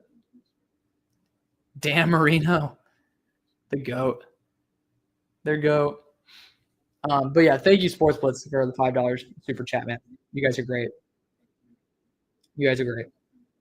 Dude, freaking Kenneth, the GOAT. What was that? 15, 20, 30. Goatage. Good. Kenneth, did you change your PFP in the middle of this? I feel like you did. Because I just see the name Kenneth, but I have 2 different ones. Fucking goat. Like 35 now. Unbelievable. Unbelievable. With the Chiefs going and tagging Trey, do you think they let Bolton walk? I don't think so. I think that's going to be a super high priority for him. Even though people are saying they can afford Smith and Bolton. How expensive do we think Bolton is, though? 1.7 split for Beatty, 4.86. That's so on par with what I thought of him in like that Hutch, Bosa, Crosby.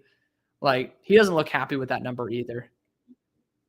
But Jordan Birch. Oh, this is so much better. Shamar ran a 4. How the fuck do you know? This thing that Shamar has, man. I'm ignoring the chat now. Shamar did not run a 4.49. He did. Eric's trolled me before, though. So I don't know. Let's see. Jordan Birch, 10-yard split, 1.66. Oh, is he on pace for a sub 4.7? He's 4.7 flat. That's really fucking good. Ooh. At his size, a 4.7 flat. He didn't even look happy with that.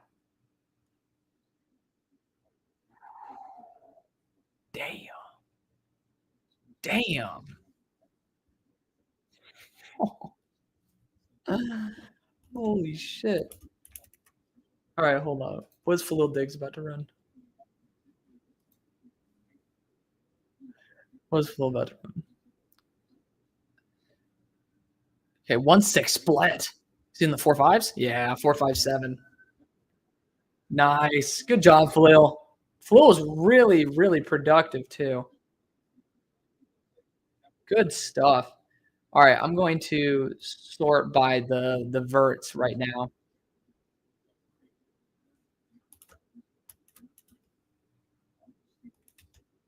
All right. All right, let's see. Let's see what's good. We've got Ethan Downs running. I'm going to use this opportunity for us to be checking this out right here. Ethan Downs, 1.62 split, so 4.6 flat, 4.7 flat. So he was better on the 10-yard split than the top speed. So verticals are here. Princely got 38. Gillette, 36.5, very nice. Oladejo, 36.5 is beautiful. APR, 36.5, would hope for that to be a little bit better, but he is pretty high in weight, which is nice. Ingram Dawkins, 36. That's really solid for his size as well. Barron, 35.5, acceptable. Same thing with Ezeraku. David Walker in there. Beatty at 34. Like, once you get into that, like, 34 to 33 tier, I start being like, like, that's where I don't really love it. Let's see. Please do not say that Swenson tested and he's, like, somehow ass. I'm just going to go to the bottom. We're going to go from the bottom up. Cam Jet. I mean, these are the big guys. All right, let's see. Who's the first edge? Let's just filter by school. Like, can we not, like, filter by position? Unfucking real. Unfucking real. I don't even know what the hell. What? This is just some bullshit, man. All right. So Khalil Diggs actually didn't do well. Ahmed Hassanin, 1.73 and a 4.82. Nice. Solid for 270. That's a really solid, man. I don't mind that. Yeah, James Pierce, that's not great. Omar Norman Law, I'm surprised he tested route pretty poorly right there for how much I thought he could do well. I mean, I guess he's on par with Darius Alexander. That's okay. It's just like, Steve Linton, 32.5 and a 10.04. We got Landon Jackson here. That was a good launch. 1.69. What is it going to be? 4.7 flat? 4.69. Nice. Steve Linton there. Yeah, Hassanin. Did I miss him? Or is he not testing?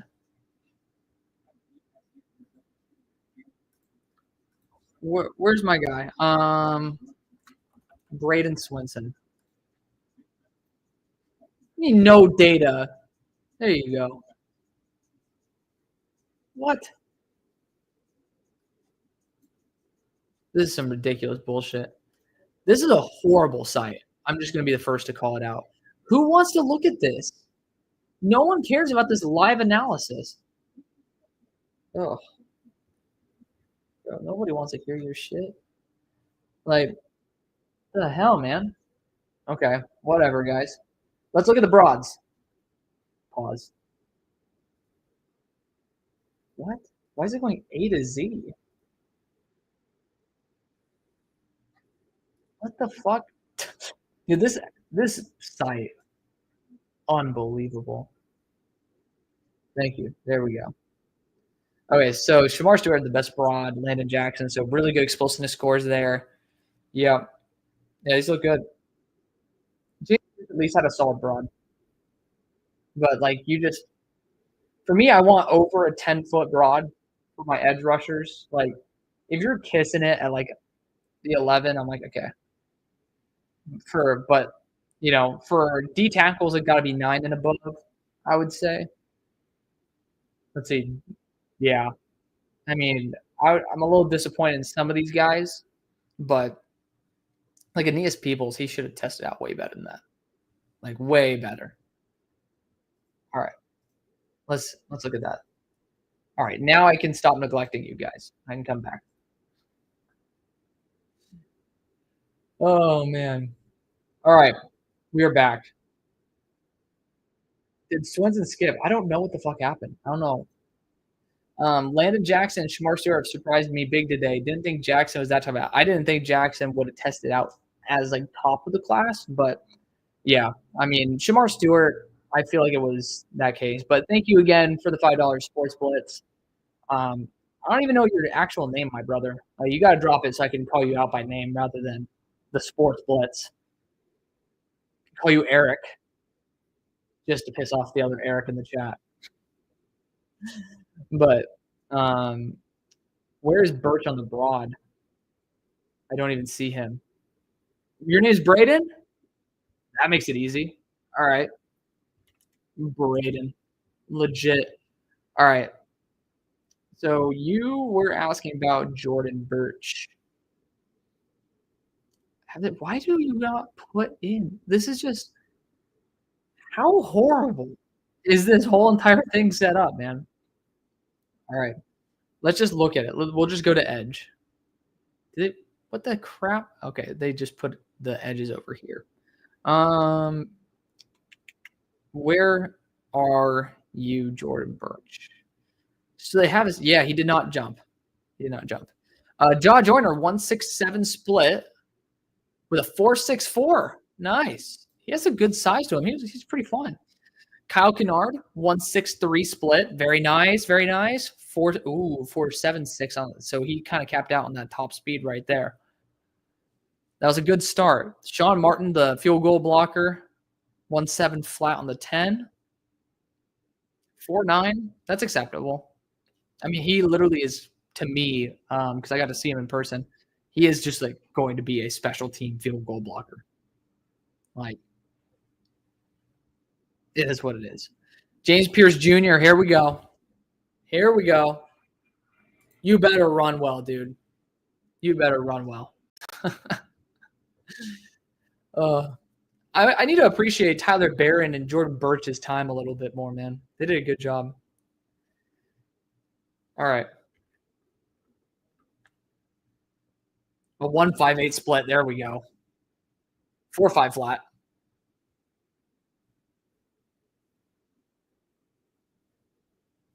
Damn.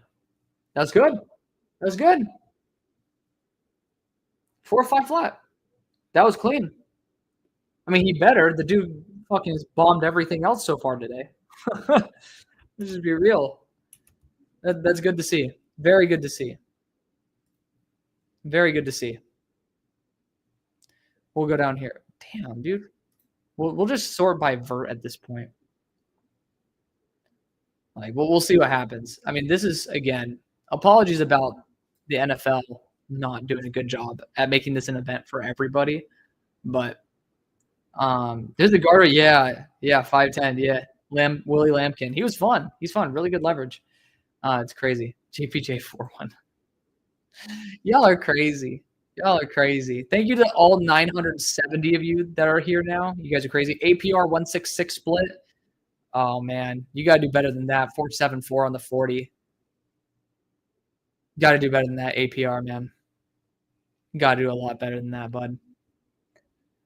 He has a very big hill to climb, and doing shit like that is not gonna be the way to climb it. But yeah, thank you guys. Literally over 960 of you are hanging out at this time. If you guys are on X but don't know me over on YouTube, probably should do that.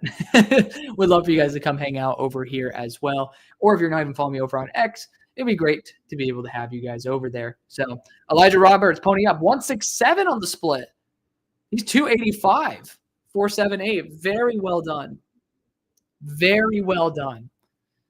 Just completely different. APR is like 255. Yeah, that was great. Yeah, James Pierce ran a 4.5 flat, fastest of the day, which is great. Still, I mean, you just got to test out better than that in terms of the explosiveness drills. He could end up making up for it though. Baron Sorrell's up, and of course he ended up shanking it. But did Braden Swinson not testing today? I'm gonna literally cry. Oh my god. He's literally not.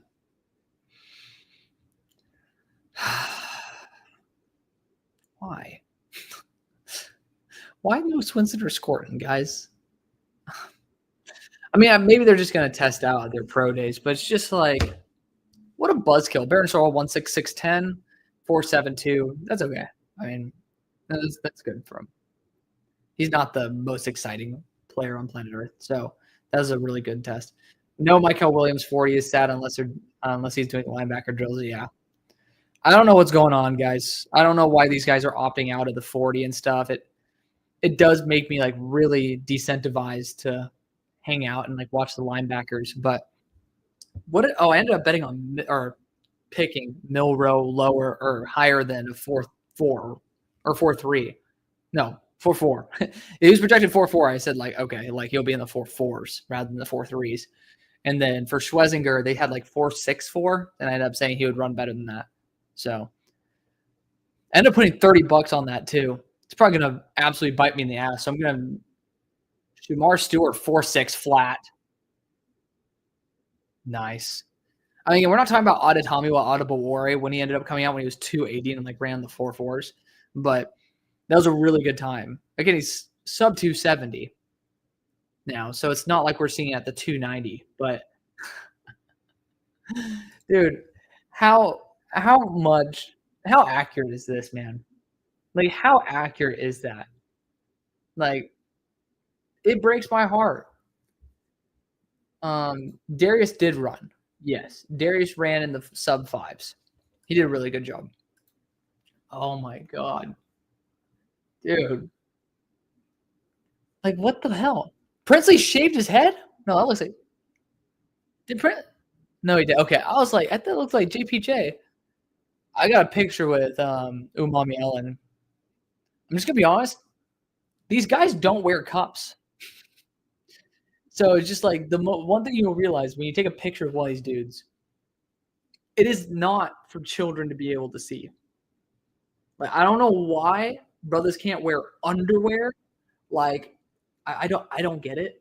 They just like straight up. I mean, like that's what they did. It's just like, the hell, man. Umami Ellen 167.476. That's solid. But it's just like, what the hell, man?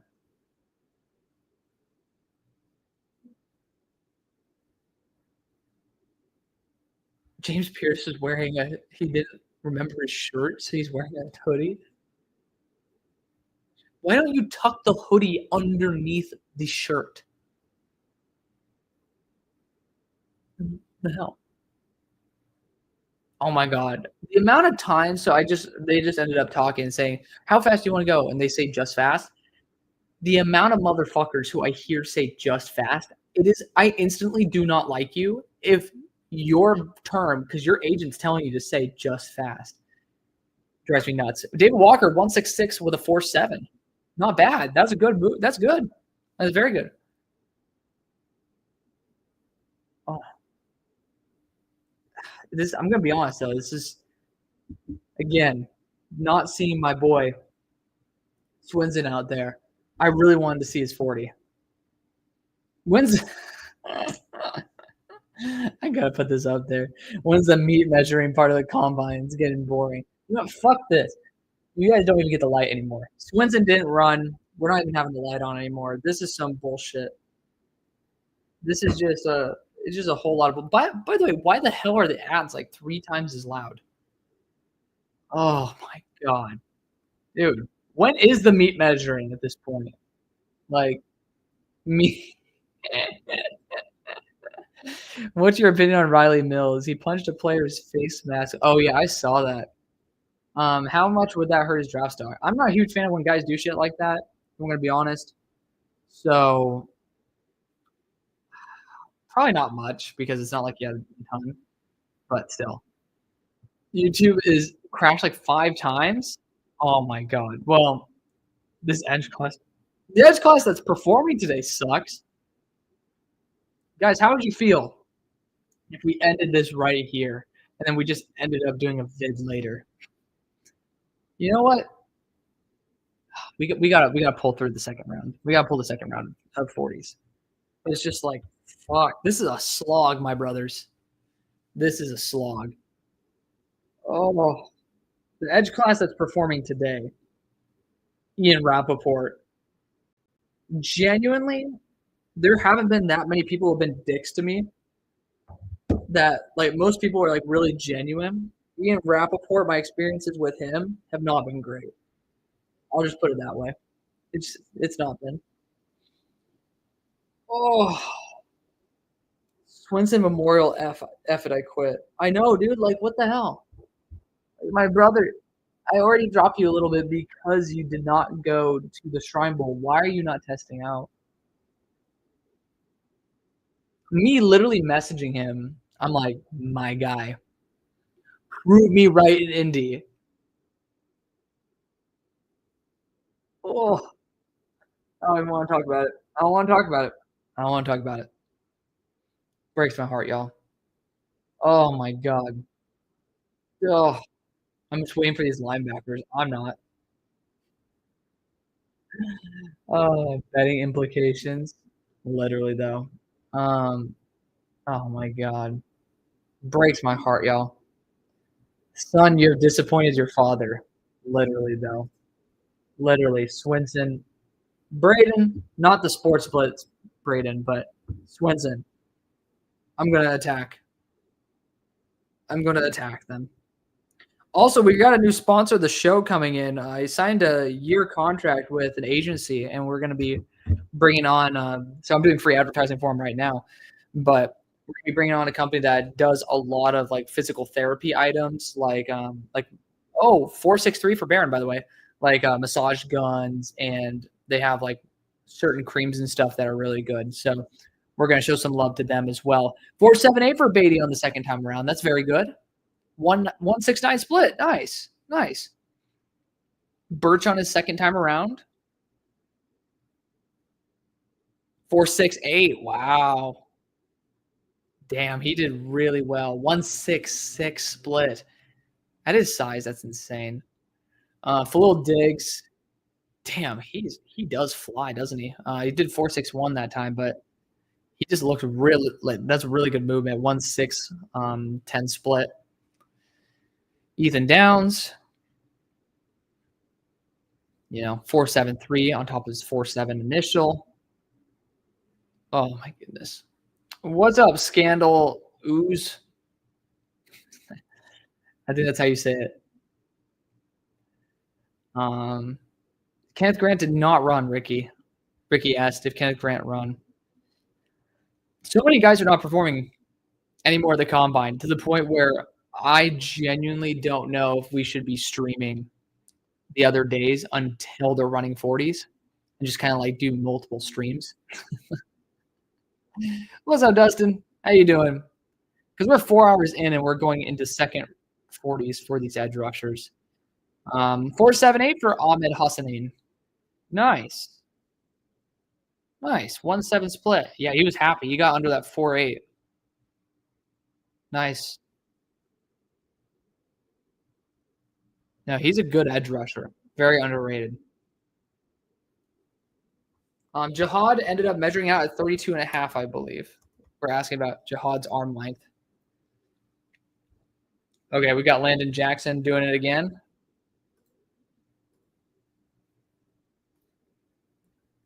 All right, second time around, 468. So 469, 468. Oh, he does not look happy with it.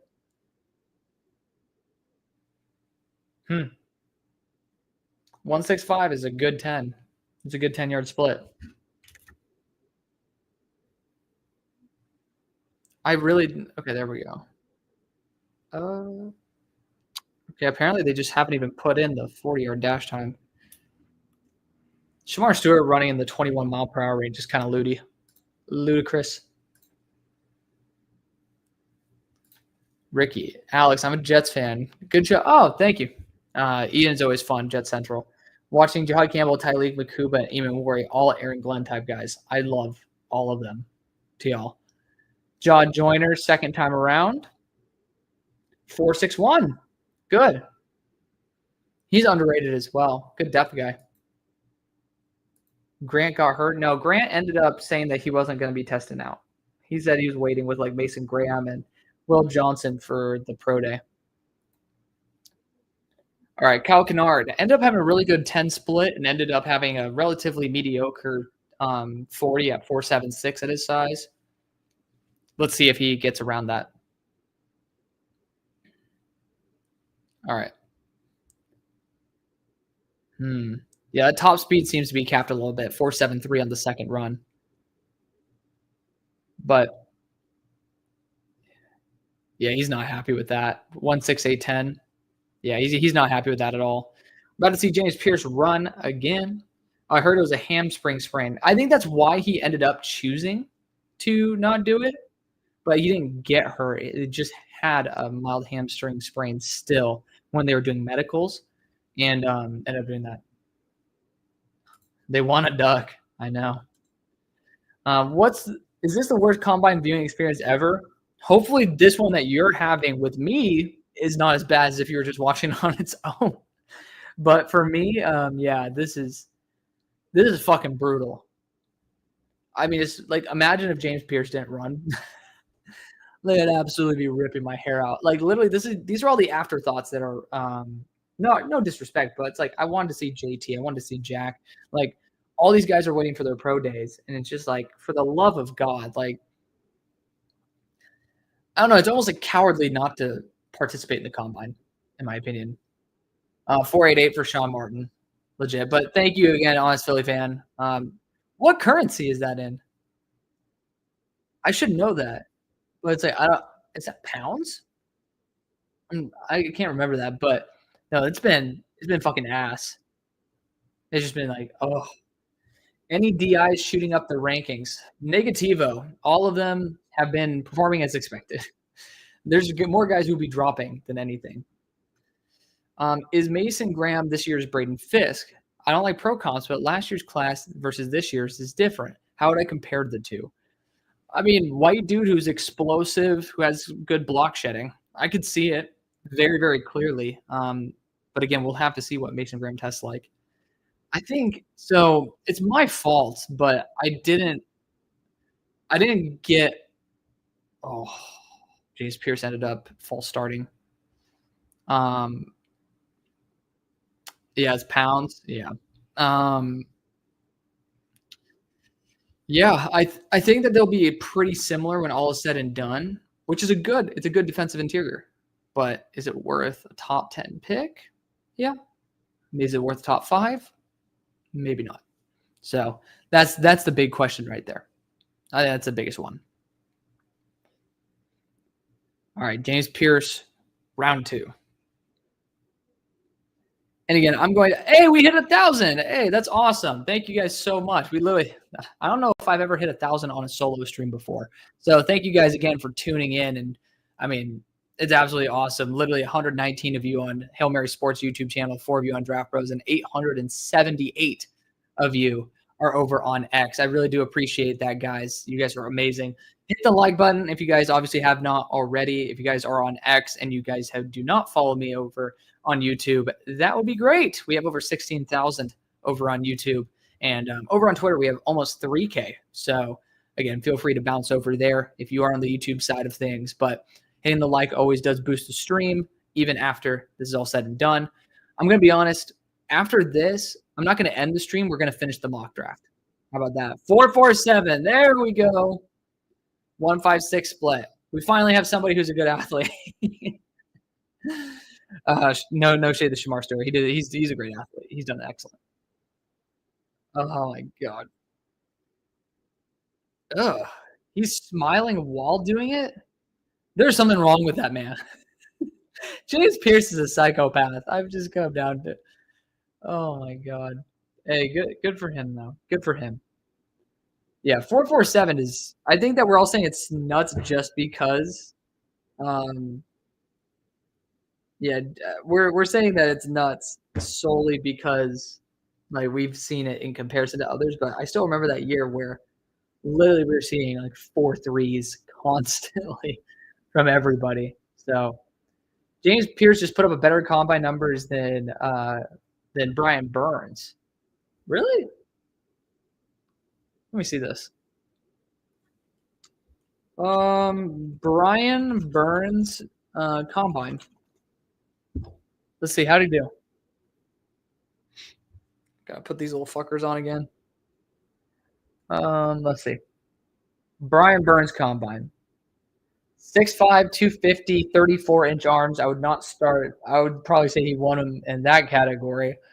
4'5", 340, 36 vert, 10'9" broad. I'm just going to be honest, my brother. He just ended up beating him only in one category. Brian Burns is a far better prospect coming out based on the combine. Unfortunately. All right, we'll refresh this. We'll wait for all the guys to finish up their 40s, and then from there, we'll finish up the mock draft. How about that? Because I started it with you guys. It's not fair for me not to. That ain't fair. Plus, we end up having a little bit of fun. We're still stuck on the Bears pick, but the Bears pick is more more fun than anything. Like I feel pretty confident in what the Bears are going to do at that pick. So we'll see. Kenneth, the GOAT. Thank you again for the $5 super chat, my friend. James Pierce being a D1 crash out in a psychopath. He'll fit nicely in Philly. You will. I mean, the arm length usually is something that that Vic ends up prioritizing, but we'll see. We'll see if that ends up factoring in. It's so funny. JPJ's had such a shitty J, and then he has a good 40, and everyone's like, oh my God. JPJ just ended up running faster than Chop Robinson, says former co-host Keon. This is true. This is true. APR 4.7 flat, man.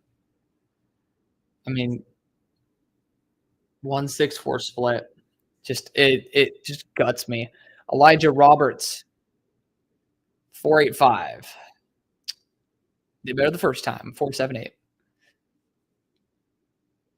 Baron Sorrell, 4.7. 4.72 first. Second, 4.68. Much better. Much better. Much better. Again, thank you, Kenneth, for pretty much blessing me with multiple hours worth of work. Shamar Stewart, first run, 4.6, second, 4.59. Beautiful. He's in the 4.5s at 270 pounds. Having to pull up his pants, too. Princely, false starting, 4.76 first run. Let's see how that goes. Because I think we're back to live. Oh. Jesus, guys. Oh.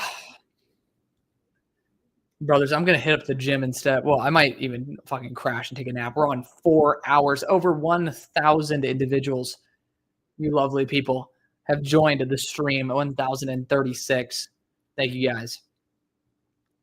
Bradley Chubb will be the worst pick ever for a top 6 pick at edge. Oh, geez. I mean, ugh. Okay, so Cincinnati, don't y'all have Miles Murphy? Yeah, dude, I really want Miles Murphy to get a chance. Umami Elling went a 4.72 on the second time around. So boosted it by 0.04 with a 1.62 10-yard. That's good. Good. It was a good boost. He needed that. Yeah, he needed that. We have one more guy, and that's David Walker. We're going to show him the love and respect by waiting and watching his final run. So, where's Mike Green in your edge/outside linebacker rankings? I think he's like edge 12, if I'm just being honest. He is edge 13. Yeah, but he's like pretty much. I mean, if you want to group them together, he's edge 10. So there you go. And then if you drop Jahad Campbell out of the list, it's edge 9. So yeah, there you go. Yeah. Huh. Antoine Powell Ryland.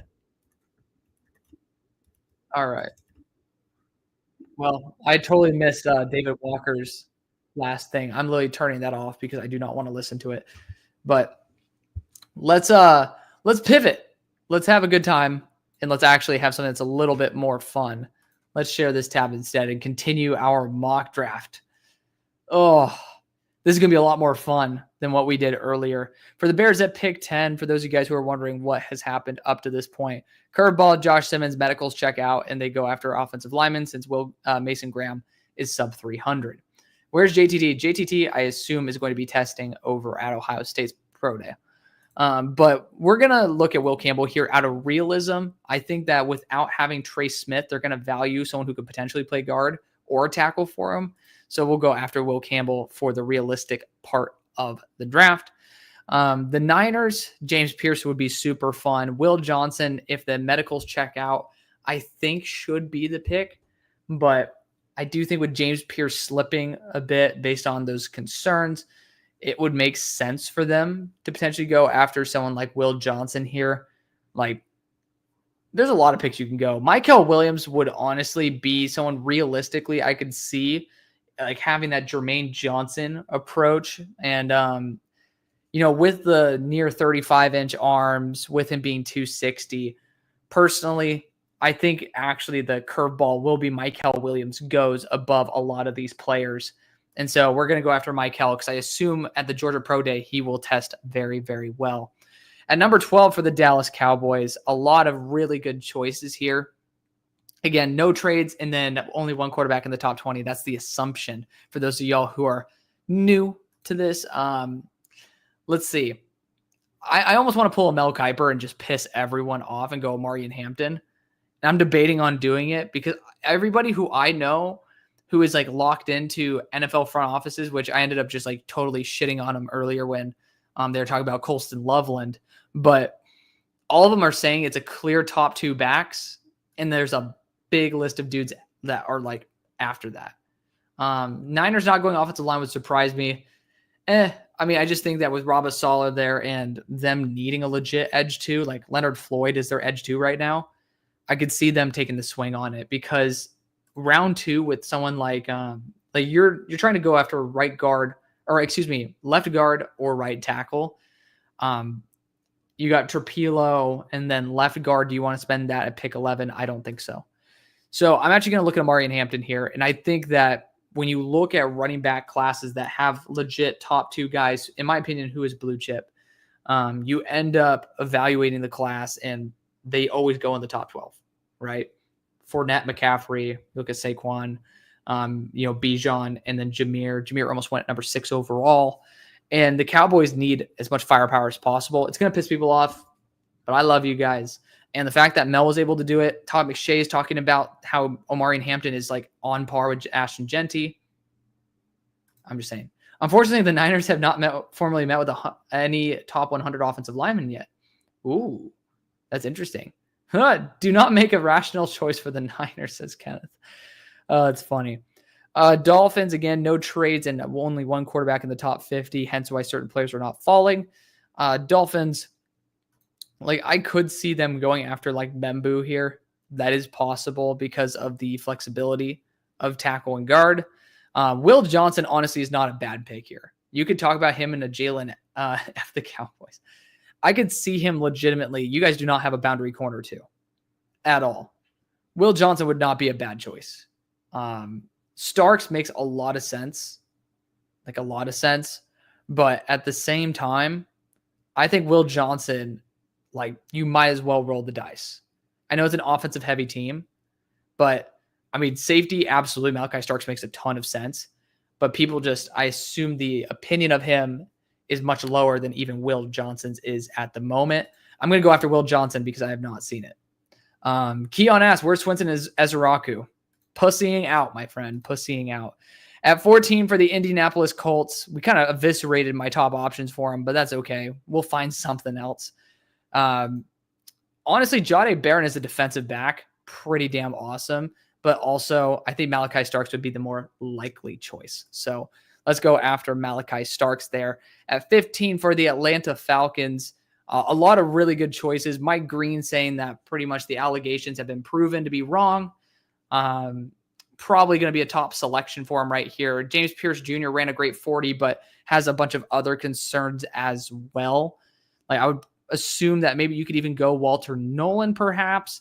Shamar Stewart, certainly in the realm of discussion for this pick. But I do think the ultimate choice will be brought down to linebacker or edge. Jahad Campbell could be that selection, but I do worry that teams are going to use him primarily as a linebacker. Mike Green has all the hype in the world. Maybe it's a smokescreen, maybe it's not. We're going to go after Mike Green at 15. At 16 for the Arizona Cardinals, they might just go for the madman and James Pierce. It's possible with that 4.47. I think it is possible that you guys could try to replicate what happened with Nolan Smith. But Nolan Smith was a really good locker room presence. I don't see that being the case. With Arizona, there's so many issues to solve. Like whether you could talk about wide receiver here, I'm not going to do it. But I mean, technically speaking, I'm not going to ever go after running back, but offensive tackle is on the board. I mean, I would not go Donovan Jackson here as much as I love him. True big boundary corner, if you do end up seeing Will Johnson slip, not a bad choice. But, defensive interior edge, that's going to be where you need to focus the most. And I just don't know. With James Pierce having all these concerns, the explosiveness off the line, like there are just legitimate issues versus like the question is, do you want an even or an odd front? And Shamar might be the guy who most realistically goes at this pick because he is a freak athlete. And, you know what? James Pierce Jr. could be a perfect replacement for Baron Browning. And I know that you guys have some guys there already, but Zaven Collins doesn't appear to be the future there. B.J. Ojolari might be.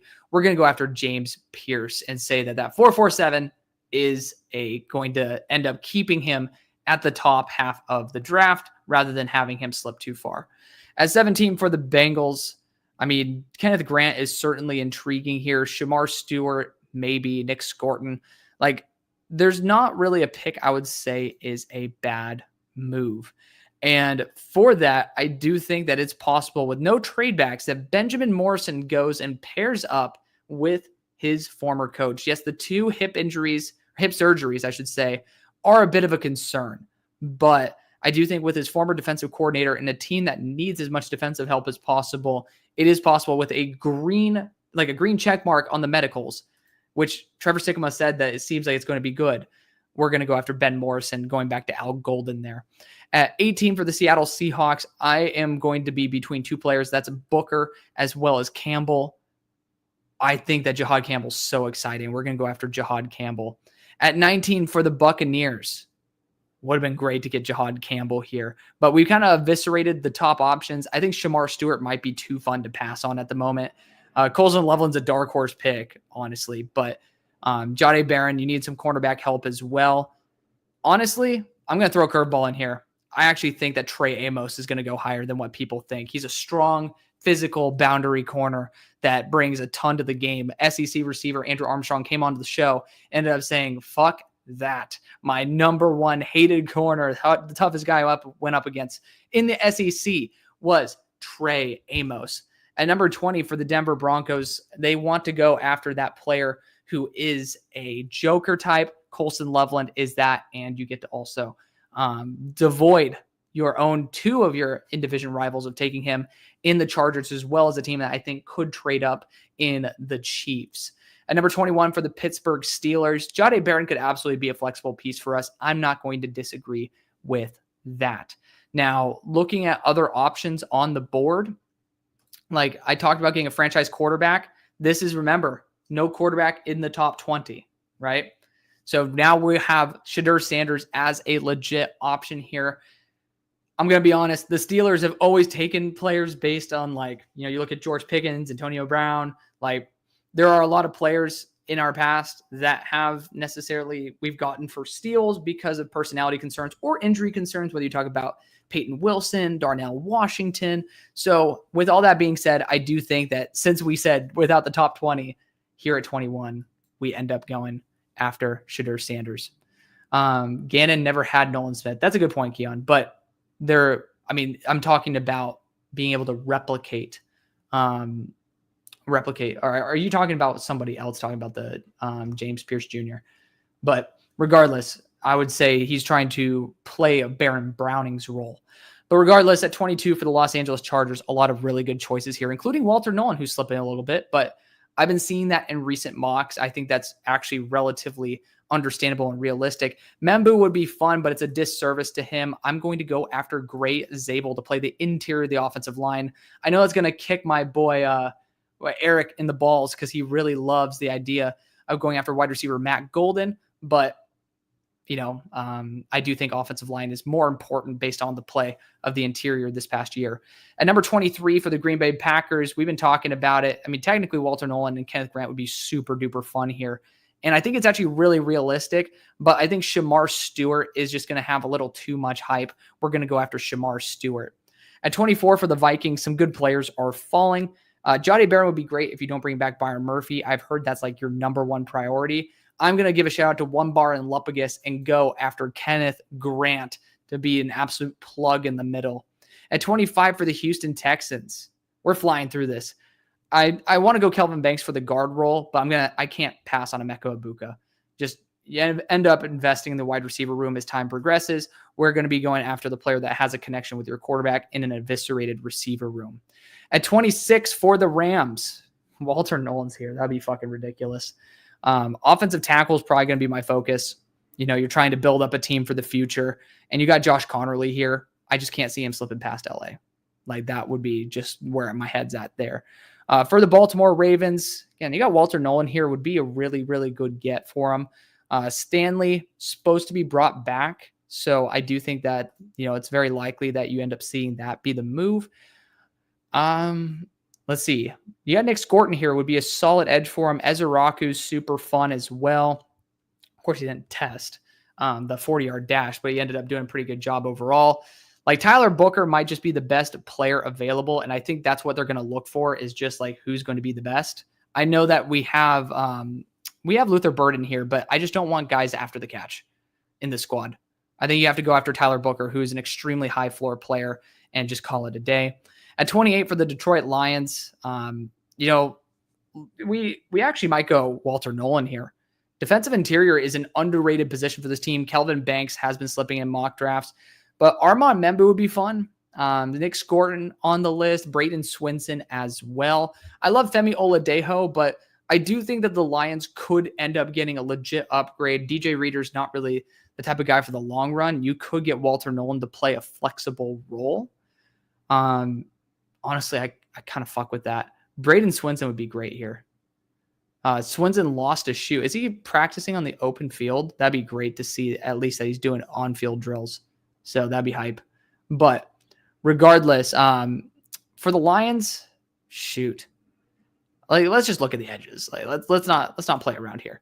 Nick Scorton would be great. Super high floor. But I actually really like the idea of JTT or Braden Swinson. JTT has great measurables. I'm a little bit annoyed that he didn't test today, but I don't think that he'd test horribly. Swinson, my only issue, even though I love him to death with all my heart, is that he's not testing at the combine, like doing the actual test.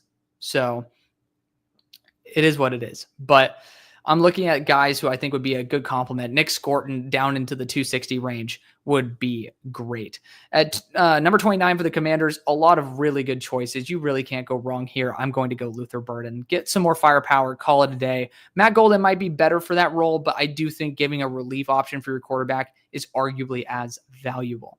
At number 30 for the Bills, I'm looking at Jahdae Barron, but I can't ignore Walter Nolan. Again, this is where I get uncomfortable with Armand Membu slipping more and more.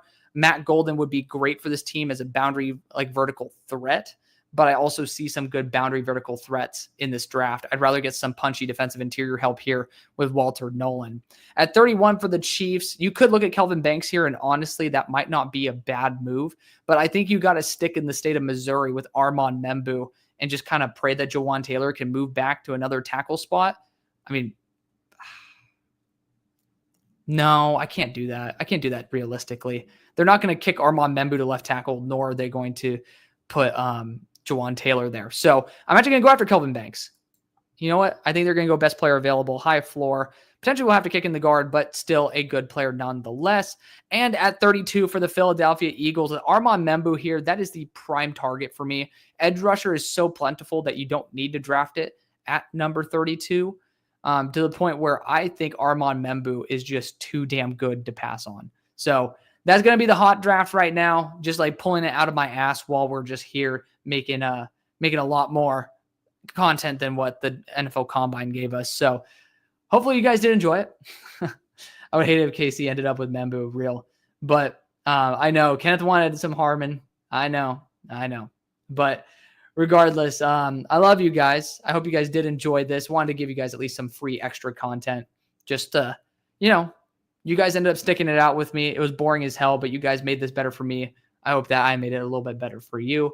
With that being said, I am going to take a break. I am tired. It is 4 hours and 15 minutes in. We have over 1,060 people in. So again, if you guys have not already done so, make sure to go sub over on YouTube. Make sure to go over follow over on X. And again, I appreciate you guys so much. I mean, you guys have been blessing me with all these super chats, which I really do appreciate. It makes the job a hell of a lot easier when these streams don't actually generate much, but you guys end up making it all the best. So thank you again. We will be going live again. Keon says, keep going. I'm tapping out. I don't want to give you guys content that I necessarily don't love. Alex, let me get that follow back. Kenneth, you're going to get that follow back, buddy. Don't worry. But I'm going to give you guys good content. And if I start feeling like it's going to slip, I am going to elect not to do the content. So for you guys, I always uphold integrity. I'm going to continue doing it. We're going to come back tomorrow, but maybe it's going to be a little bit in less of a crazy capacity because I just really don't trust them to do a good job. We'll probably do it solely for defensive backs, which is going to be still super key. And that's going to be a little bit more exciting because the drills and stuff I think are even more valuable in my opinion. So do not worry. We're going to be back. But if I end up running for 7 hours, I'm not going to do it tomorrow. So I just love you guys. I appreciate it. Why do they put so many commercials? I have no idea. But Keon, you should be happy because you're going to give me a call after this anyways. And so he'll end up getting a free 3 hours of streaming as well. So love you guys. Thank you again. And you guys really have been like a blessing to me. So again, join the community if you haven't already. We'll be back. I'll see you tomorrow.